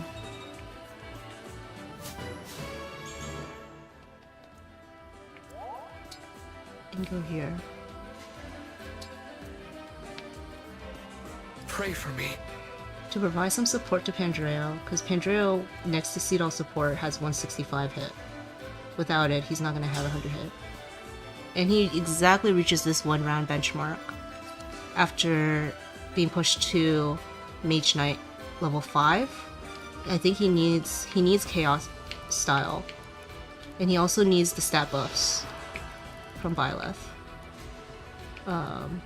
Bond Rig 6 from Byleth for an extra point of magic to reach this 1 round benchmark. I'm not going to explain my chapter 13 experience, it's just the Xenoblade 3 scream everyone uses for it. Oh, he's gonna get hit. He's gonna hit the worm and Bone Knight, then get swapped to Rider's Bane, or not? Oh, you're very close. You're very close. It's the other way around. Yeah, he's gonna attack the Bone Knight and then he's gonna hit the worm and get swapped to Rider's Bane. So Pandreo's gonna get this kill.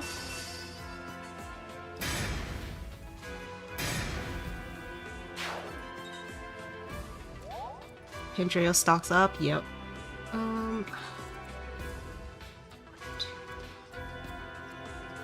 Yeah, like Pandreo's safe to go here, but this is like such little micromanaging because it's just for some like mentorship EXP, which is not gonna matter at this point. But Pandreo can come here, and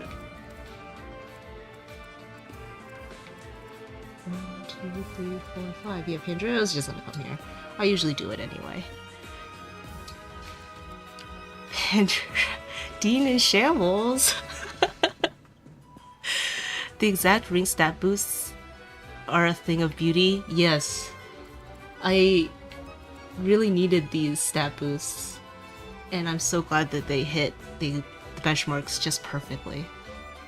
Malvir's coming down here. As you can see, like these emblems need to get collected, and he's gonna do that by rescuing Saphir. So, rescue number 4.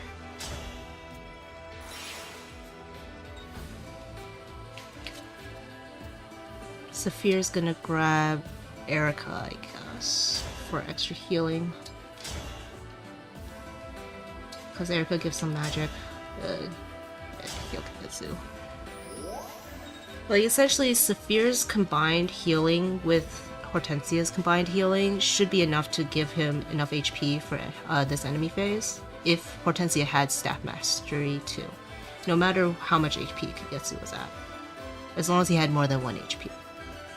And then Saphir's gonna go here. I think.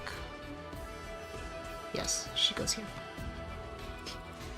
So this is the combat Kagetsu needed to reach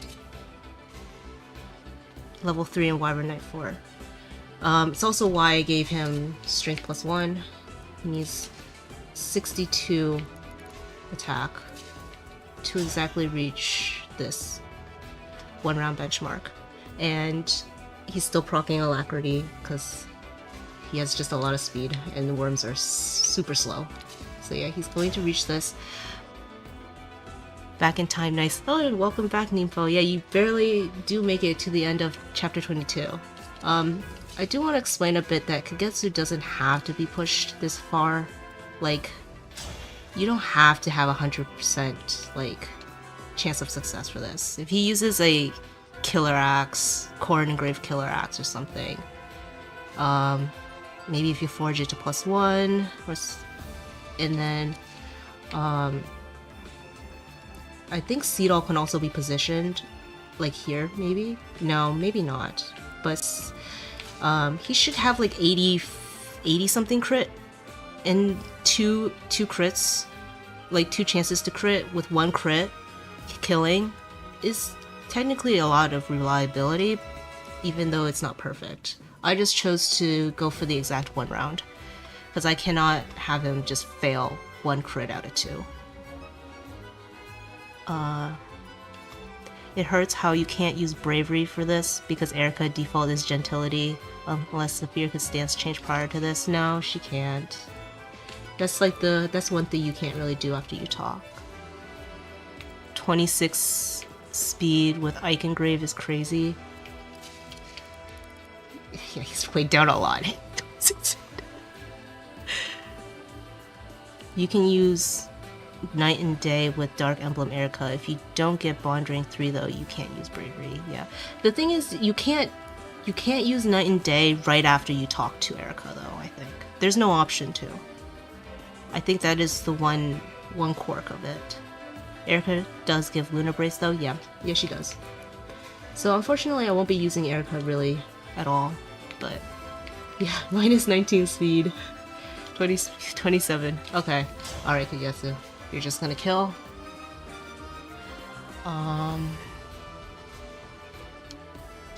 Yep, from here.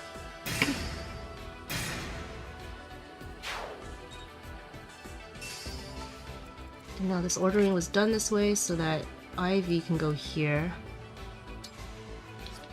Oh, you mean inheriting it on Kagetsu and then switching to Bravery, but I don't think she can switch because she can't talk and switch in the same way you can engage after trading.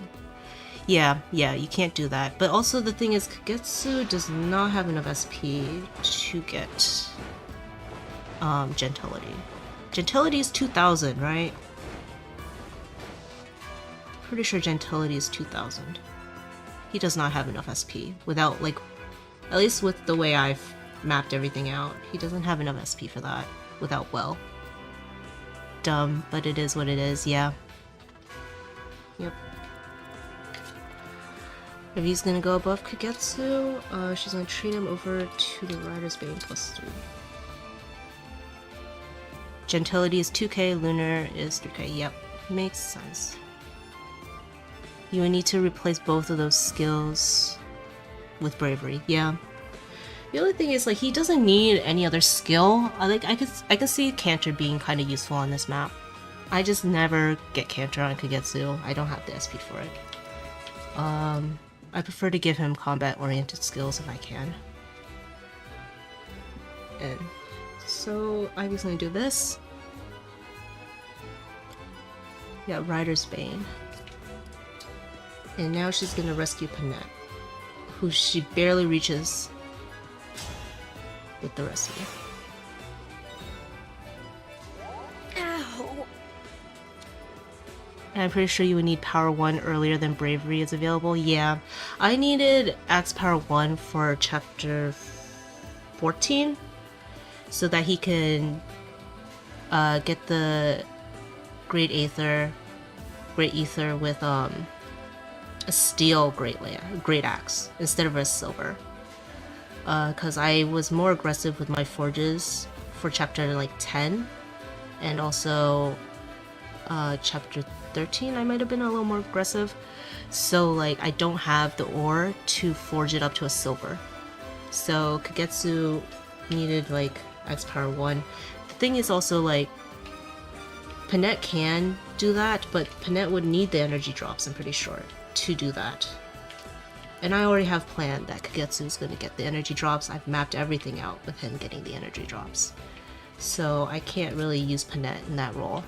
So yeah, he needs to just get Axe Power 1 and use it in Chapter 14 to one-shot everything with a steel Great Axe.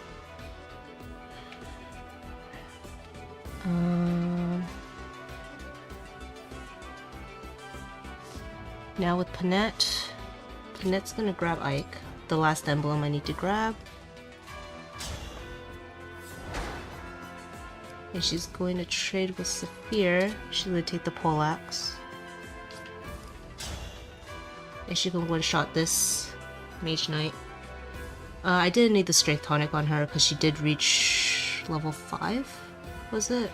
No, I think it was level 4. But it might not always happen, so I just gave her the Strength Tonic anyway. Utility Panette. I mean, this was how I found Panette useful in this chapter. Like, I need an Obstruct. Someone who can use Obstruct. I need someone with Reposition. And then at the very end, I do need someone who can take the poleaxe from Saphir and one-shot the Mage Knight. So, that's pretty much why Panette's here. Panette was perfect for this job. How much planning goes into a run like this? A ton of planning. Months worth of planning. Like, months. No paralog means Panette gets no EXP. Yeah. Pretty much. And now, this should be it. Amber and Goldmary are not going to do anything. Kagetsu will one round the Great Knights with a Rider's Bane. +3. And they all can hit him. So that's it.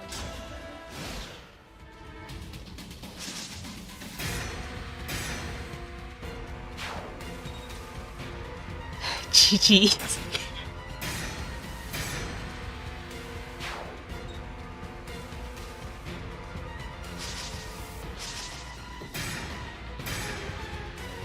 Actually use General for the hero. Someone finally did it. Yeah. General Goldmary, very helpful. I really like how you handle the left side with Goldmary and the 2 Griffins. Yeah. I like how, it's like it's pretty low-manned down over on the left. There's not many characters over there. But Goldmary, Saphir, Mavier held the fort down. That's it, yeah. Well, you are doing pack. This is basically endgame. Yep, pretty much. This is pretty much like the harder, like the last of the harder maps. GG's, thank you, Priestess. I'm actually... Did I save already? I guess I already saved. I was thinking of keeping a save file. Or something. GG's, thank you, thank you, thank you everyone. Do pact for fun? Not with what I have planned. I don't think I want to do pact for fun.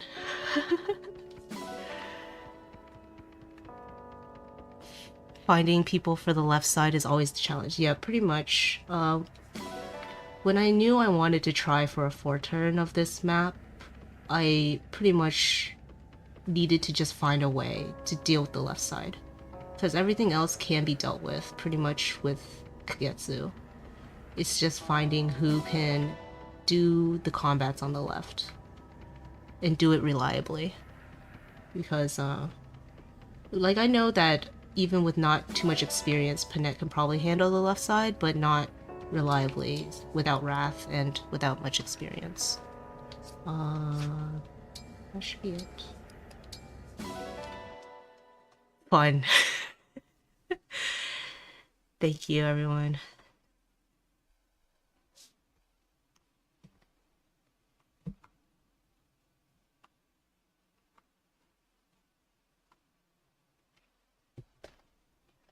The rest of the game should be smooth sailing. I mean, they're all 100% reliable players.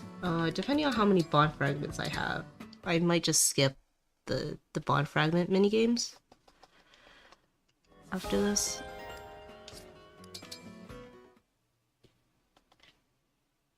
Panette relies a lot on Wrath to become the late game combat beast she is known to be. Yeah. Yeah, so like without paralogs, I don't think it was really possible to use Panette there. I've tried, and it wasn't reliable enough. Just finding out that Goldmary can handle that side the heroes specifically just made things so much better.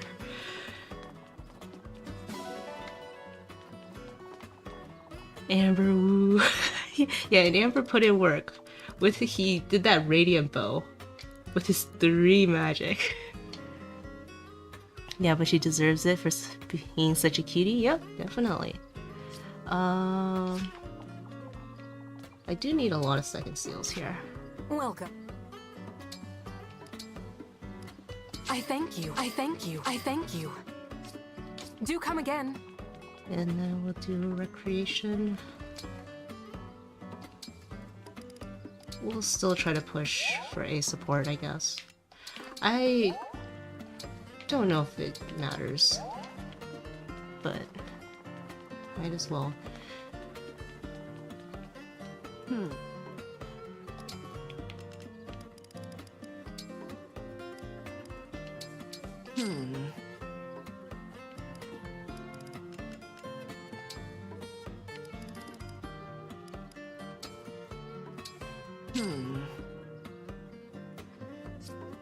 I'll be here. Pennant and Veil are the 2 characters that benefit most from Paralog's Hortensia 2. I can see that. I can see that. The A support is for Engage Plus or something else? It's for Engage Plus, yep.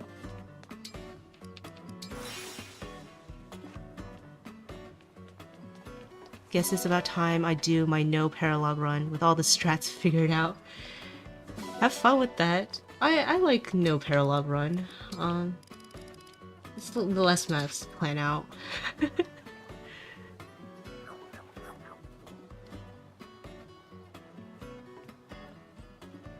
Yes, someone find a better no Paralog chapter 22 strap.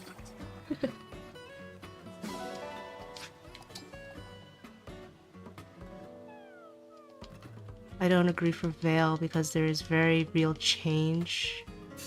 Most of them are done before she exists.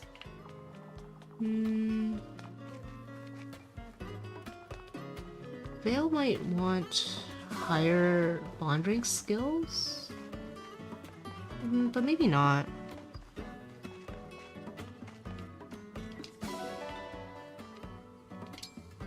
Oh, let me just check my Bond Fragments.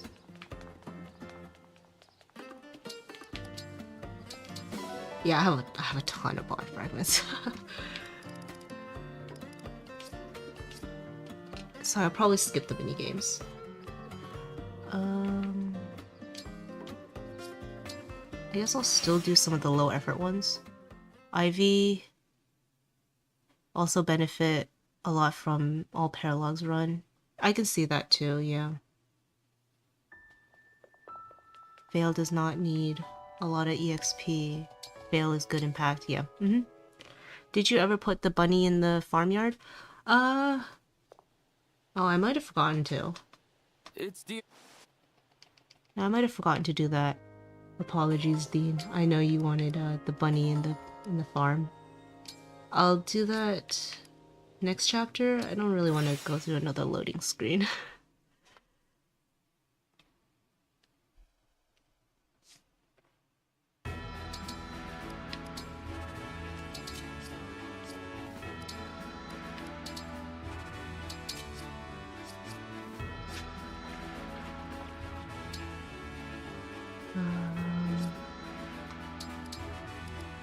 Oh wait, I just noticed I forgot to put in the turn count. There we go. I've been forgetting to do that all day today. We'll just arena Kagetsu. It's like it doesn't matter really anymore. The bunny's been rotting away and whatever. Apologies. The poor bunny. Was it not? Yeah, I noticed being flying with real magic stat being useful in a lot of Paralogs. I am Kagetsu of Does Elixir. Veil even do much in the last patch version? Begins now. Those generals don't look hard to one round. Yeah, I'm wondering which pack version. Veil can Dragon Dance and replicate Ivy at your service. in Dean's Clear. Come, okay. Show me your skill. I challenge you. Veil is the Face extra my good iron magic wall. unit for Pact. I see. It was fun, was it not? Makes sense.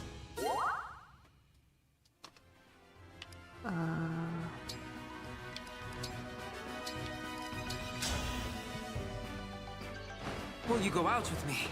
If you have any free arena in chapter 26, can we throw Lucian? It was fun, was it not? If you remind me, I'll try to do that. I do have free arenas for chapter 26.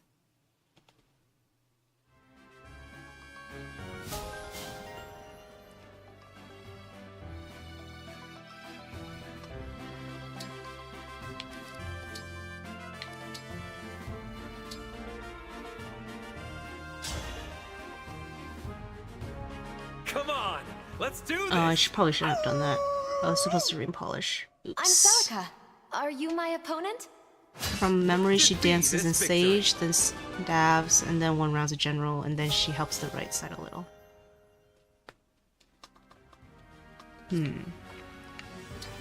Interesting.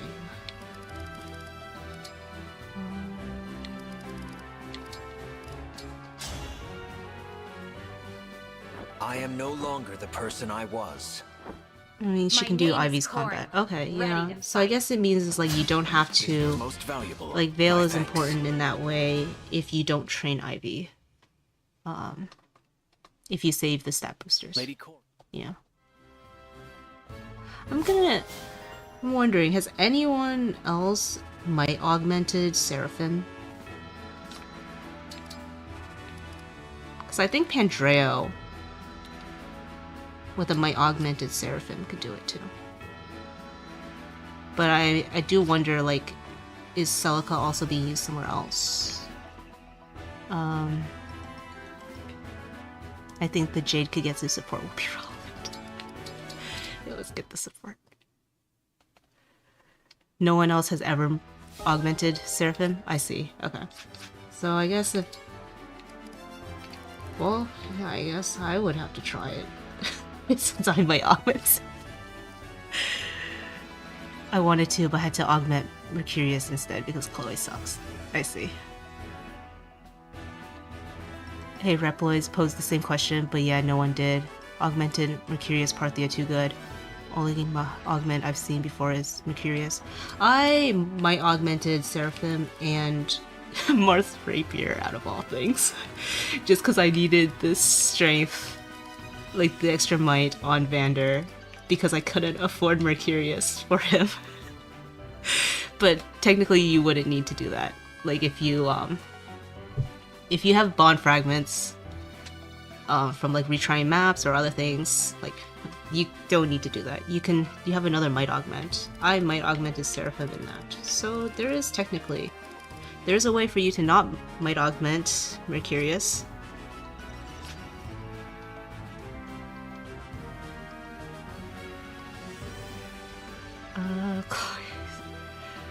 And now I might augment Mercurius for Alear. I see. We res augmented Parthia. Yes. We res augmented Parthia, and it was useful. It was useful. Should check if Resonance Chip plus the chain attack gets the magic user killed. It should. I think it should. But Pandreo or whoever it is will need to be at low health for that. Thankfully we have the Louis clear, so we might be able to get rid of Chloe one round shenanigans. Nice. I'm guessing my Louis clear is also helping a little bit with that for a more reliable chapter 6.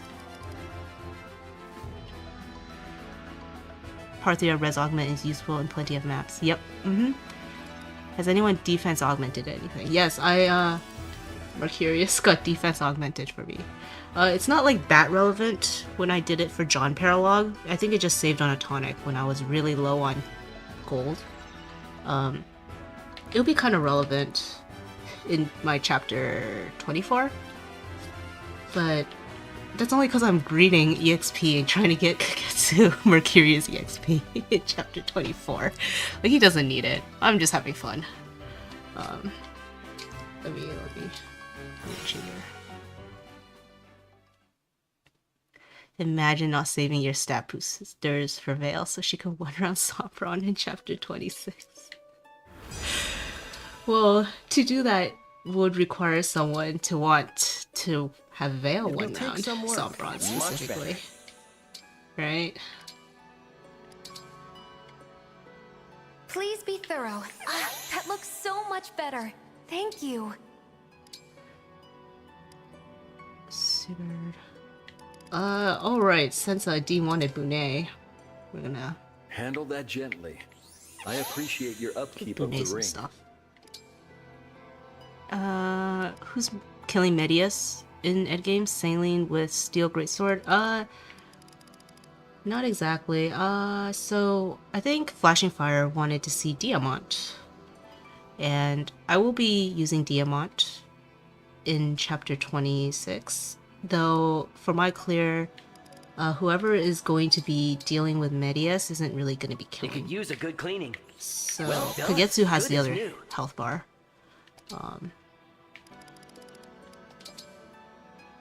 Kagetsu needs I to wanna see Mercurius it from sparkle. 23 to 25 for when you give us the Pact Encore. I might give you guys the Pact Encore. We'll have to see.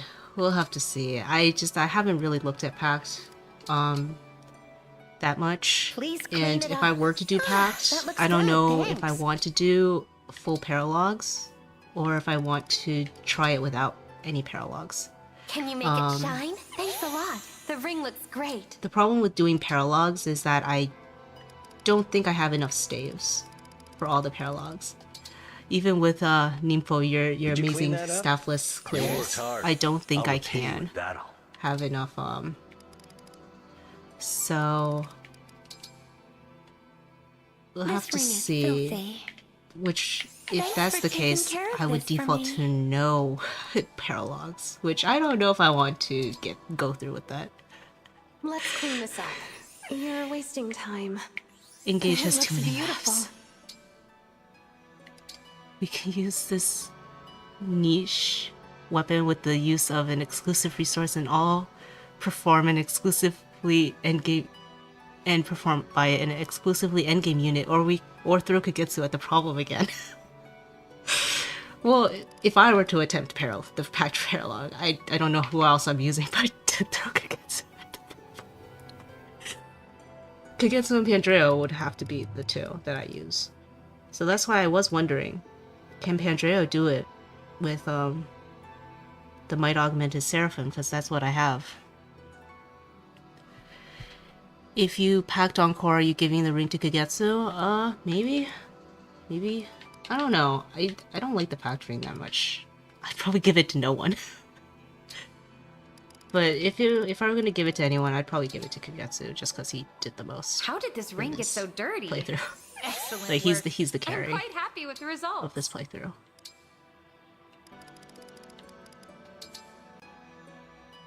That should help.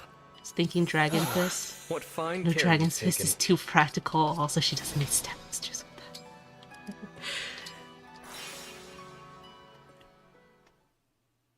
Even without the 12 DLC maps, Engage has so many. Yeah. It really does. That's why I'm like pretty content with my not Vulnerary. My no paralog playthroughs of it. I feel like I'd get burnt out really fast a lot if I had to do I'm paralogs Erica. also. Pleased to make your acquaintance. Train hard and try again. IDK if we're going to one shot, but I'll probably just go Super Great Axe method. Kagetsu getting thrown at the problem is unironically wholly story applicable and the single most accurate way to do it.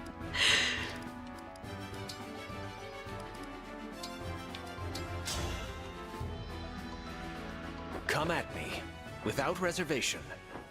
A whole I am 20, Lee, a whole the 40 Prince of maps Leonster. with all paralogs. Oh yeah, that's a Most lot. valuable. My thanks. Yeah, no paralogs other than John. I mean, Anna and John is a good amount of maps. Yep, that's like the sweet spot for me. That's kind of how like why I did what I did, but also because having like no dogs and all of that were Also things that I had to work out, and I was like getting really tired after planning all of that. And it's just, it so happens that like near the end of the game I get kind of burnt out. I don't have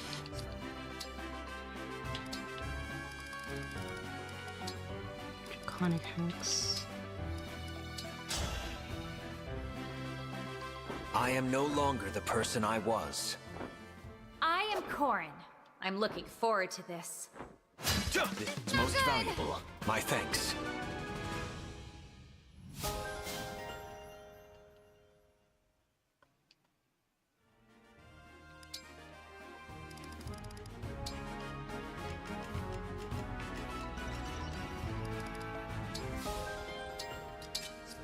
Kagetsu is the violent disturbance of the atmosphere with strong winds and usually rain, thunder, or snow that is coming near someone or something in the distance or time. That is one interesting way to describe him.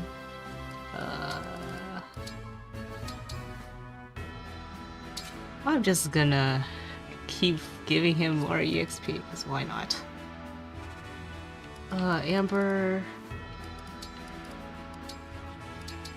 Amber does need speed +1. And Gold Mary no longer wants the luck.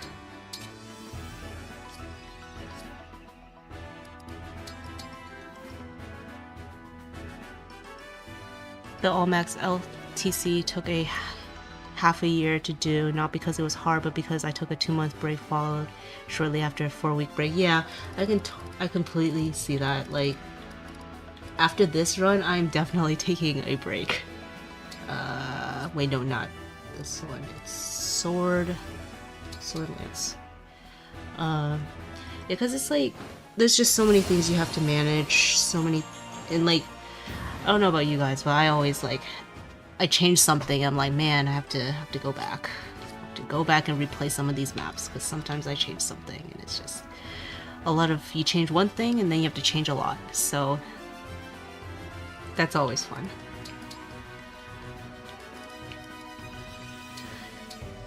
Annoyingly, Saphir needs to go back into Warrior. When she was already in Warrior, she already had Merciless, and now she doesn't have Merciless. But that's not gonna come up.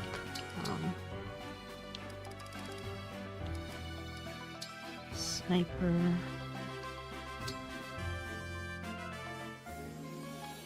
Yo, is Amber doubling Grist this time? Yeah. Yep, he will be doubling Grist. The prep work is probably the worst part when redoing. Yep.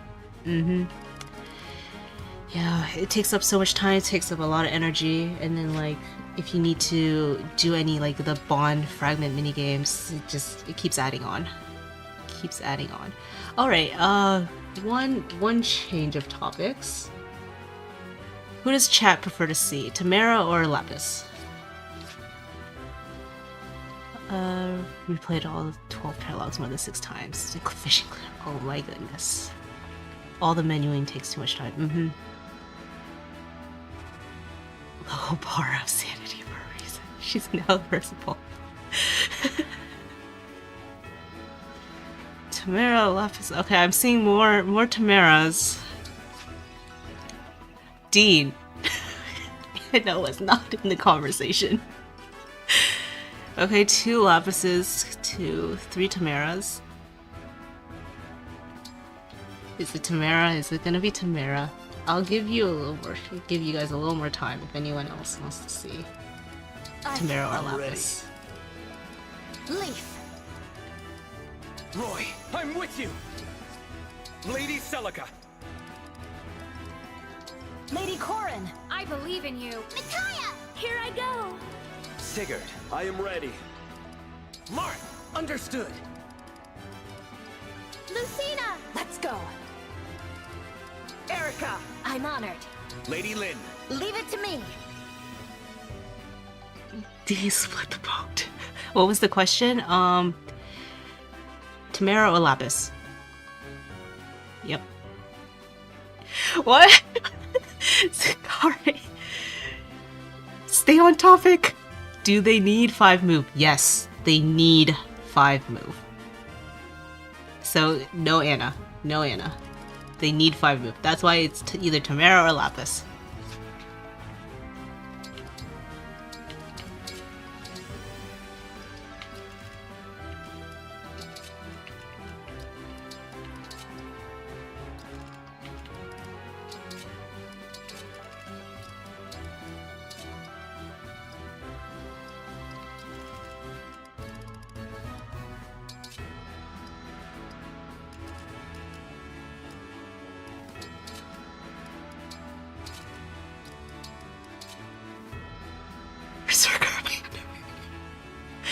Just get 5 levels for Anna in the next 3 chapters.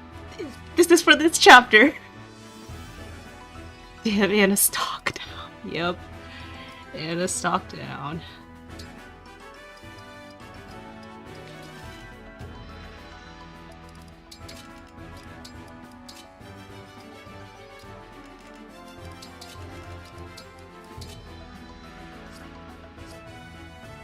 Let me see Tamara Sandstorm Sombron.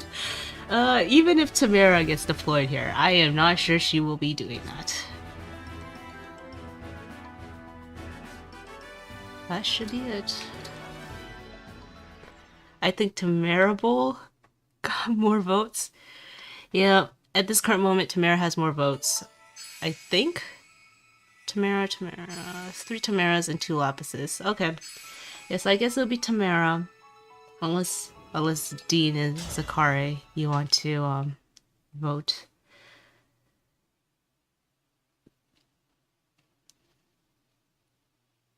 Wait for me to get a PC that can emulate and record Engage. Sorry, Jolteon. It will be Tamara.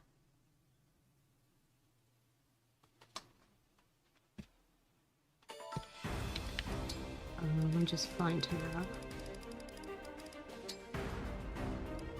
Violet! I'm ready.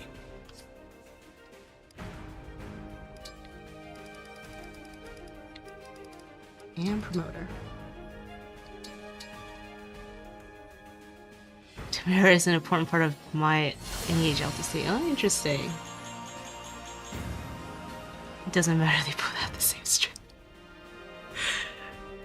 Emblem A4 is now in the guide, and a LTC with Tamara is the dream. Well, maybe you won't have to wait too long for it. Judging from what Priestess is saying. Amber.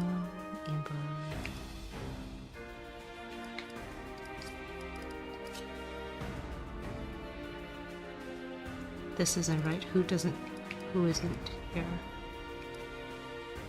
Or is this right? Oh, it's Lyndon.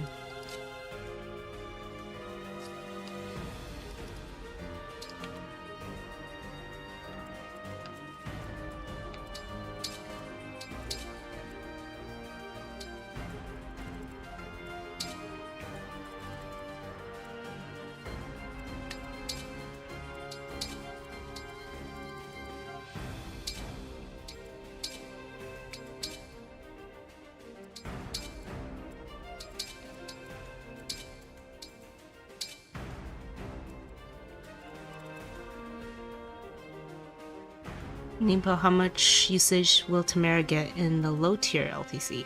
That's a good question. I think Panette can also technically do it and does it in elite modes run, but using Tamara is infinitely funnier. Oh, it's chapter 19 thing. Interesting. Probably a lot considering you only have so many units in low tier. Interesting. I am not up to date with what this chapter 19 strat would be.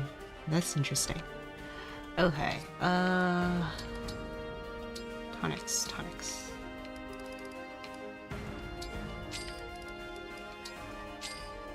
Oh, I know that's not how I should do it. I should just do this.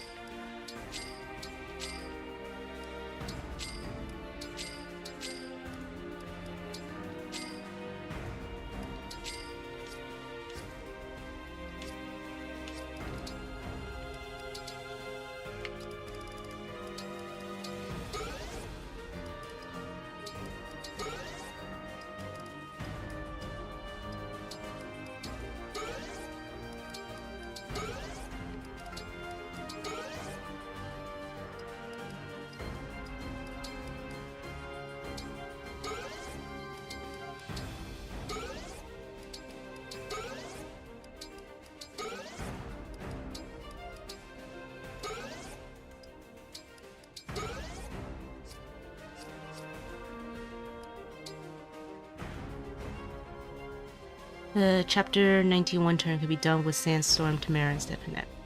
I see. It's something comically unreasonable, like most strats, excess, and I cook up.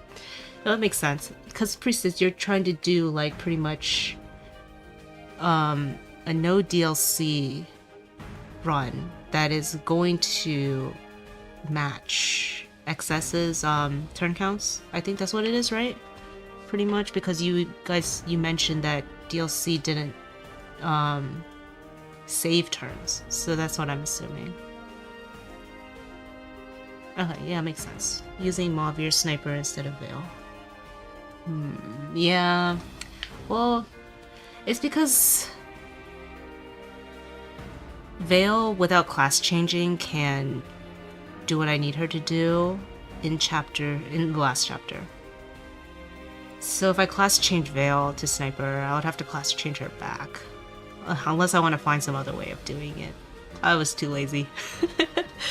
So I'm just sticking with a Mauvir Sniper. Veil would be technically better. She has one more point of magic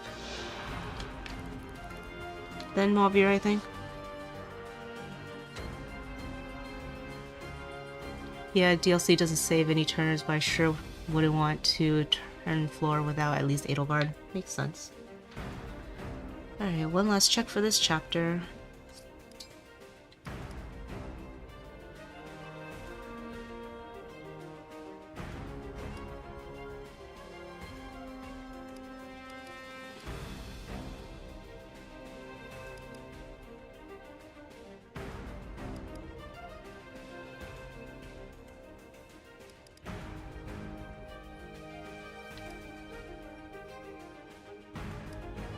Hit plus 10.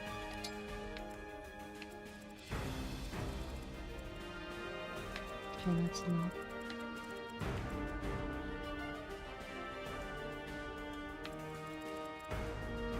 Everyone who needs reposition has reposition. Yes.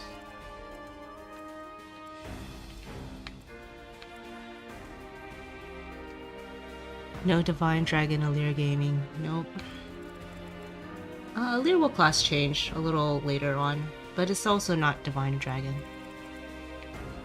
I'm just having some fun in the last few chapters. And my definition of having fun is getting as much EXP as possible. It's not gonna be that... I don't think it's that practical to do.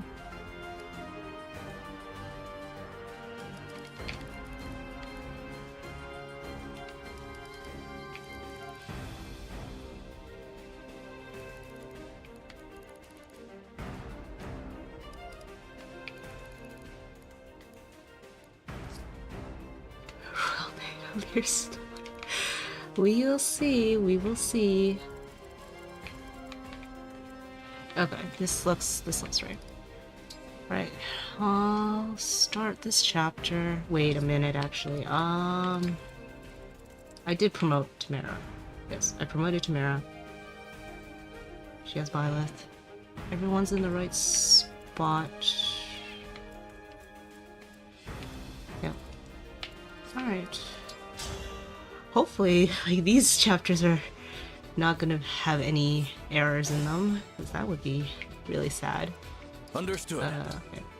So we're gonna first... Devoted to you. To get a warp set up. And before I do anything here, I will just grab some EXP for Benjamin.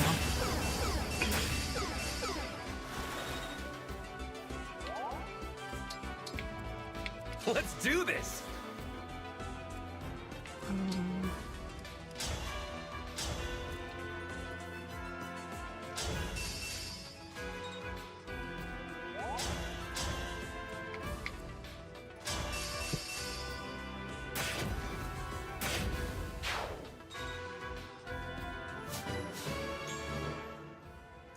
A wonderful 1 point of dex. Alright, and now... Of course.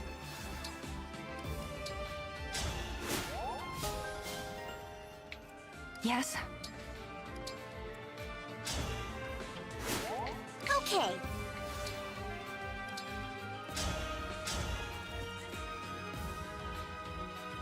Let's see, it's going to work.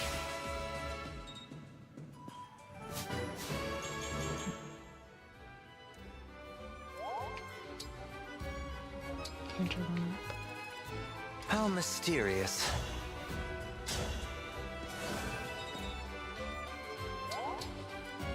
All right. With the boots, Hortensia just reaches. Now she can work them again. Over here.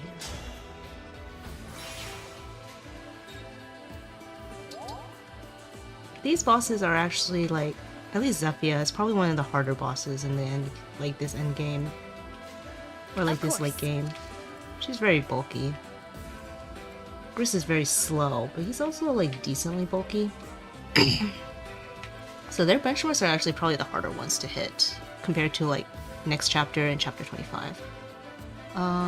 Okay, so these guys are over here. And we have Mavier. Let's just storm Zephyr because she's bulky and we need to get some Draconic Hex on her to make the benchmark a little easier to hit.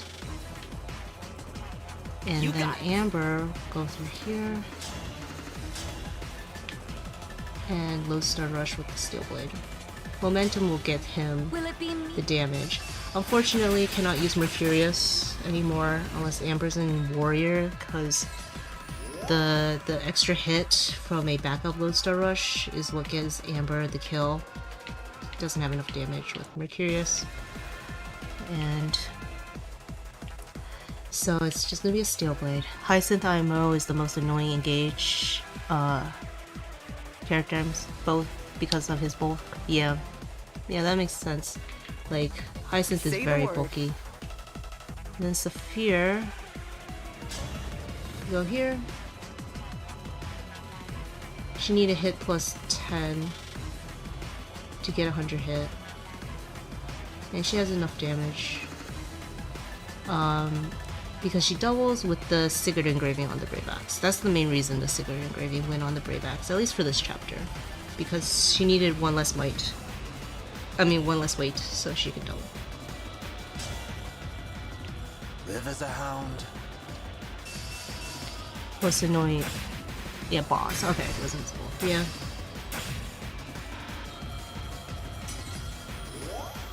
Makes sense, yeah. It's very hard to run around him. Gesu, after the Roy engage, just reaches this benchmark.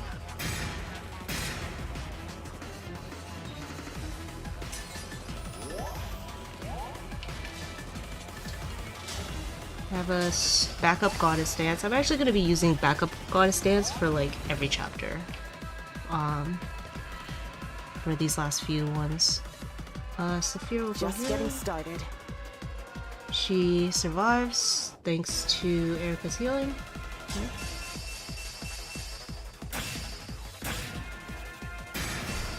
Just barely. I think she got an HP tonic, and now she's gonna canter down. So that Amber can activate his personal. Double Gris, because Gris is slow. That Amber is such a... Amber's pretty low level at this point. Can just go around, double Gris, and kill him.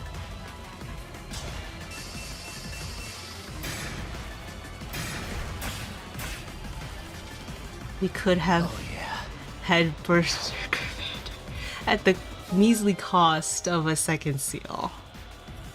Yeah, we could have. I'd rather use one of my free master seals, at least for now.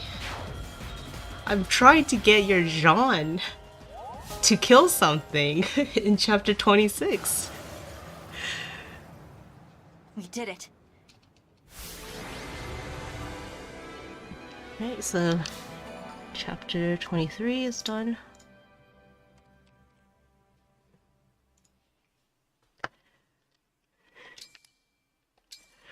Oh right, I did. Yes, you did.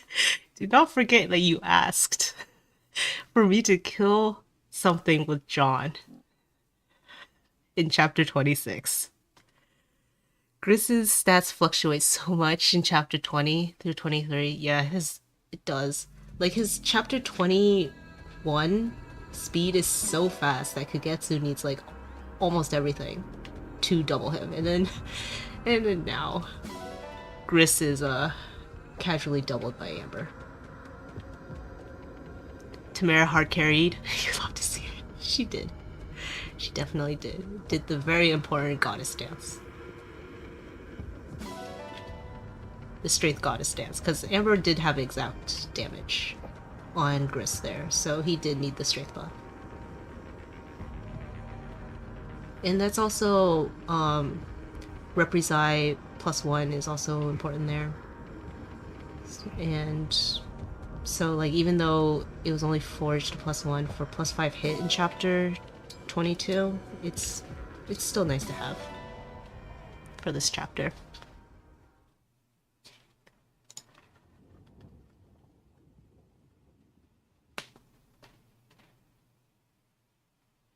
Alright, unfortunately, I think I will need another break.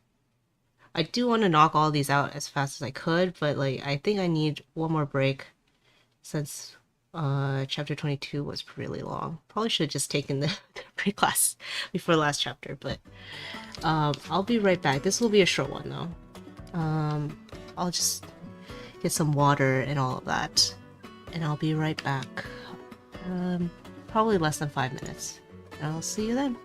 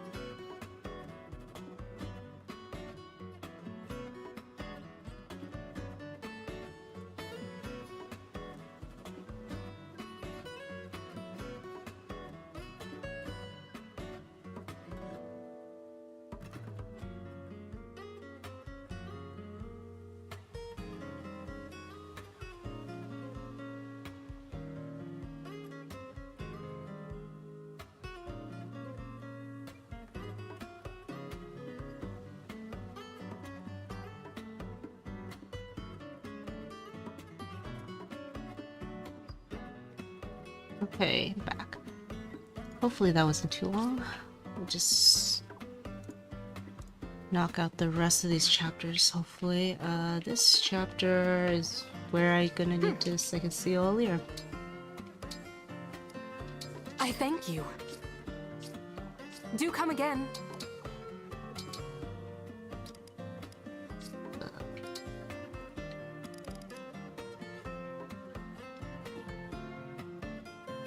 Alear is going into Swordmaster. Yep, Swordmaster.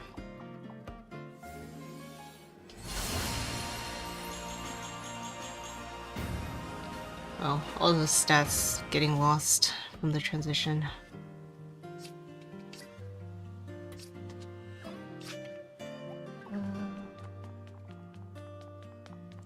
Swordmaster is crazy. I think it's not too hard to see why Swordmaster. Oh, I have C support between them. Alright. Well, we'll keep chugging along here.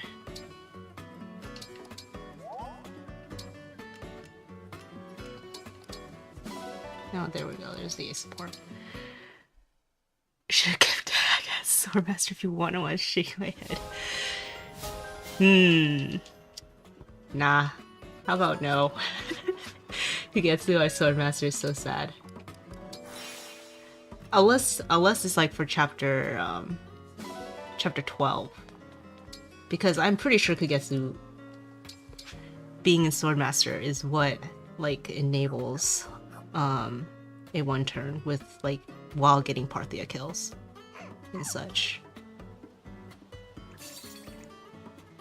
And I guess like chapter 13, it's not terrible that he's in Swordmaster because he has the trusty Parthia as his 2-range weapon. But past that, it's like thought Bow Knight can do that too. I think Bow Knight doesn't have enough speed, at least with Parthia.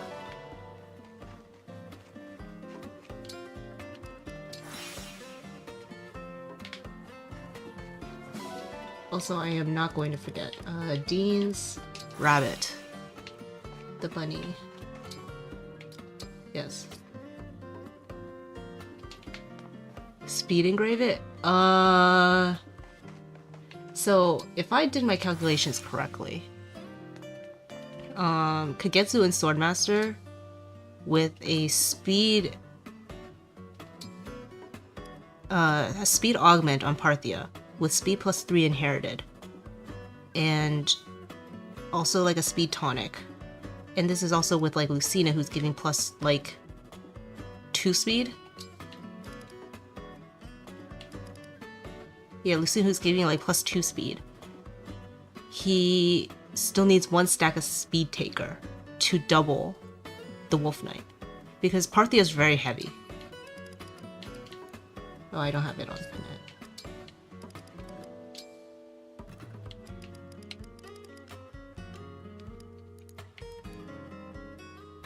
.34 speed.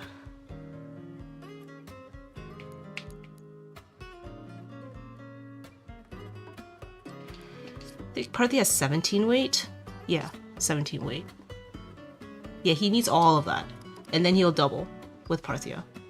So Speedmaster being the fastest like class for that works out just perfectly.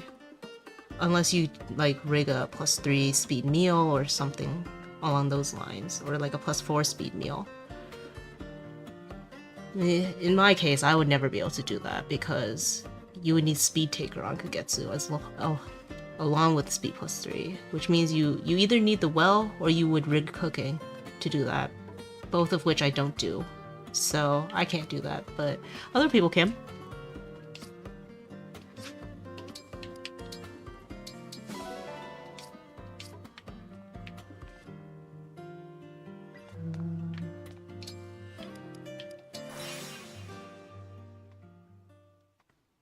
Think about the run-through potential for 2 additional movement. I don't know if that would ever come up.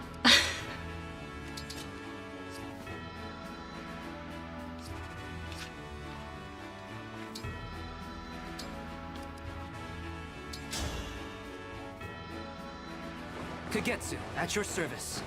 Come, show me your skill. I am Boucheron, Royal Knight of Firene. Oh, we saw Boucheron again. What are the chances of that? So that defense level is actually gonna be kind of nice for what I want to do. I am Kagetsu of Elusia.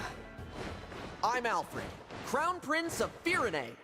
It was fun, was it not?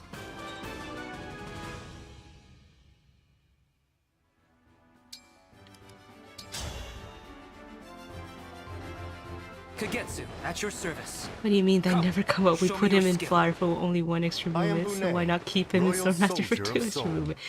Well, the issue with that fun, was is it not? that he needs to expend his action in order to get 2 extra movement. Like, and it needs to be in a, like, and he'd have to attack an enemy for it, too. I'm so tired. I think my brain has finally reached the point of having the same chemicals. Oh no, I'm sorry, Noah.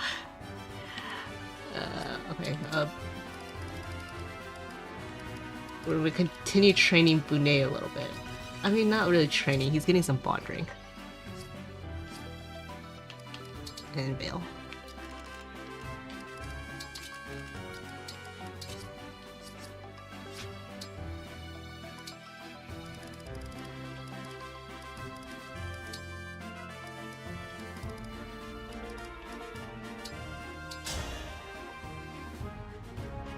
I look forward to sampling your skills. I am Sigurd of House Chalfie. The taste of victory is sweet indeed.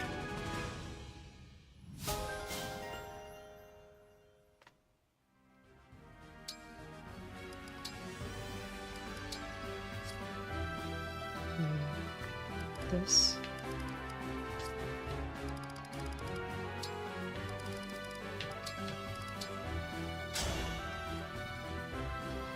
I must be more powerful than I was. I am Corin. I won't lose. To get even stronger.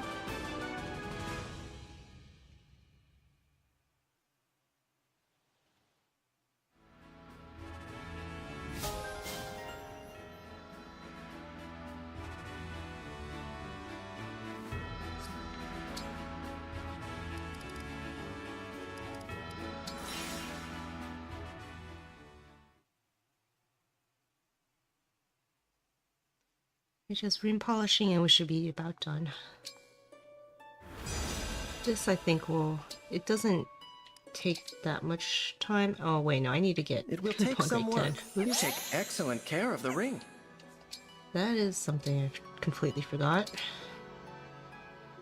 Please be thorough.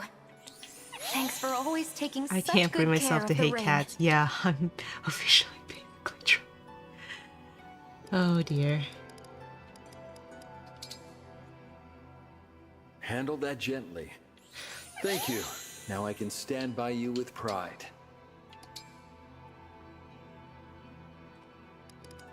We're gonna have John polish. A good cleaning is in order. You put great Since he care in needs your to kill work. something for chapter 26.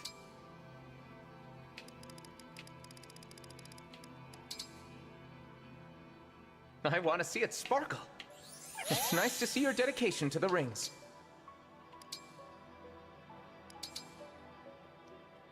Please clean We're in it up. chapter 24. that Yep, looks good, we're thanks. getting close to the end.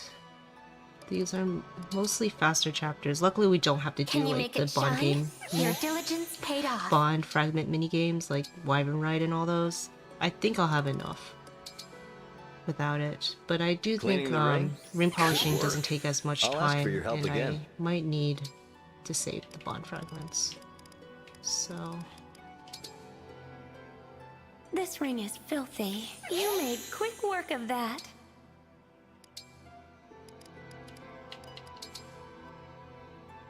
Let's clean this up. That was nice of you. Thank you. How did this ring get so dirty? Excellent work. I'm quite happy with the results.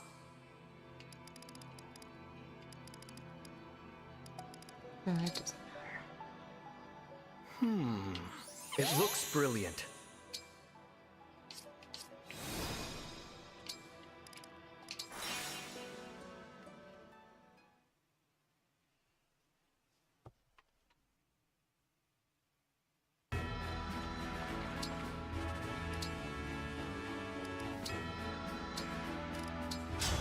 Yeah, because this will take a lot of Bond Fragments. Will you go out with me?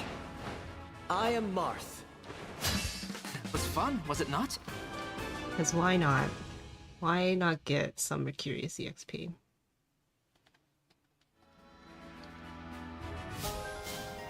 I've already like demonstrated that Kagetsu can just use Roy, so I don't want to just retread the same thing.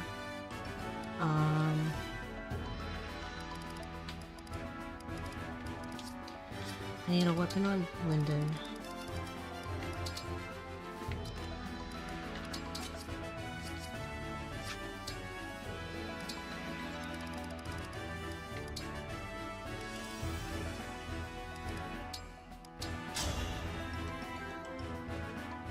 Grant me no quarter, or you'll regret it. I'm Ike, a mercenary.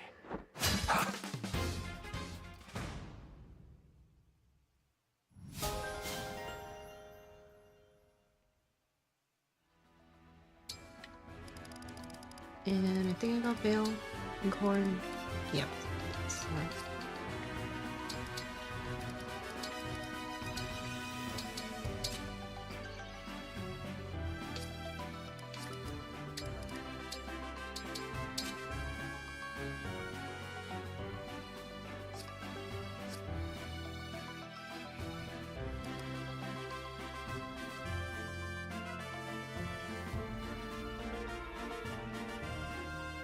Okay.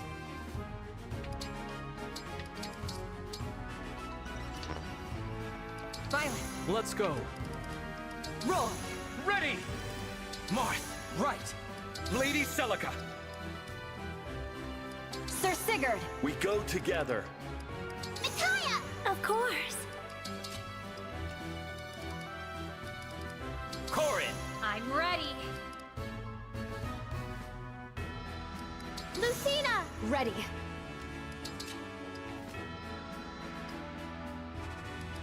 Lady Lynn! Let's go. Erica! Yes. Ike, leave it to me.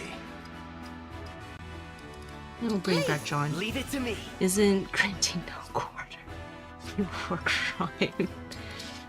Clearly Lyndon doesn't care about that.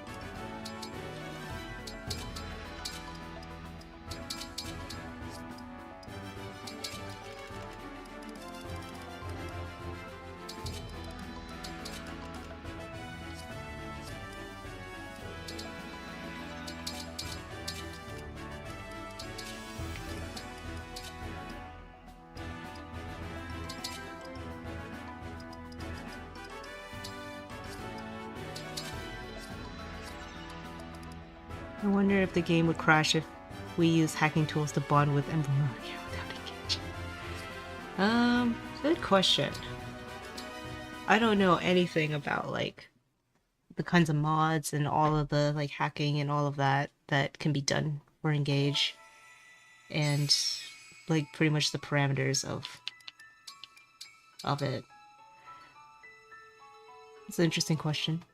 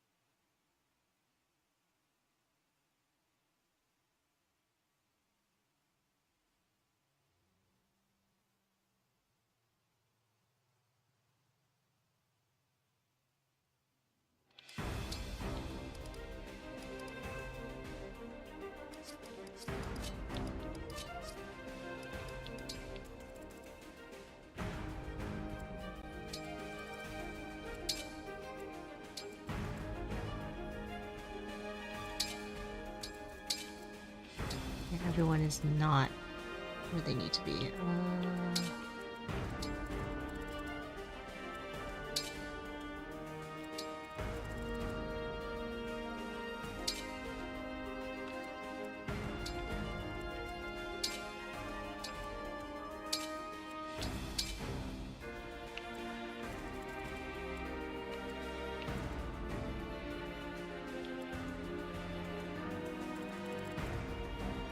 Now down here.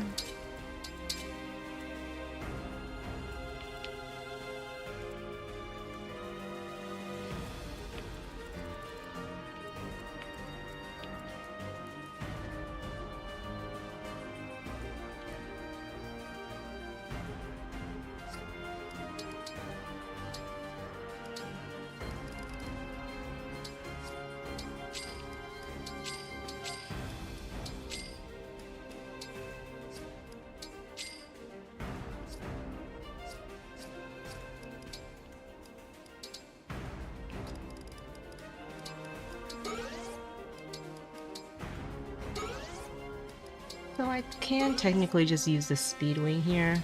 I just planned everything out that, and it just never came up that I needed it. I can use tonics, I can sell stuff. I don't really use that speed wing, but it would save on some tonics.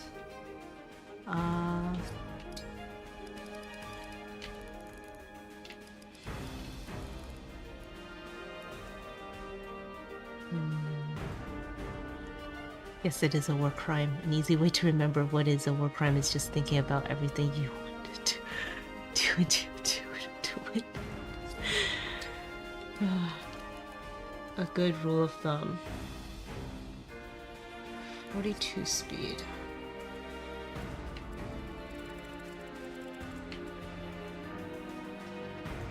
That's enough speed. So this should be right.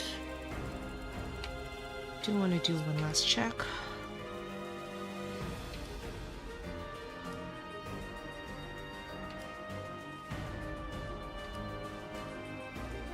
Marin has reposition.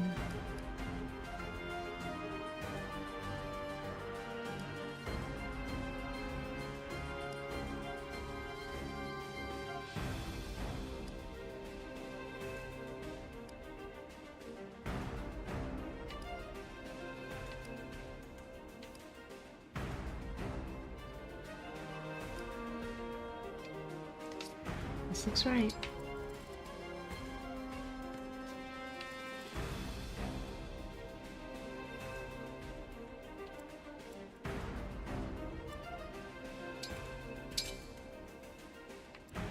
I think it doesn't matter where these two go.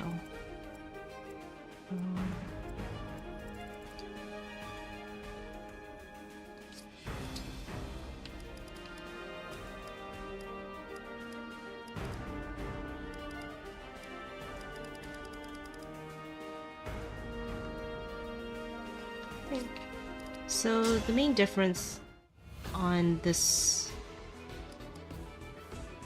revised clear is I am going to cut out a rewarp use from my first Ready for me? clear, and I'm also going to just Mercurius farm. Tell me where. I will obey. You called, eh? Understood. And now with Marin, a cavalry with 6 move is needed for this because of the bonus movement. And now here, Sounds perfect. John first. Right away. And then Panette. My turn. Having all that move just to reposition. Yep, pretty much. I think this would be credits to Verve, I think, who had this original setup on this chapter. So Hortensia is going to do a rescue on these guys from this position. The most common adaptation of Verve's clear is to entrap. Yes. Entrap is not not within my vocabulary because it's not 100%. So we're gonna have Mavier do an Aster Storm. He did need Seedal's spur attack there. The stage is mine. And actually, before everything, Kendra can just get a quick kill with Seraphim. Pinette's C support with him is getting hit 100 hit.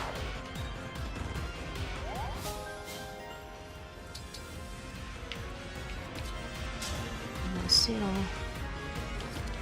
isn't entrapping her like 10 base hit or something. It's very low, that's for sure, because of this avoid, and the res isn't that like low either. Yeah, so entrapping Alear is not very reliable, but like if you have Divine Pulse Plus and all of that, it's like it's possible to do. It's just not reliable.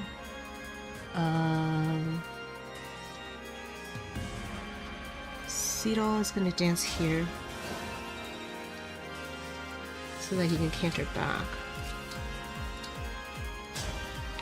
And now Hortensia will warp everyone.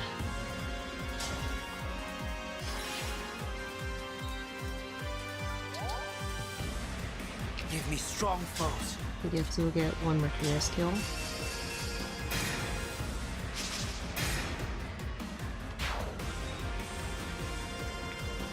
Awaiting orders. Amber's kind of just doing this for the 4 combat EXP, but not really Here goes. necessary. And then Alear is going to do a backup goddess dance. And they're going to stay here. Even if they were in Griffin, they can only move here. It's not going to do anything. Any Rosado deployment this chapter? No, I don't have reposition on Rosado. I just never had the opportunity in the early chapters, like I didn't need it, and now like I have enough characters to fill out the deployment with reposition already, so there's like no need to get Rosado involved. That was a beautiful chapter 22. Congrats. Thank you, XS. Thank you. I'm glad the Hortensia Staff Mastery 2 didn't end up mattering. And now Amber will take the first health bar and eliminate that fog.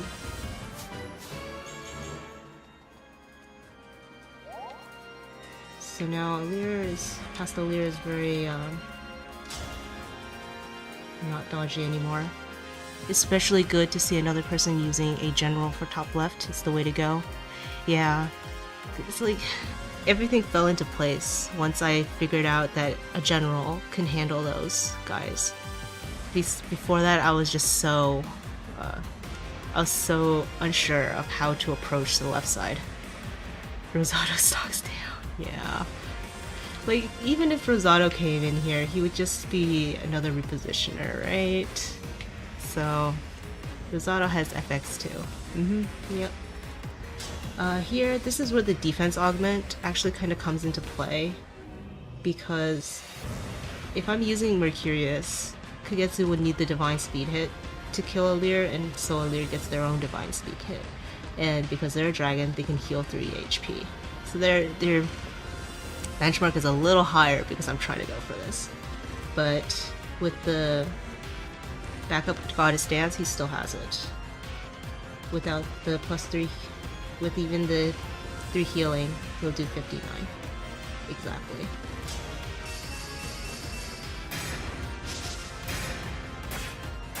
Well, the 3 ended up hitting. And now Cedal will just dance.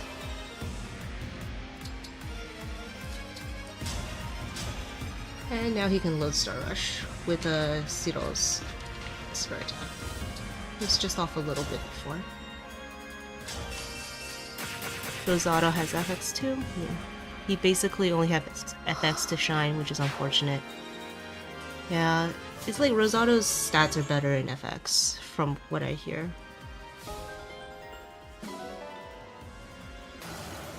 And Rosado got a lot of love in my original run. That's nice. I used Rosado for repositioning in my original, so he was used more there than here, for sure. He still sucked me. Poor Rosado.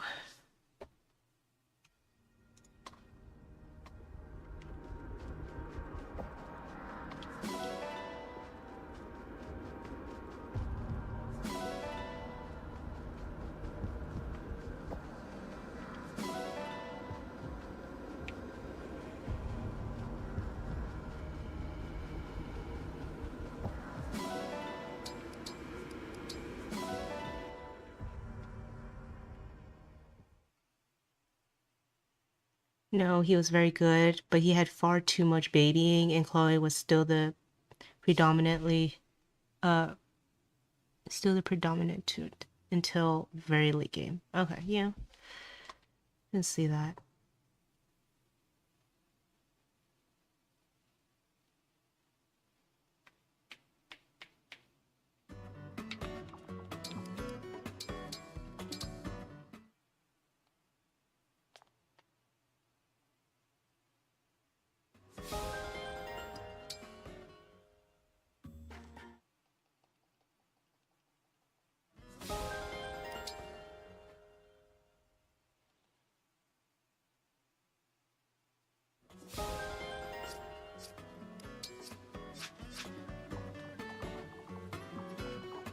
There's nothing to actually do here.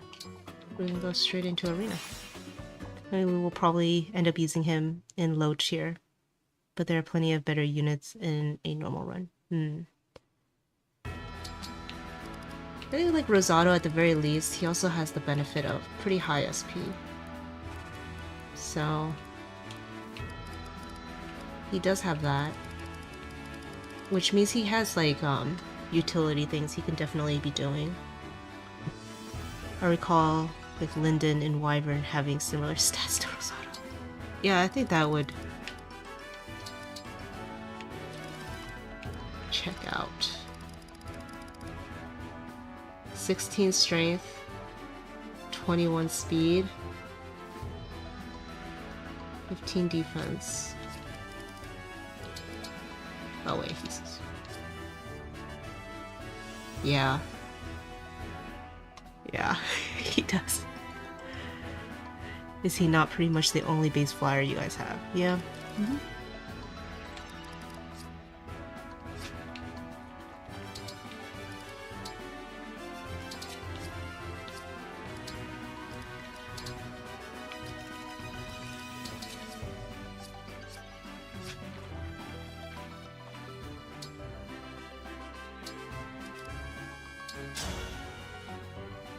That honestly doesn't really matter since anyone could reclass to a flyer at that stage of the game. He does have okay bases and good growths among the low tiers. Mm-hmm. Okay. Let it be this victory. Rosado has +1 HP in equal or less and everything else. Oh, poor Rosado.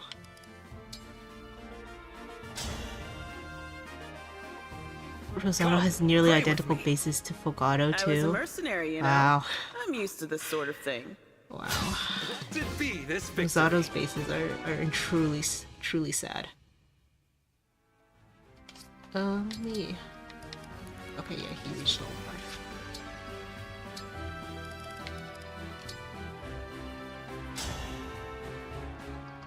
That's even worse than I thought. Let's do this. Yeah, Rosado's bases are Fram, sure something. Divine Dragon. Let it be this victory.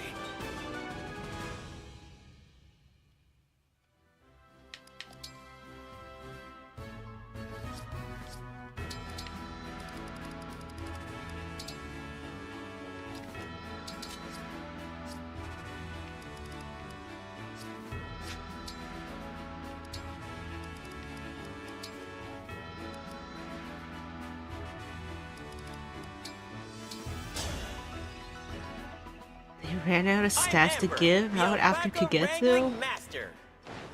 I mean, sure, Kagetsu has really high bases, but like, it's not like Marin's that far off. So it's not like it's just him.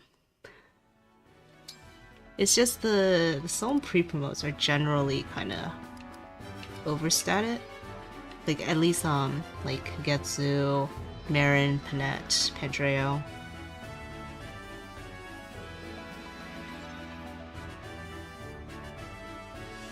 Yeah, joking, but Vulnerary joins was with Rosado, yeah.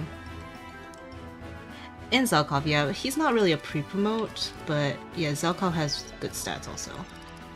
Man, I didn't use Zelkov, like, at all. And yeah...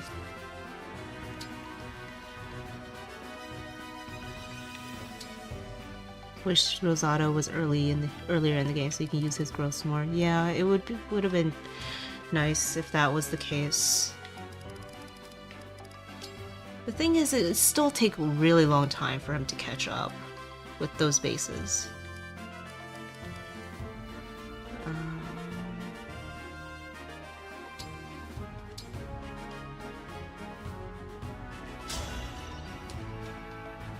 I'm, Jean. Should I He's really stuck be in here? Thief with not great growth. I am Leaf of Leonster. Yeah, too bad I Zelkov will be needs your 4 levels partner. to get it to a promoted class. Yeah, Zelkov, that's just the main unfortunate part for Zelkov. Otherwise, he'd be pretty solid. I need to inherit. Pandreo, unfortunately, needs to inherit HP. He's too squishy. But it's also just because I chose to put Alear into Swordmaster. Like, if Alear was still in Griffin and all that kind of stuff, there's different ways to plan out this chapter. Because what I'm gonna do for this chapter is use just one warp. Alear's gonna take the boots. I'm gonna just use one warp for this chapter, so there's alternate ways of doing things, but well, in my clear right now, Pandreo needs HP. It will take some work. You take excellent care of the ring. I was tempted to move Zelkov to F tier. Oh my goodness, poor Zelkov. Please be thorough. Ah, that looks so much better. Thank you.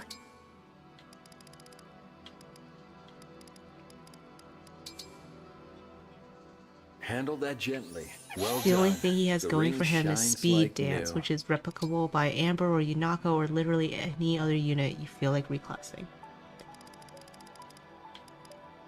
Yeah, I guess... Yeah, there's just not many places where you would use Zelkov. A good cleaning is in order. Well done. guess. Good as new.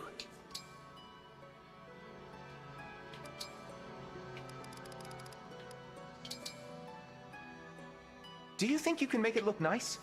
It's nice to see your dedication to the rings. And Make it Alchris. Yeah, sparkle. Alchris can How also is do it? that. Is it Yeah, clean that's true. now?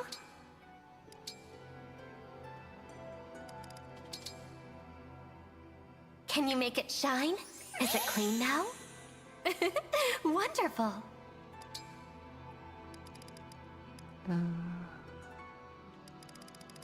This doesn't matter. I remember he can Did you clean contribute that to Chapter 12 one You turn when worked hard. Nico and I I'll first repay you discussed in it. battle. Zelkov's personal bases are only slightly worse than Kagetsu's. Other than Be luck. thorough If he didn't now. need 4 levels, he would have been really good. You made quick work of that. Maybe nobody brought that up afterwards because it's been a while. Yeah, I think like the one turn is starting to pivot more towards Kagetsu in that role. Because he can do it, I think. And even if you can get him out of Thief, he can't replicate Kagetsu and doesn't have magic or luck. I think people just aren't talking about one turn much in the Chapter 12 one turn much in general. Yeah, chapter...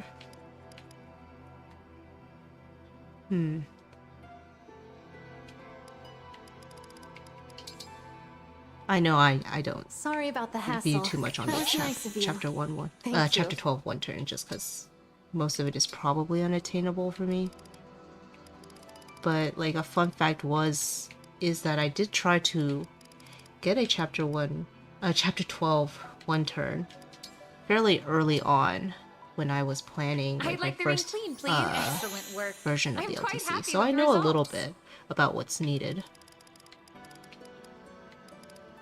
But I deemed it likely for me to That achieve a should help. chapter 12 one turn What fine care you've taken. under my restrictions.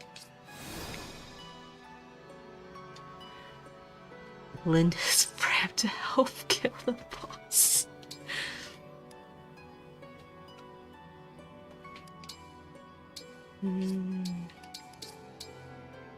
Actually, I'll do this in the map. I don't need anything else. This is a very short prep.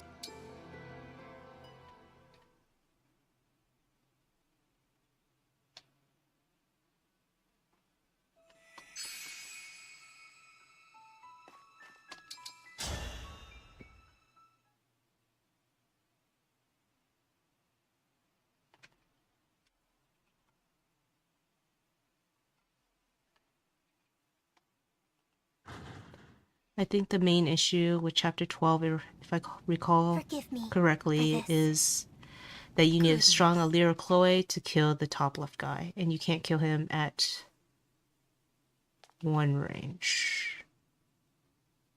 Top left. Do you mean the martial monk, or? Because you can kill him at one range.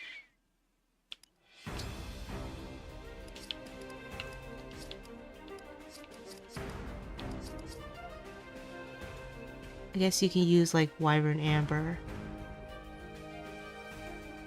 Yeah. So I did see Nimpo's theory craft of chapter 12 one turn because I was talking with Dean about it. And yes, that used Wyvern Amber with Canter and Advance. He can reach the sword fighter, and then he canters in range of the martial monk. And then, essentially, what I was talking to Dean about was, because he was having trouble with getting Kagetsu EXP, because Kagetsu went into Sniper with Lin, and he did what Zelkot would do. Giving Kagetsu that role stunts his EXP for chapter 13 because Kagetsu doesn't double the snipers when he's in Sniper with Parthia. So like I do recall talking with Dean about how to get Kagetsu to double with Parthia. The warrior. The warrior I think is handled by Bunet and Fogado. But you do need hefty forges for that.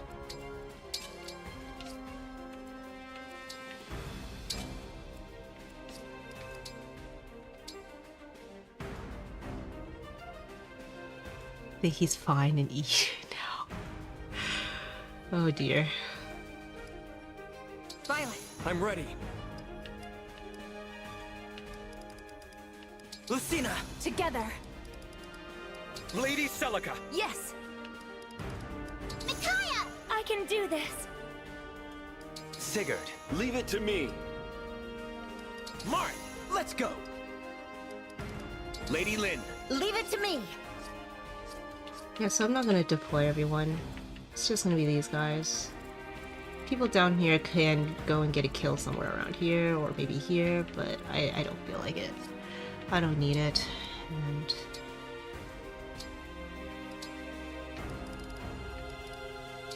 HP.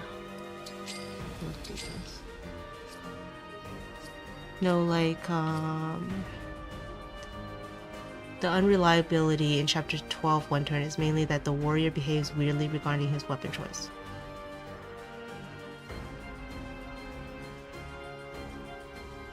No, but like Pandrea warps and then the flyer full moves, and if I recall correctly, I needed a javelin or advance to reach the critical square. Yes, you do need advance, I think. At least in the clear that I saw from Nimpo and Dean. But that warrior is a jerk. Yeah, the warrior I think is mainly handled by Fogado and Bunet. Chapter 12 boss is annoying to deal with. Yeah. Been playing Paper Mario all evening. Looks like this has gone well. Yes, it has. Hopefully I just don't mess up here. Don't make any errors. How is Paper Mario? Is it the 1000-Year Door that you're playing?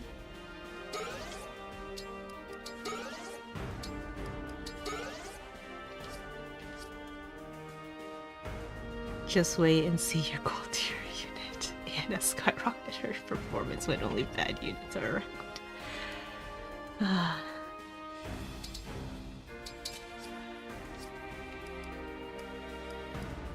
I don't even... Nope, I shouldn't have stored all, but... Oh wait, no, that's fine. It just started controls. Yeah, the remake, I just beat it, doing some post-game stuff now. It's great as expected. Music especially is awesome. They added tons of new songs. Oh, that's really great to hear. I was really interested in that new Paper Mario. The thing is, like, I feel like I remember the original, like I played it yesterday. Because Paper Mario Thousand Year Door is one of my favorite games. And I played it a lot. So I didn't know whether or not it was worth getting the remake. I might get it a little later. Not on launch. And watch her skyrocket more than when I throw DLC at the low tier run.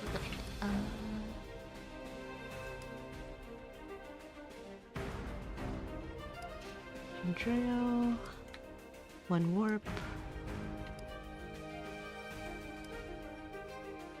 That looks right. The only tonics are needed on Pandreo. He has a ton of difficulty surviving, like, a single combat.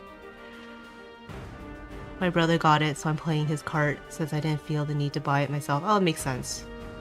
That makes sense. I'll probably get it one day. I'm really excited to try it out.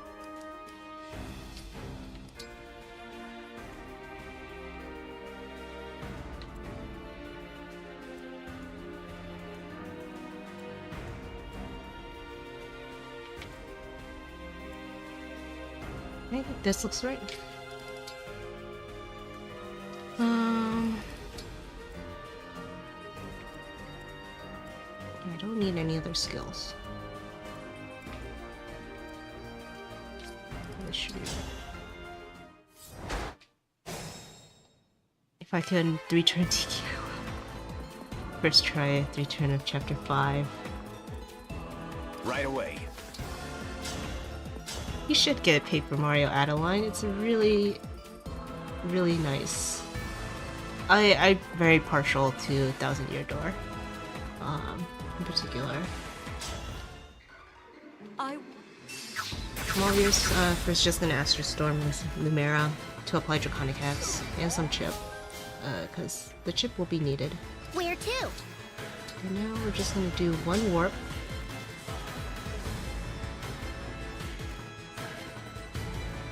And Hortensia is gonna warp them here.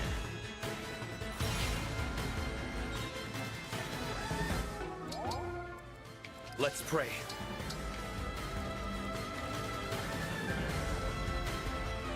Kendra will chip this guy. The cavalry bonus bonuses +2 range is needed for that. And that chip will let Kagetsu Parthia. And I'm just still Parthia farming for no particular reason. And how mysterious. Dance with Sigurd.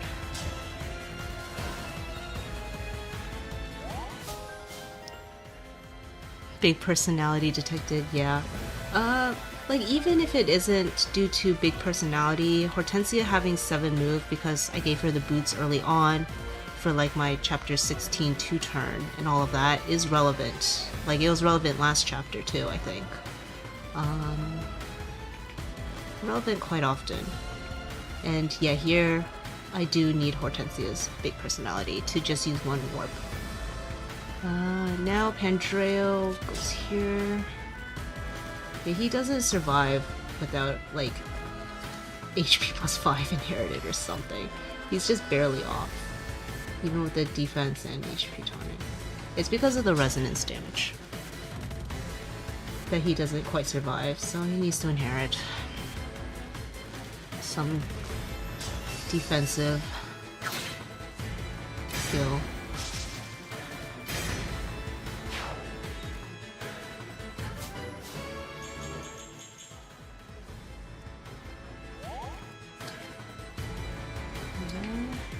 Here comes Amber. Amber's gonna chip a bit. Because we need to open a path to Lumera. Bootensia meta, you love to see it. Alright. Just dodge forehead? You're telling me that in an Ironman, so just dodge. We would love to do that. It doesn't matter, Pandreo doesn't need the SP anyway, so... and then Alear will... go here. Alear's support with Pandreo is needed to get him 100 hit here, so that's why Alear should go up. Now, with Lumera already injured, this is pretty simple to get a Mercurius kill with Amber.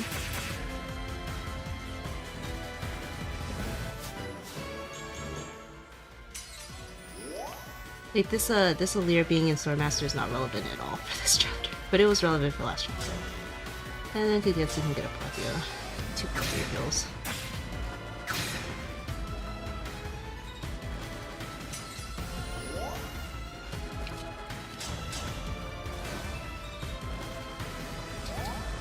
Though I guess the strength does help Kagetsu save on a tonic, but he'd reach this regardless.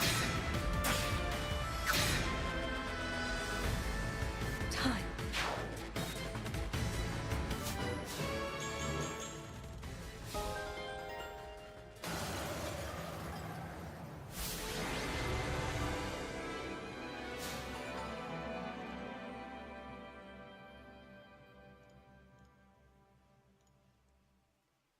I have forgotten to note all of these. Alright, we're finally on the last chapter.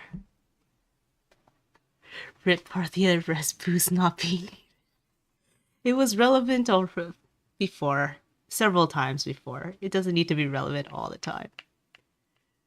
Also, that Royal Knight Alear I brought up isn't that bad. It's Griffin, but instead of flight, she gets the Cav Dance, aka 10 Dex. Yeah, I can definitely see the vision of it. Dex can be nice in certain situations. I find that the Res Goddess Instruct, or like the Goddess Dance, is more relevant, but I can see Dex being useful sometimes.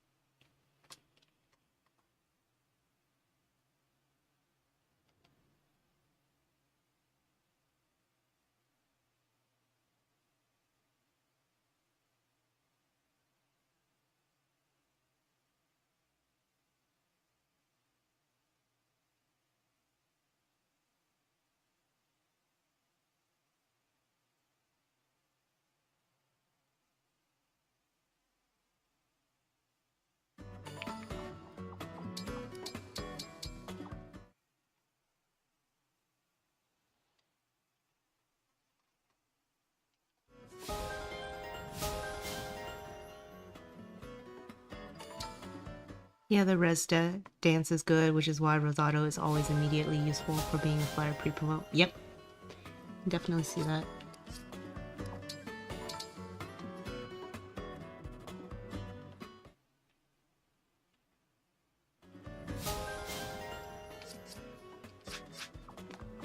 I'm gonna need to sell a little bit. Well, yeah, I don't have that much gold.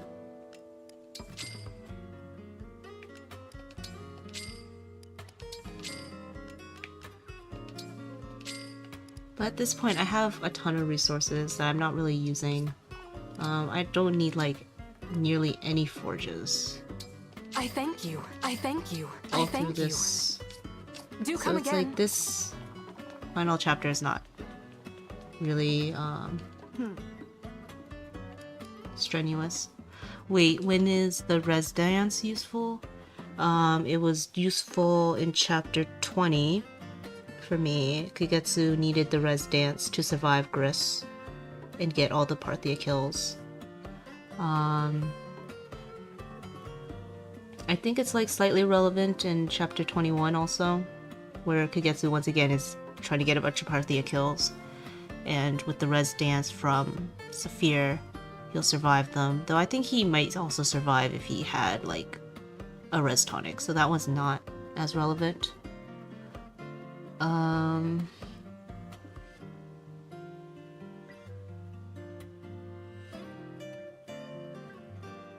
Potentially chapter 19. Just because, for me, like, Kagetsu's attacking Mavier, and he gets hit by the flame cannon. But maybe Ivy heals enough without the res dance. It's also nice, if not for the res, but for being a flyer overall. Yep. Yeah, it's just like the mobility of it is nice sometimes.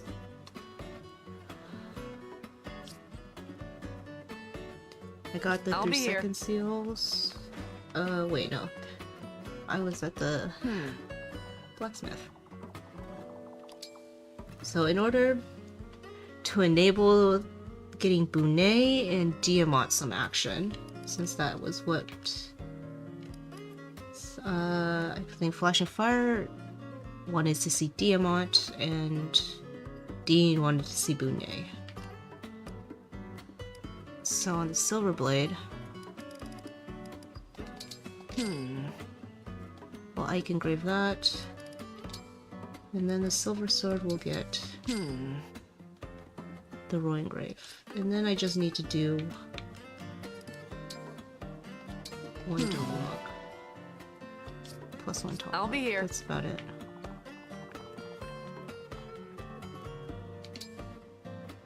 Did I even pet Sami and all that last chapter? I do need a few Bond Fragments for this one, so I'll do that.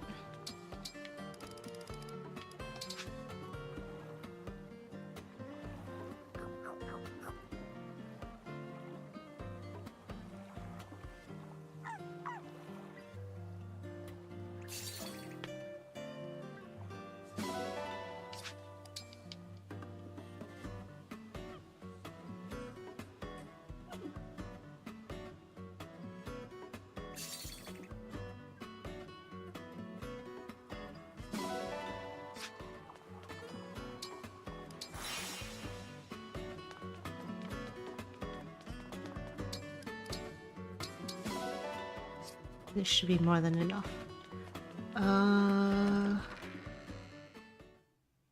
Cold Jolteon, was it you that said to bring Boucheron into the arena?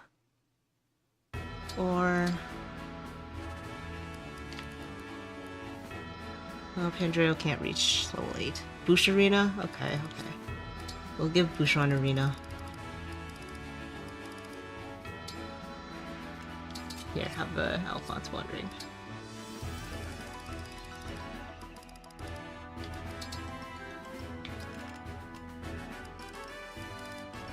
No, but the Alear Swordmaster level? I can give Alear a level 2. And Pandreo being off on 1 yeah. Oh well. It's fine, he doesn't need it. And it's like, EXP can be quite variable on Pandreo.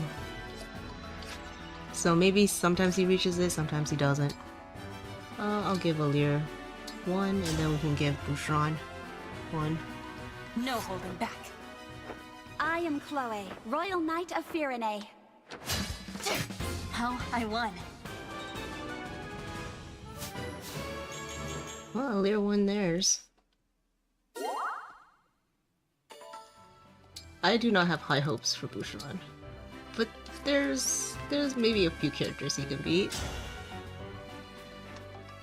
A training session with you should be interesting. You look tough. Oh, does he beat Yunako or no?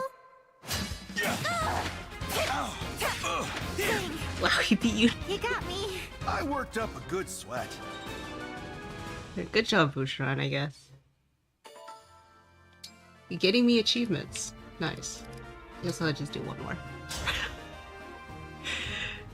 I am Boucheron, Royal Knight of Firene.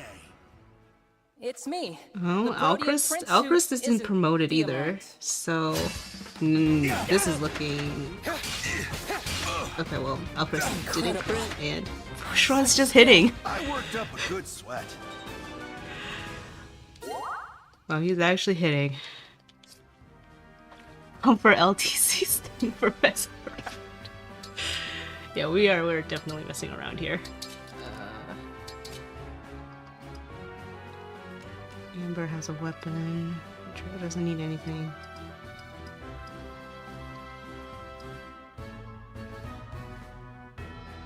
Two wins. He hit 67% in a row. Yeah. Wow. Yeah, I totally expected him to miss one of those, but he did not. Boucheron got very lucky.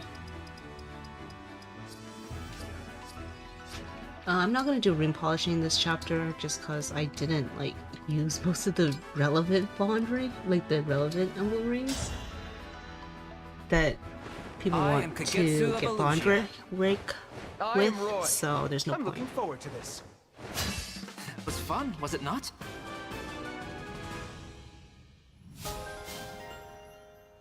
Boucheron just got lucky. He got very lucky. Two characters that were like that he's capable of actually beating, and then also hitting all of those. Let's fight so hard that we start a legend. I'm Erica. Pleased to make your acquaintance. I wonder how much of the army could get through just one shots. I think the better question is who doesn't Kagetsu one shot at this point, because he's like the only adequately trained character. Like Pandreo's getting one shot, I'm pretty sure. Pandreo's probably the second most adequately trained. Maybe Mavier won't get one shot. Mavier does have a decent amount of defense, and maybe Saphir also, yeah, because she's back in Warrior. And Saphir has a lot of HP. But Veil is definitely getting one shot. And I don't think anyone else probably will survive. Like, maybe Brunei won't get one shot. Goldmary also, maybe, because she has 30 defense.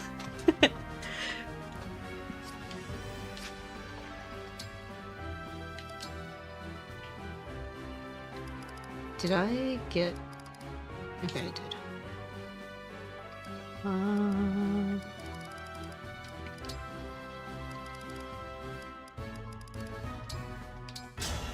Bunei's gonna need momentum. I am Bunei, We could get Zeus one off from one rounding Pandreo. Oh, okay. Think to duel me. It's because of the plus HP that I gave Pandreo. Taste of victory is sweet indeed. Otherwise, like, Pandreo without the plus 5 HP would get one shot.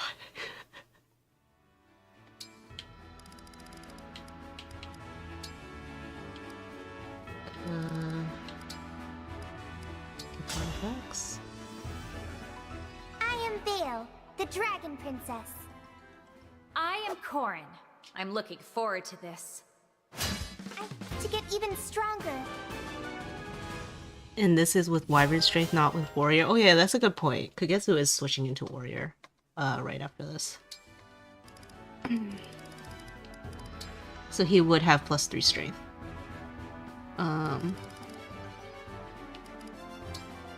Okay, no, Joan's already fine. Goldmary with that personal 15 base strength, defense, yep. She's got a lot of defense, and that helped a ton in chapter 22. She did what I needed her to do.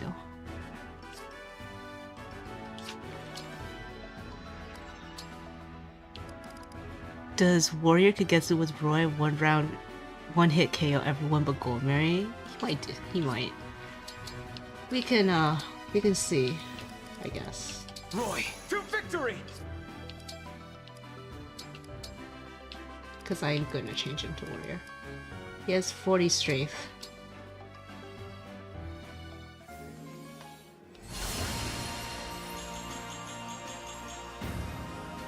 $76 attack to one hit Goldmary. 61. So he is a little off. I'm gonna give him Axe Power for this chapter, so 63. is probably the best he can do, with maybe like a tonic, be 65, which is not it, but Great Axe 76, he would one-shotter. And this is also a linen engraved, so you could give like +3 to that. But yeah, if he's using like a silver axe, he's not reaching it.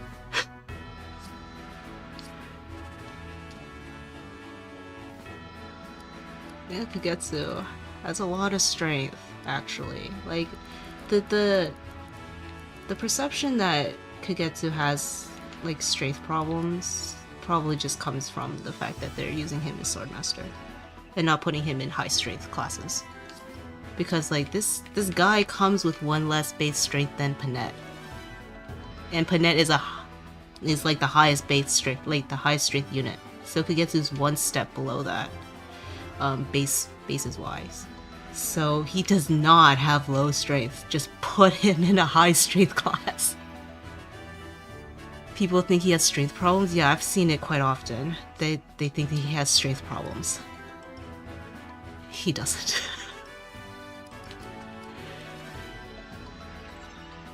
Alright, I think I still need one more thing. Yeah, I need Amber to inherit strength +1. I'm Amber, the alpaca wrangling It's the 30% growth. It doesn't matter when he has such high bases, though. Marquess of Ferret. Prepare for battle. Oh, they'll write about this in history books for sure. His growth is 15% lower than Panette, which is not a lot, even as the game goes on. Yeah, like, if you train both Kagetsu and Panette, I think like on fixed growth, Panette will have like 4 strength higher than him, or so. That's not that, like, obviously that's why Panette is high strength unit. She definitely has a ton of strength, but it's not like Kagetsu's like 10 strength lower or anything like that. So it's like he does have a lowish or lower strength growth, but his base is so high that it doesn't matter that much. The person who put Diamant as #1 on day 1 also said that Wyvern to America 100%. Wyvern could get to an LTC. Oh, okay. That low strength can be replaced easily. Interesting, interesting. Amber.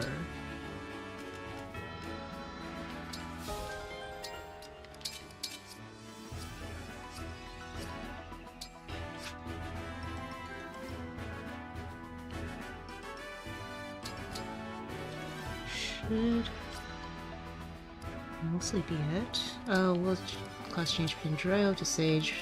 Rest in peace, all that experience. It's fine. You have to have my high magic, my favorite mage, Tamara.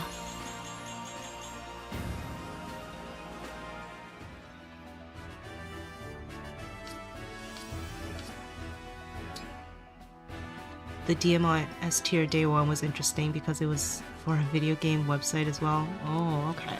Huh.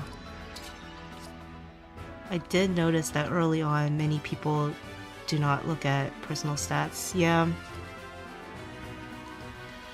Yeah, pretty much. It's like if you compare the personal stats, you'd see like, I mean, like people, there's been like people saying that like Marin is 2 strength off from Kagetsu at base, but like Kagetsu's 1 strength off from Panette.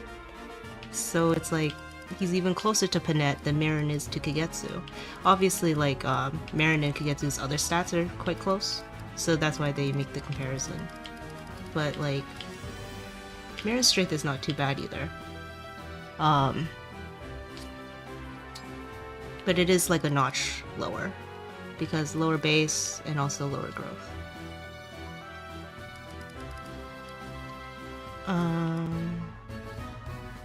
Diamante #1, day 1 was literally only because Soul and because it took him 2 months to actually play Cage. I see, so he like made the tier list like based off theories, like theory crafting. So on launch he said Diamant better than Kagetsu and then didn't play the game for 60 days. I see. interesting.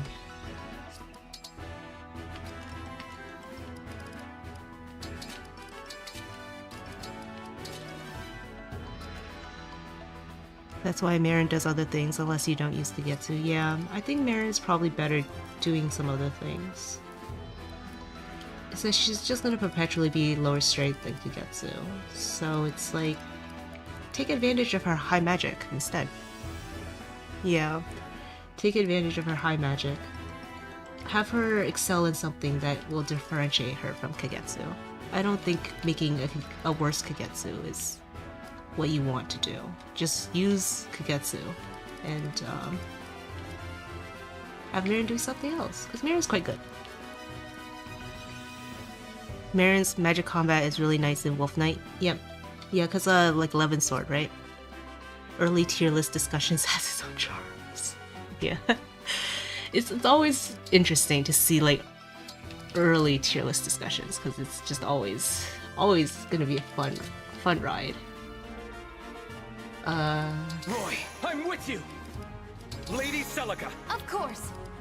Micaiah! Of course! Erica! I'm honored. Lady Lynn! Let's go!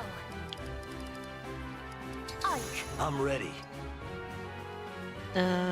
We talked about Marin for a decent amount of time. Unfortunately, Marin will be benched for this chapter to make some space for Diamant. Lucina! Let's go! Oops. Yes! Marth. Understood! Leaf! I am ready. Where is everyone? And nailed the Sigurd, we Sigurd. go together. No, Marin. I showed off what Marin can do. Let's go! I showed off what Marin can do in my first iteration of the run.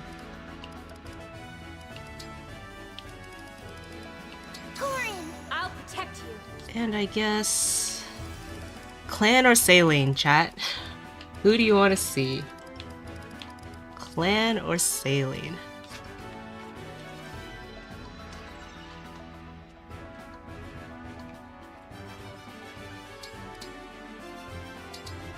Not Clan.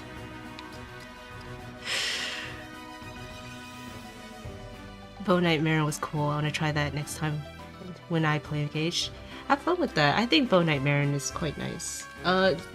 Just be aware Bow Knight has pretty low strength. That will kind of probably cause a little bit of issue with Marin, but she doesn't have like the highest strength either. So just coupling everything together might be a little bit difficult. She'll need some help with strength, but give her a good like emblem that gives her strength, and she should be pretty good. Saline, Magic Clan Pandering. Okay, seems like it'll be Saline. Priestess, you are outnumbered. Violet! Let's go.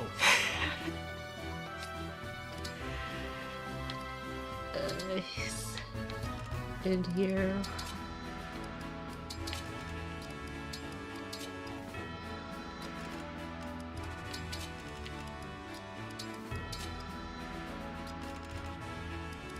So this, unlike my other clears, I got really lazy. I am not optimizing staves for this clear. I have extra staves anyway.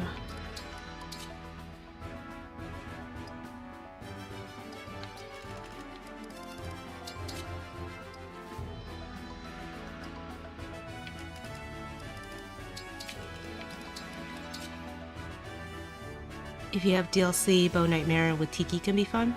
That's a good suggestion. Clam? No one like Clan, and if you do, get a better opinion. Poor Clan. Poor Clan. That's all I'll say.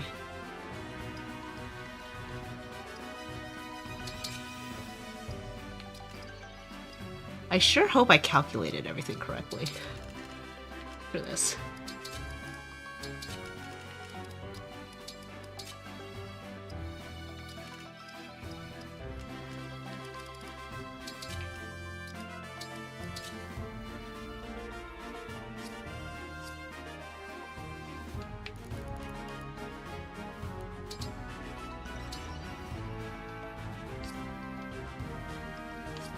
Boone would one-shot that.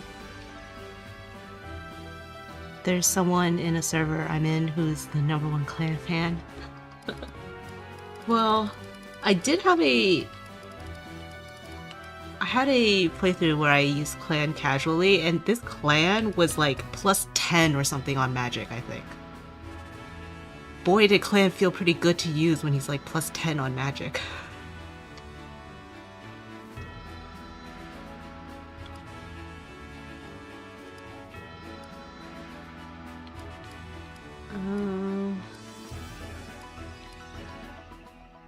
Oh boy, I really hope I had calculated everything correctly. This did Amber inherit? Yes, he inherited strength +1.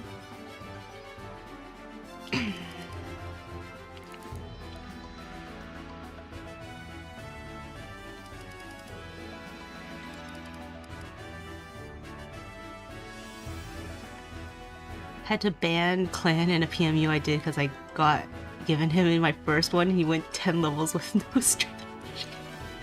Oh, it just sounds like that clan. Poor clan. Anyone would appreciate being +10 in the average in the stat. Yeah, pretty much.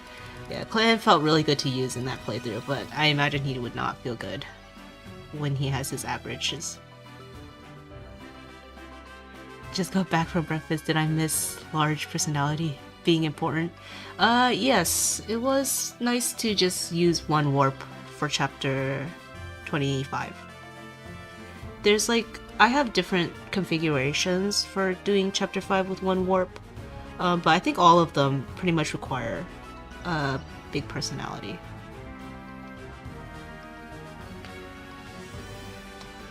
Clan moment. Yeah, poor clan. Poor clan.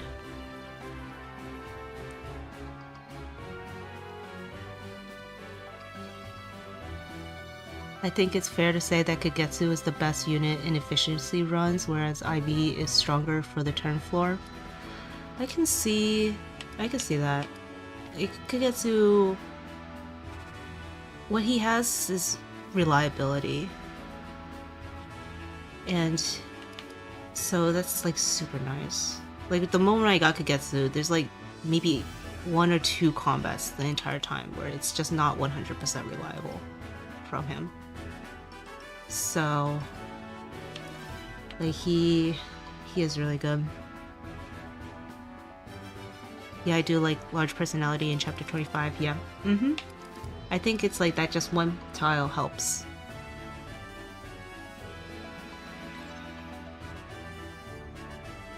Nimpo's run used IV a lot in mid-game that I'm not sure Kagetsu can replicate easily, yeah.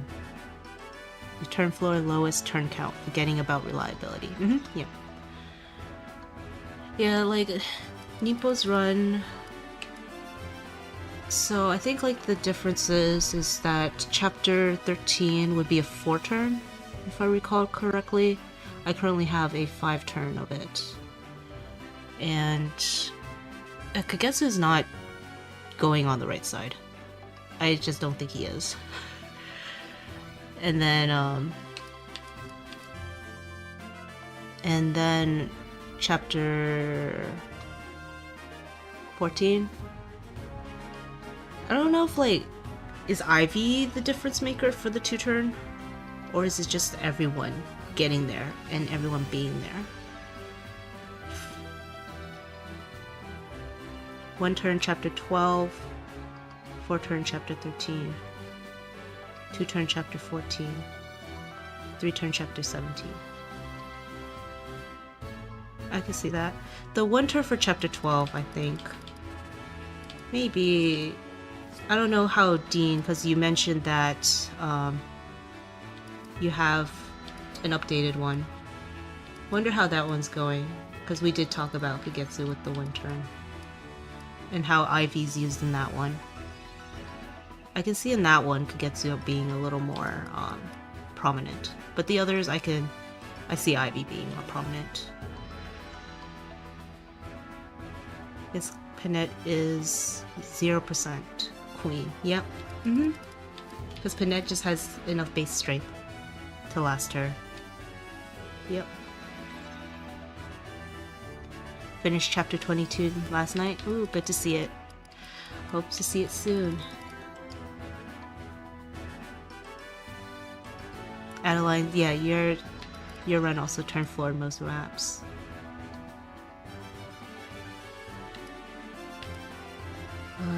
This should be it.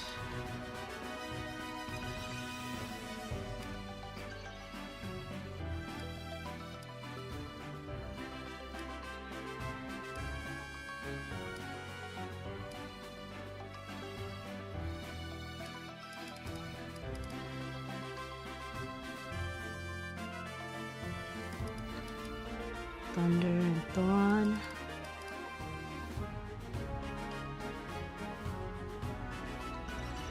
Big base strength plus 10% crit are pretty good. Yep. Pinit just has everything that she needs at base pretty much.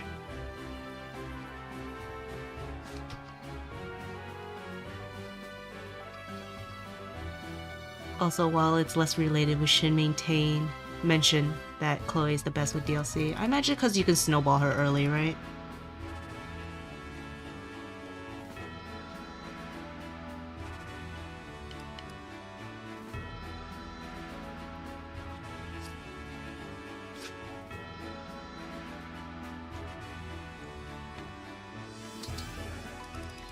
I need to check Diamond's benchmarks a bit. So he's 14 might with the silver sword.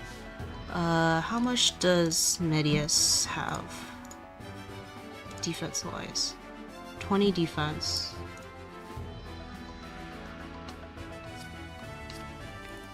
He's 14 strength.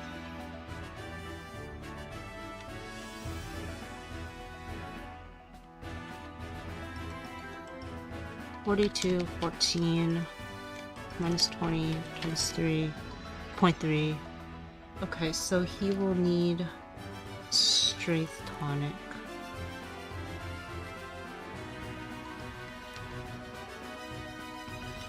If it's 16, does he do too much damage then?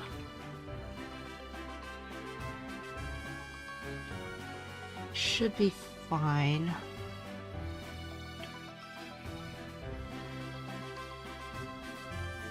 When Panette only has one more strength than Kagetsu. Yeah, I think that one strength matters in 0% context, I think. Which is why I'm always hesitant to talk about outside DLC because I barely know the meta now. Edelgard snowballs anyone and Chloe's the best early game unit for that. Chloe snowballs really well with some initial resources given by the DLC, and as a Cantor Griffin, she can save a lot of turns in mid-game that Kagetsu just can't replicate. And yes, Edelgard fixes her strength problems. Makes sense. It's the personal that matters more than anything.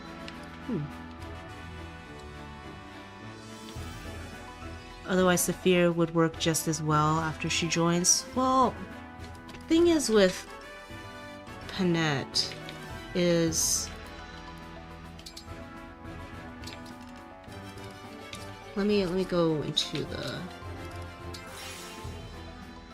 the blacksmith real quick. Because for what I recall, because Saphir has her personal, which gives her 20 hit, like, Saphir could use a higher crit engraving to make up for that. But I don't think even with 20 hit, Saphir would hit 100 hit. I think that's the only other, that's the main problem.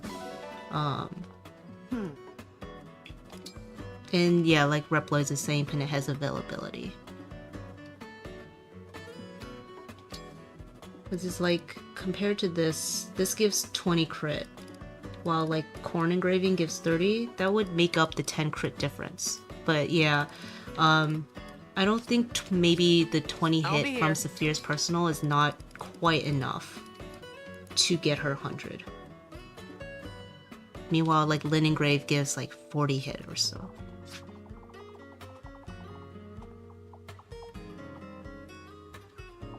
Core Engrave has -2 damage and no hit boost.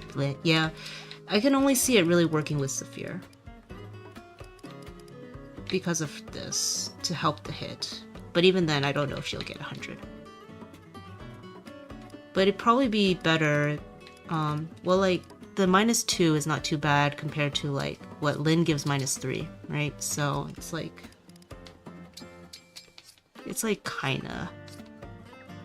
kinda there. But obviously, Pinet's very much better in that role, I think. This reminds me when Jumpy was doing that community tier list on Reddit, he asked me to rank Alear and Chloe. I did in turn for Chapter 3, Chapter 5, Chapter 10, and of course Tiki and Vero, since those two can be one-turned if done later, but where's the fun in that? And it completely changed the run. Okay. I told him Alear over Chloe for the rules he set down, and I remember lots of Reddit people disagreed, but I think the LTC community has converged to Alear over Chloe for no DLC, right? Well, look who it is. Well, I mostly have my own run to draw experience from, and Chloe she's level 7. She didn't do that much.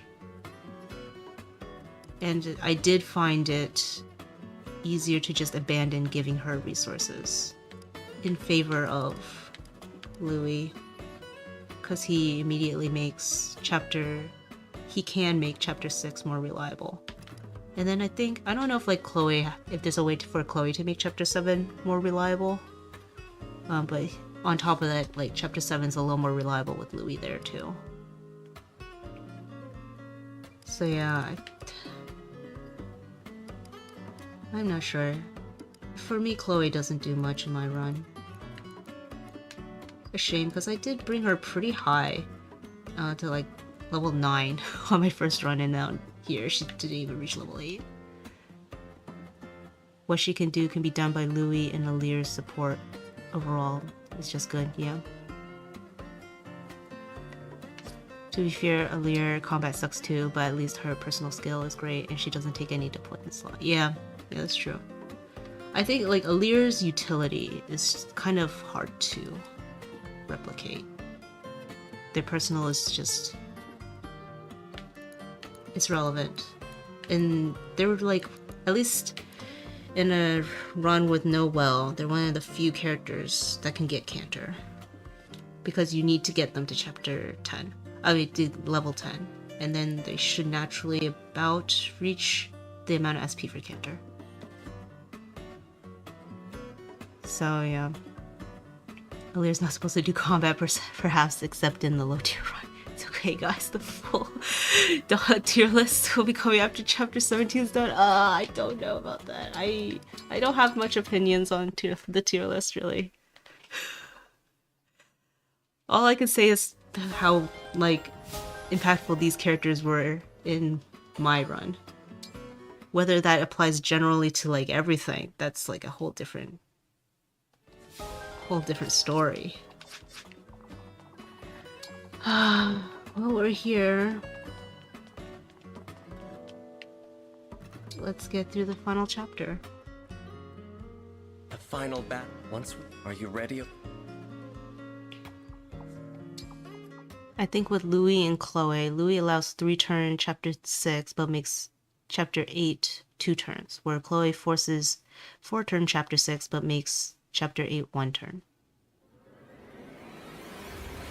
I can see that.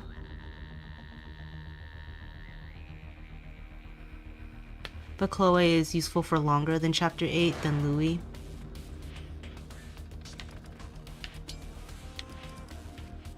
Didn't Elite Mode show that Chapter 6 3-turn and Chapter 8 1-turn is feasible when allowing S-rank meals? Yeah, with meals that's the thing. The rule set currently says... yeah. No meals, no dogs. Yeah, that makes sense in the context of like no meals, no dogs.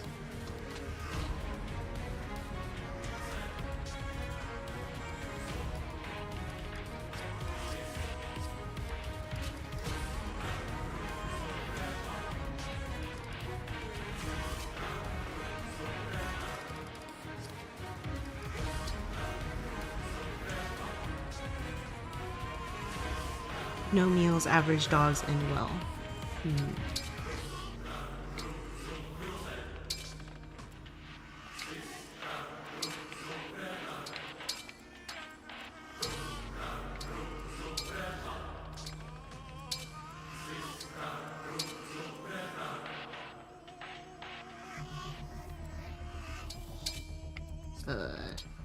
We're bringing a level 2 John in here.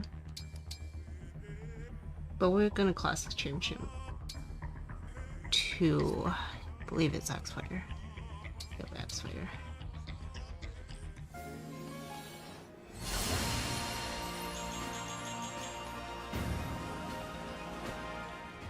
Deserve to challenge yourself. XS, grab Kev and finish your run already before fully going after low tier. Challenging yourself with fan games. Last I remembered, the tier list doc had meals allowed, just not +3 or +4 unless you were talking about different contexts. Will you be doing all paralogs run at some point? I'm considering it. Main thing is, coming into this chapter, I can just look over here. I have 1 warp, 6 rescues, 1 rewarp. If I do all paralogs, I would have to find some way to get more staves. Because I do get all the staves now in this run, and I have saved staves where I could. Like, I'm sure this chapter can be optimized a little more. I got lazy with the optimizing staves. I'm just gonna be using whatever I have. But with this amount of staves, I'm not too sure if I could do all the paralogs. So I'll have to see. I'll have to see.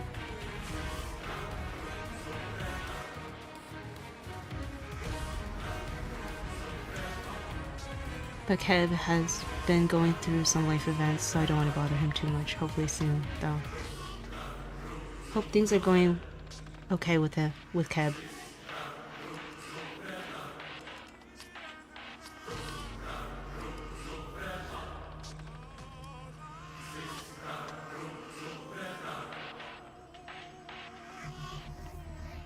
Knew Veer would finish the route LTC first. At least we recorded the last few chapters and completed the run on our end. We just need to add commentary together when he's more free. Hope Keb is doing okay, yeah. Yeah, just hope Keb's doing okay, and hope things work out for him.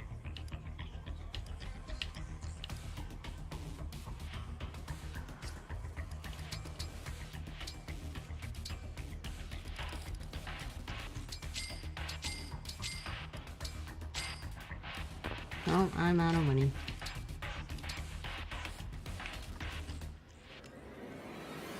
I mean, these can all be sold, but like...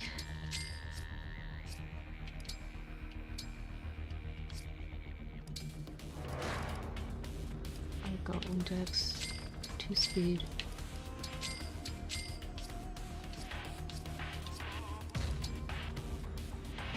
No Parthia could get through this map? Has he broken his Parthia addiction? And no Parthian could get through for this map. He's done farming EXP. Have you seen these stats? He's capped like everything. At least in Warrior, he's capped pretty much everything. Except for Strength, and I think he could get a few more speed. If I wanted him to cap, I can give him a speed wing or something. Thank you, he's moving to a different city, so there's lots to do. Okay. Hope he's adjusting well. It's always tough. He broke his part.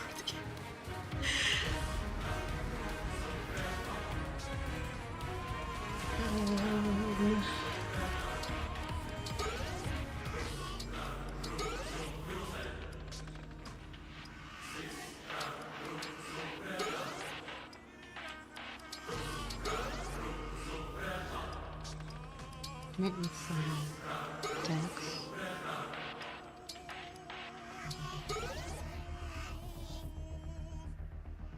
Well, I did not get enough tonics. I need one for Sean as well.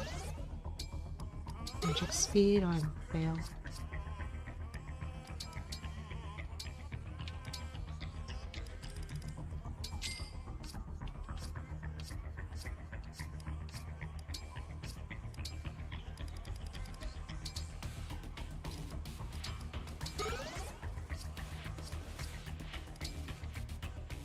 I hope Diamond is alright.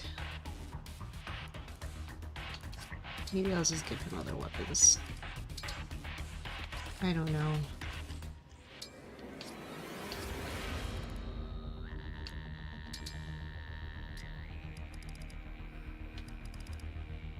He should be. I calculated it. And then Bonet should be fine too. Let me just double check with this. It's 42.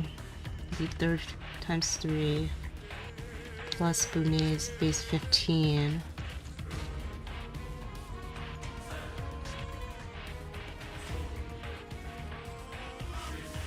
Minus 36. Oh, hold up. I am not doing something correctly. It's not base 42, it's base 24. 27. Plus 15. Minus 36. And then plus 10 for momentum should give him enough. That should be fine. Used it too much, the bowstring snapped. His draw strength became too much for such a heavy bow. I guess that has happened. Over the course of this run, Parthia has broke. Fury is doing great in his run. Some really cool rep players, and I'm very much looking forward to Chapter 11. But yeah, Chapter 11 will be very interesting. Mr. Bonet is ready to roll? Yep, he's ready to roll for you, Dean. And we have John here for Cold Jolteon. And Diamant here for Flashing Fire. Flashing Fire wanted Giorgio's Diamant. Unfortunately, I cannot have Diamant kill Medius, so it's gonna have to be a Roy Engraved Silver Sword instead.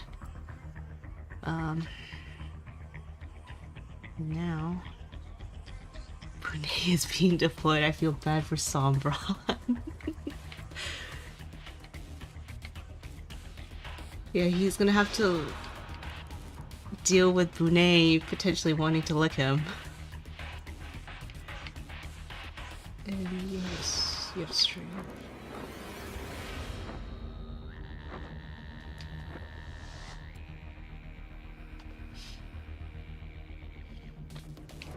And you have strength.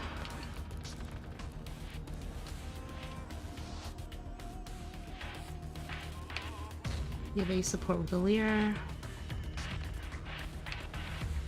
169 hit. That's right.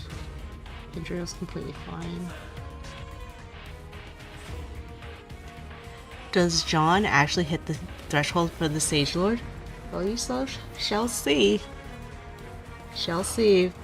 According to my calculations, he does. Imagine if we trolled too hard and it is actually our chapter.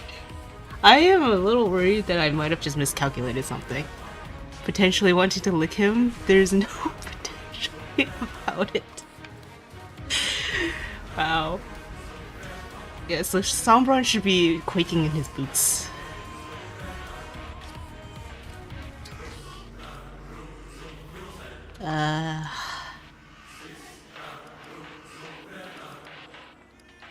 No, this is it. There's actually, let me make sure the repositions are. Yes, the repositions are here. We have a rescue. We have a rescue. Alright, let's start. Sorry, that was a really long prep for this chapter when it didn't need to be. But we had some nice conversations. You dare. Maybe we should. Do you want to see animations on? Maybe in the second phase.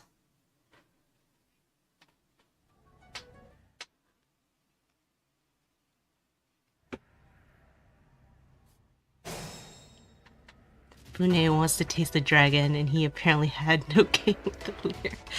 Yeah, he moved on to Sombron. We're gonna first have Diamond come here. I'll do my best. I'm gonna just use Engage Plus a lot, because I very rarely used Engage Plus before, even in casual runs. So I'm gonna just use it now and showcase some of its power. Let's hear it. Verily.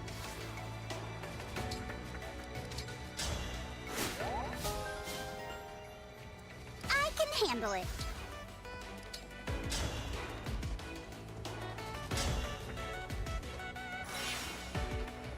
This setup's very similar to my first run. Shall I'm I just go? gonna have Kagetsu pretty much just delete Sombron's first phase. The choice is yours. I do have this spur attack that's a little important for next phase.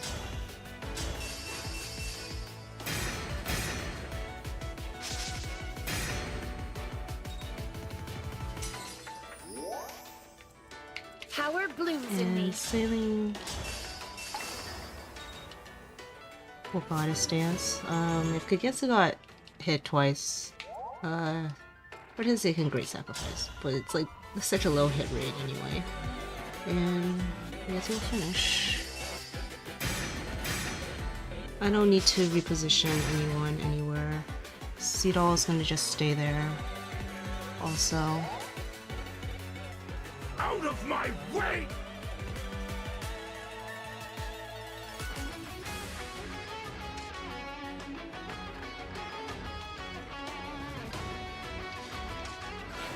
That looks right, everyone's in the right position. Sombron called.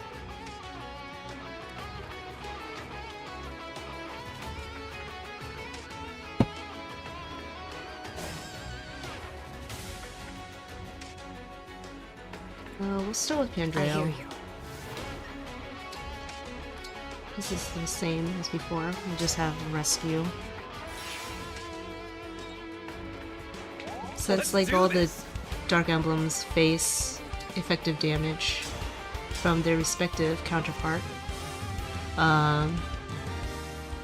Pandreo can just echo and kill. I need.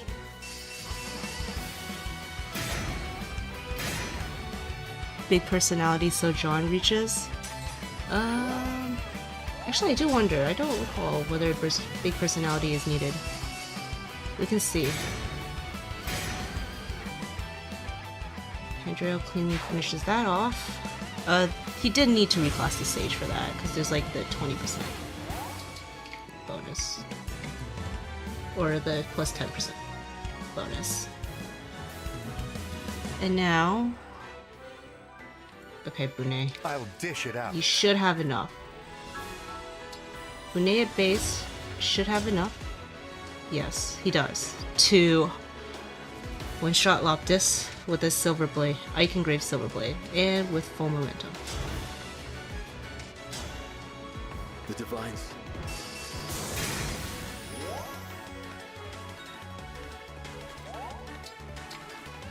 Awaiting And orders. Amber with full momentum also. You'll kill with the Steel Blade. Good job, Mr. Brunei. Yep, Brunei did it. He one-shot Loptis.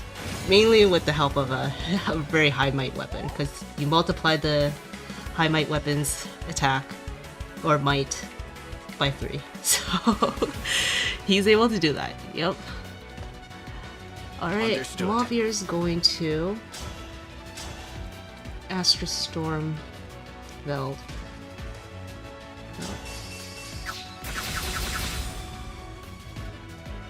Using Aircon Loptis this time. Yep. Amber wasn't in Warrior, so he didn't reach Merciless and all of that, so I couldn't really do all of what I did the first time to have Amber Astra Storm and destroy Loptis. So, better alternative is Wyvern and just have him Steel Blade, Twin Strike. We'll have these two deal with Veld. 91 damage before his strength, yep. And rewarp. I don't need personality, it seems. This is fine. This is enough. 1, 2, 3, 4. He can even reach there if need be.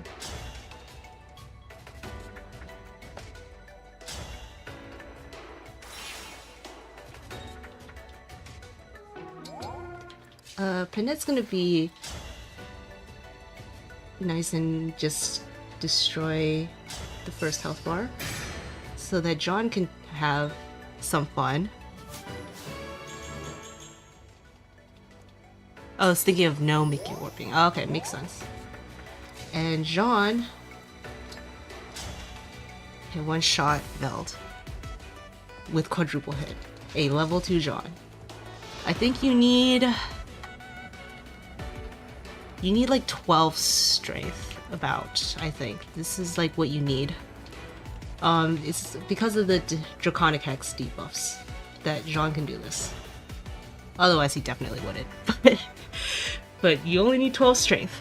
Animations on for that? I don't know the button. So let me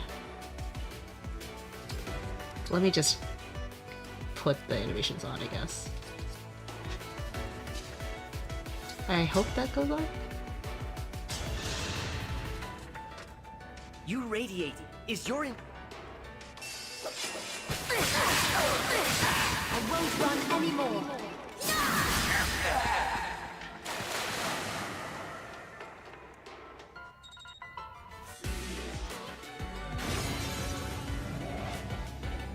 Alright, good job, John.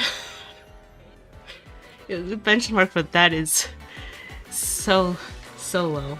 Almost accidental end turn. Yeah, the button was very close to it. So now all that's left is Medius. He did it, John saved him. He didn't even get 50 EXP for that. Oh, he got 50 exactly. I think that might be the cap for how much EXP you can get in combat. Because then like with Parthia and all that you get 100.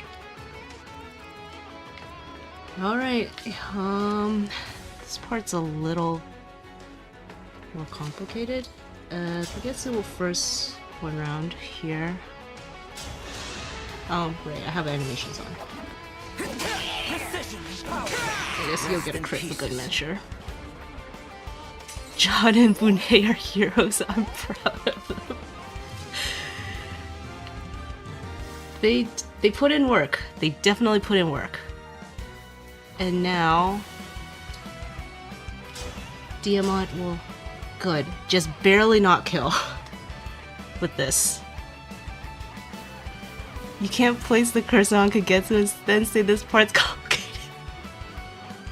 Okay, it was a little complicated because this was why Kagetsu did want Roy, because he does just barely reach the one round. But he's not engaging with Roy because I'm going to use Engage Plus. And then Cito also has Spur Attack. So like just getting him to the one round without having to engage with Roy and all that was a little complicated.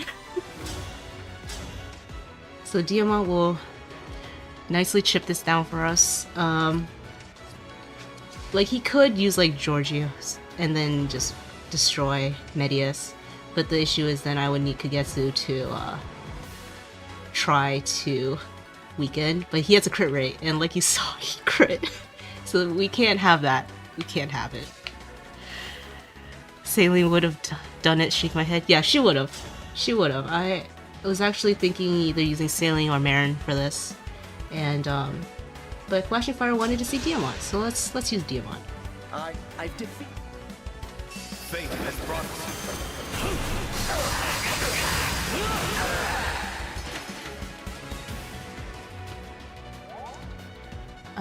and now, so Alear needs the boots for this clear, so not very practical clear. That's fine. We're going to H plus with Kagetsu. And they'll get this kill so that we can get it tuned. Or like make Kagetsu get it tuned, because that's the more important part.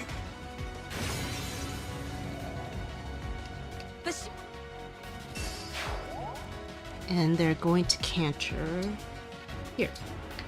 So now Kagetsu has a ton of strength, +8.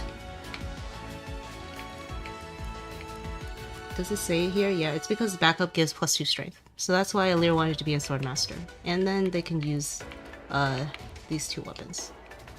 Don't worry. Now Veil. Go here. She barely survives thanks to Corrin's HP buffs. Just apply Draconic X. I mean, it doesn't really matter who the last boots go to. Yeah, it doesn't. It felt a little bad to have to necessitate it, but I wanted to have some fun with this clear. And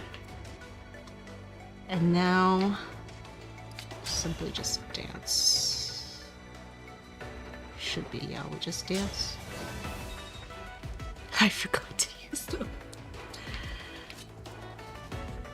So Kagetsu doesn't have canter, he's gonna just ship here. But that's fine. I'm gonna have Veil after the Goddess Dance. We almost killed Sombra with just a tomahawk. And now Sailing. Do the honors. Oops, I skipped that one. Oops. I keep forgetting about the animations being on. To give some magic to Veil. Really? And now she'll finish that off with the Thoron. She gets to take 1 health bar from her dad. Yes, I did it right. I see people did on clan for this. Yeah, the Kagetsu doesn't need any buffs, so we'll just use a mystical to give Veil the damage she needs to do that.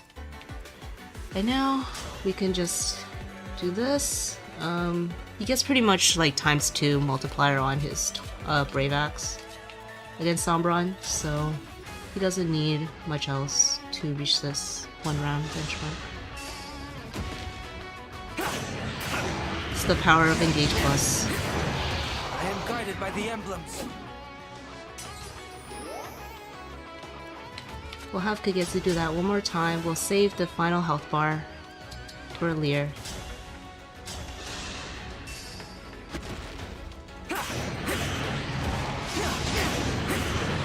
We did it, Divine One. Still annoyed that the fell effectiveness is only +2. It's already really strong just for +2. ×2. Hey, unlike last time, no 1% crits. Well, it's because he has a crit rate due to Seedall. Last time, I think. That was the main thing. That's why he had a crit rate, I think. And now Alear, finish off. But effectiveness is ×3 shake my head Alear. It would have been like, it's already so powerful, and ×3 would just like decimate. Okay, Alear, let's finish the game.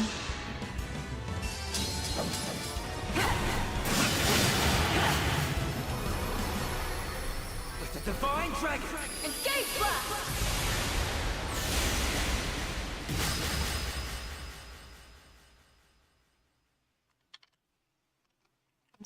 Chapter 22, and I was able to finish engage in 70 turns, which was my goal in an Ironman.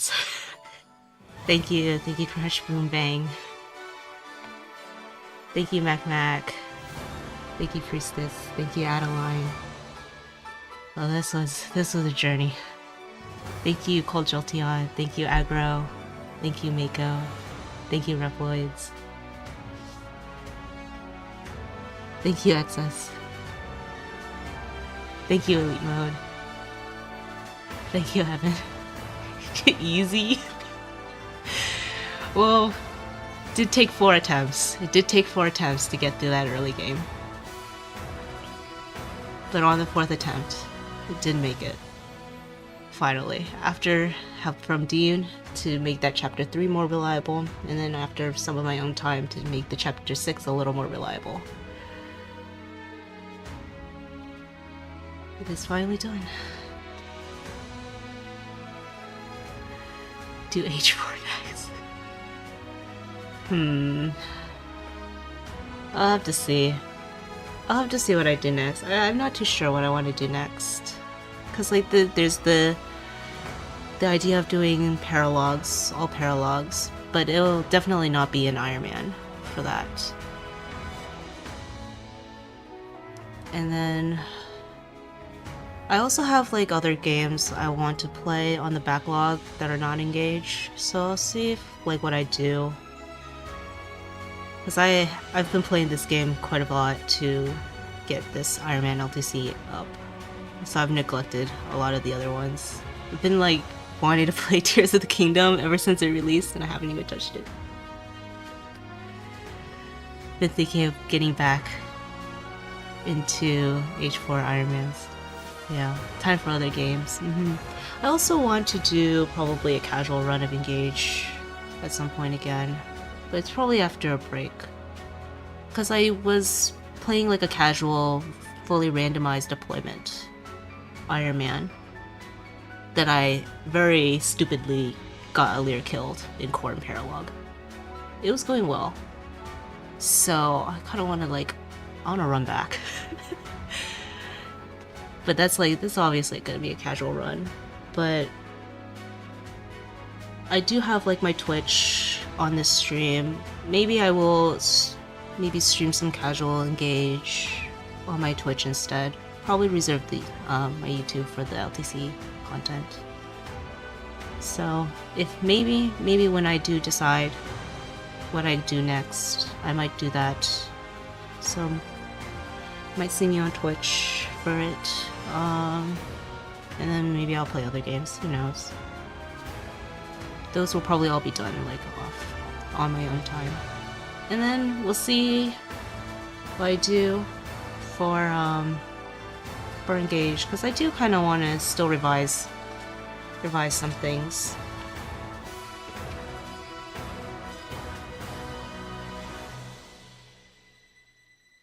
And doing like the all parallels would be part of that revision. But that will probably be a long time in the future.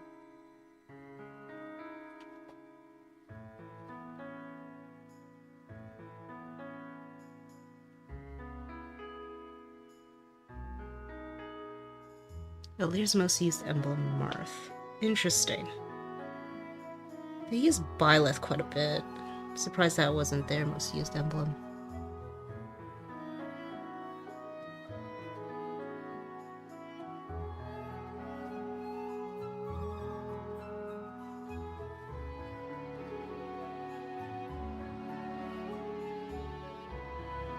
Sigurd.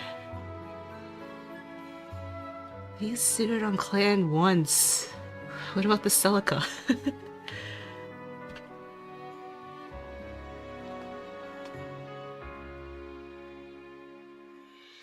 These unit records are always so interesting because it doesn't really align with what you experience, I feel.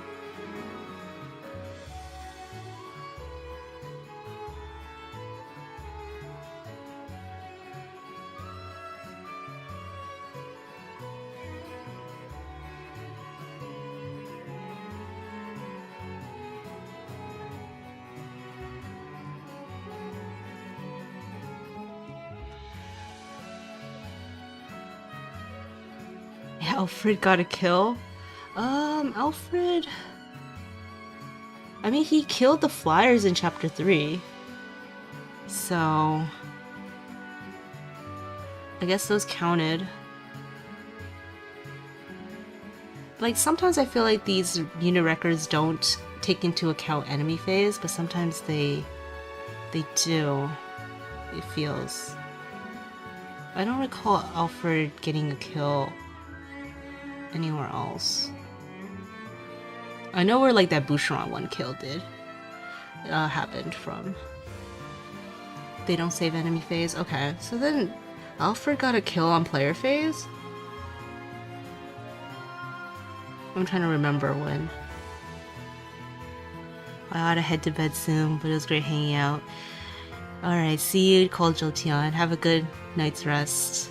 It was great having you here. Thank you for joining me. Didn't Alfred defeat a beam on player phase? Oh yes, you're right. Yes, that is where Alfred's one kill happened.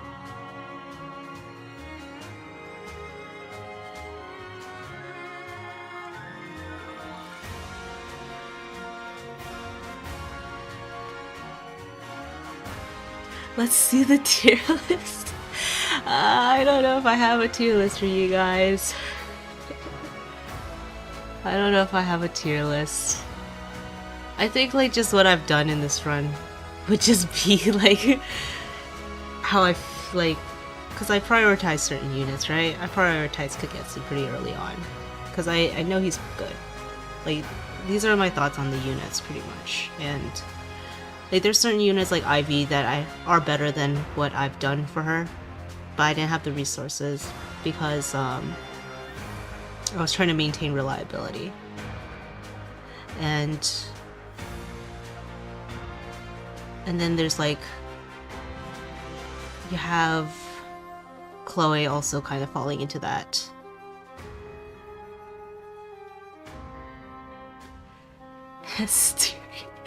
Nothing else matters. I mean, S tier would have like the usual suspects. I feel like you'd probably have like Kagetsu, Ivy, Seedall,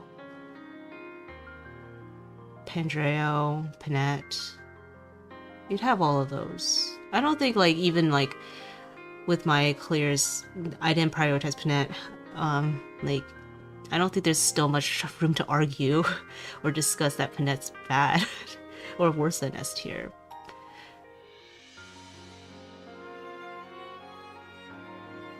E tier clan hog the Celica. Hey, but I needed the Celica engrave on the fire for Ivy too. She was hogging the Celica engrave. And that's the reason why I put the Celica engrave on it, because eventually it was gonna go to Ivy. I'm gonna head out. Really nice stream. Incredibly impressed. Alright, see you, Mac. Thank you so much for hanging out. Yeah, Dean, Panette is S tier. Wait. Sean? S tier? John's dad? S tier? He didn't do anything this run. So we did have a good conversation about it. Alright, Panette S, Pandreo 8. Wait. I feel like Pandreo's S. I feel like Pandreo would be S. Pandreo is very helpful in my run. Chose to use him and prioritize him for the reliability as well.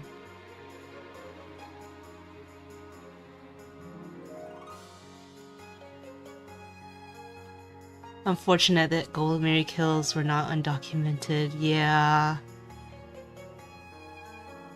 Poor Vulnerary. She put in a ton of work for chapter 22. I got tear baited.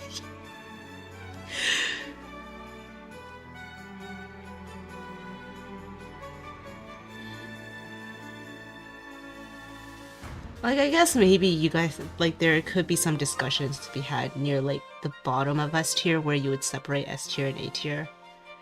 But I don't have much of an opinion on that.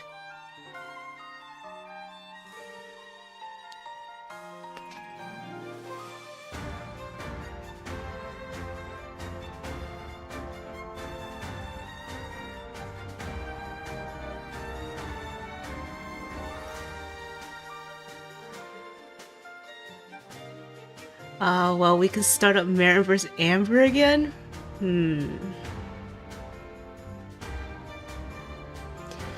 So the thing is, Marin, I do have some thoughts on like what Marin is doing. Because I'm pretty sure Fogado at base almost can do what Marin is doing in chapter 22. So I wouldn't have needed to train Marin up if I used Fogado at base. Or maybe he needs one more Forge of the Radiant Bow. it's one of those too.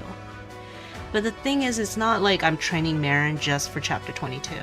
She does do some of like the more flexible things. Yeah, Fogato's one magic short. Okay, yeah, so then he would need one more forge for radio bow +5. Makes sense. And I don't think like Fogato can do the things that Marin is doing, because a lot of the things that Marin's doing is enabled by her being able to fly. So like Marin is still good. Meanwhile, like Amber,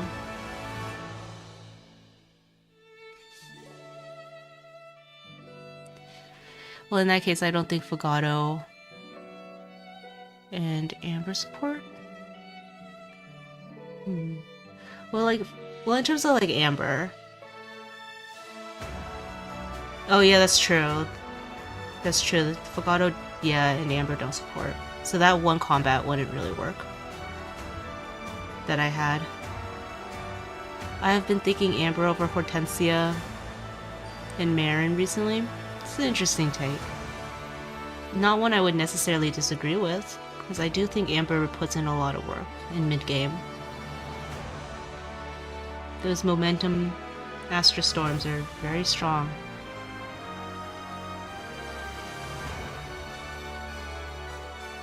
And he's like one of the few that can do it. Because you don't... Panette can't get momentum at that point. And there's like no other unit that's going to be that high of strength. Hortensia stocks up after new chapter 16 gets put in a finished run. Ooh, interesting. Yeah, Hortensia was useful for my chapter 16 also for the 2-turn. Because I gave the boost to Hortensia and she did need those. The warp ranges... No, she only used rescue, so that didn't matter for Hortensia, but...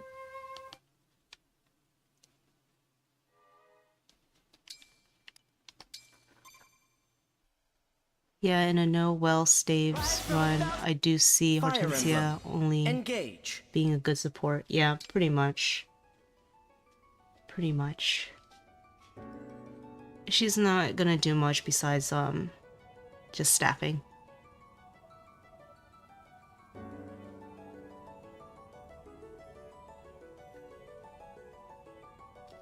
Alright. This has been really fun, you guys. Thank you for coming out and seeing the rest of this run. It was stressful. Chapter 22, I kept thinking I was going to forget something. And I did, but it worked out. I hope to have something out eventually again. Disappointed you didn't do Nimbo's Elwyn Hortensia for chapter 22. Didn't Hortensia need to reach level 5 for that? And she needed a Seraph robe. That's a little too much investment for me. Especially with Marin just taking care of the wyverns.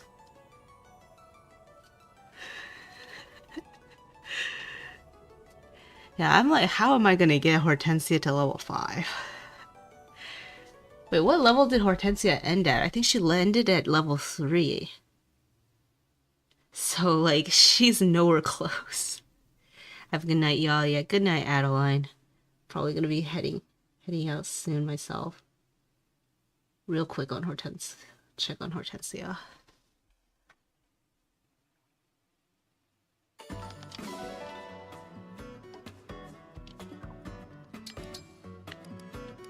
She's level 3. I need 2 levels on her. Where's she getting this experience? Yeah. She's not gonna reach that. I think she needed to be level 5 for that. And then she also needed a Seraph robe, which, like, I would prefer to just use the on Kagetsu to help him survive more. Like, he does need both Seraph robes if he were to survive turn 1. If everything hit him from full health, so yeah. I mean, like, if you're doing paralogs or something like that, you'd probably have an extra Seraph robe maybe, actually, I think the other Seraph Robe is from Erica Paralog, so maybe you won't get that one. But yeah, I don't think I have the Seraph Robes to spare. Alright. And this is it. I might... The next project I definitely have is to try to get these out as individual clears, so you guys, like, if anyone wants to just see the clears themselves without commentary, I'll get those out. But besides for that, I'm not too sure what I'll do. I'll just probably let you guys know on a community post if I have anything I decided. Thank you so much again for joining me on this wild run.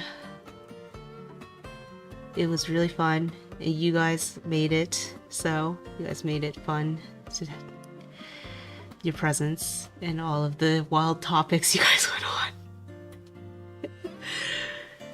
So, hope to see you guys again wherever it is. And thank you once again. And good night. Good morning if you guys are across the globe or anywhere else. I just hope you have a great day. Bye.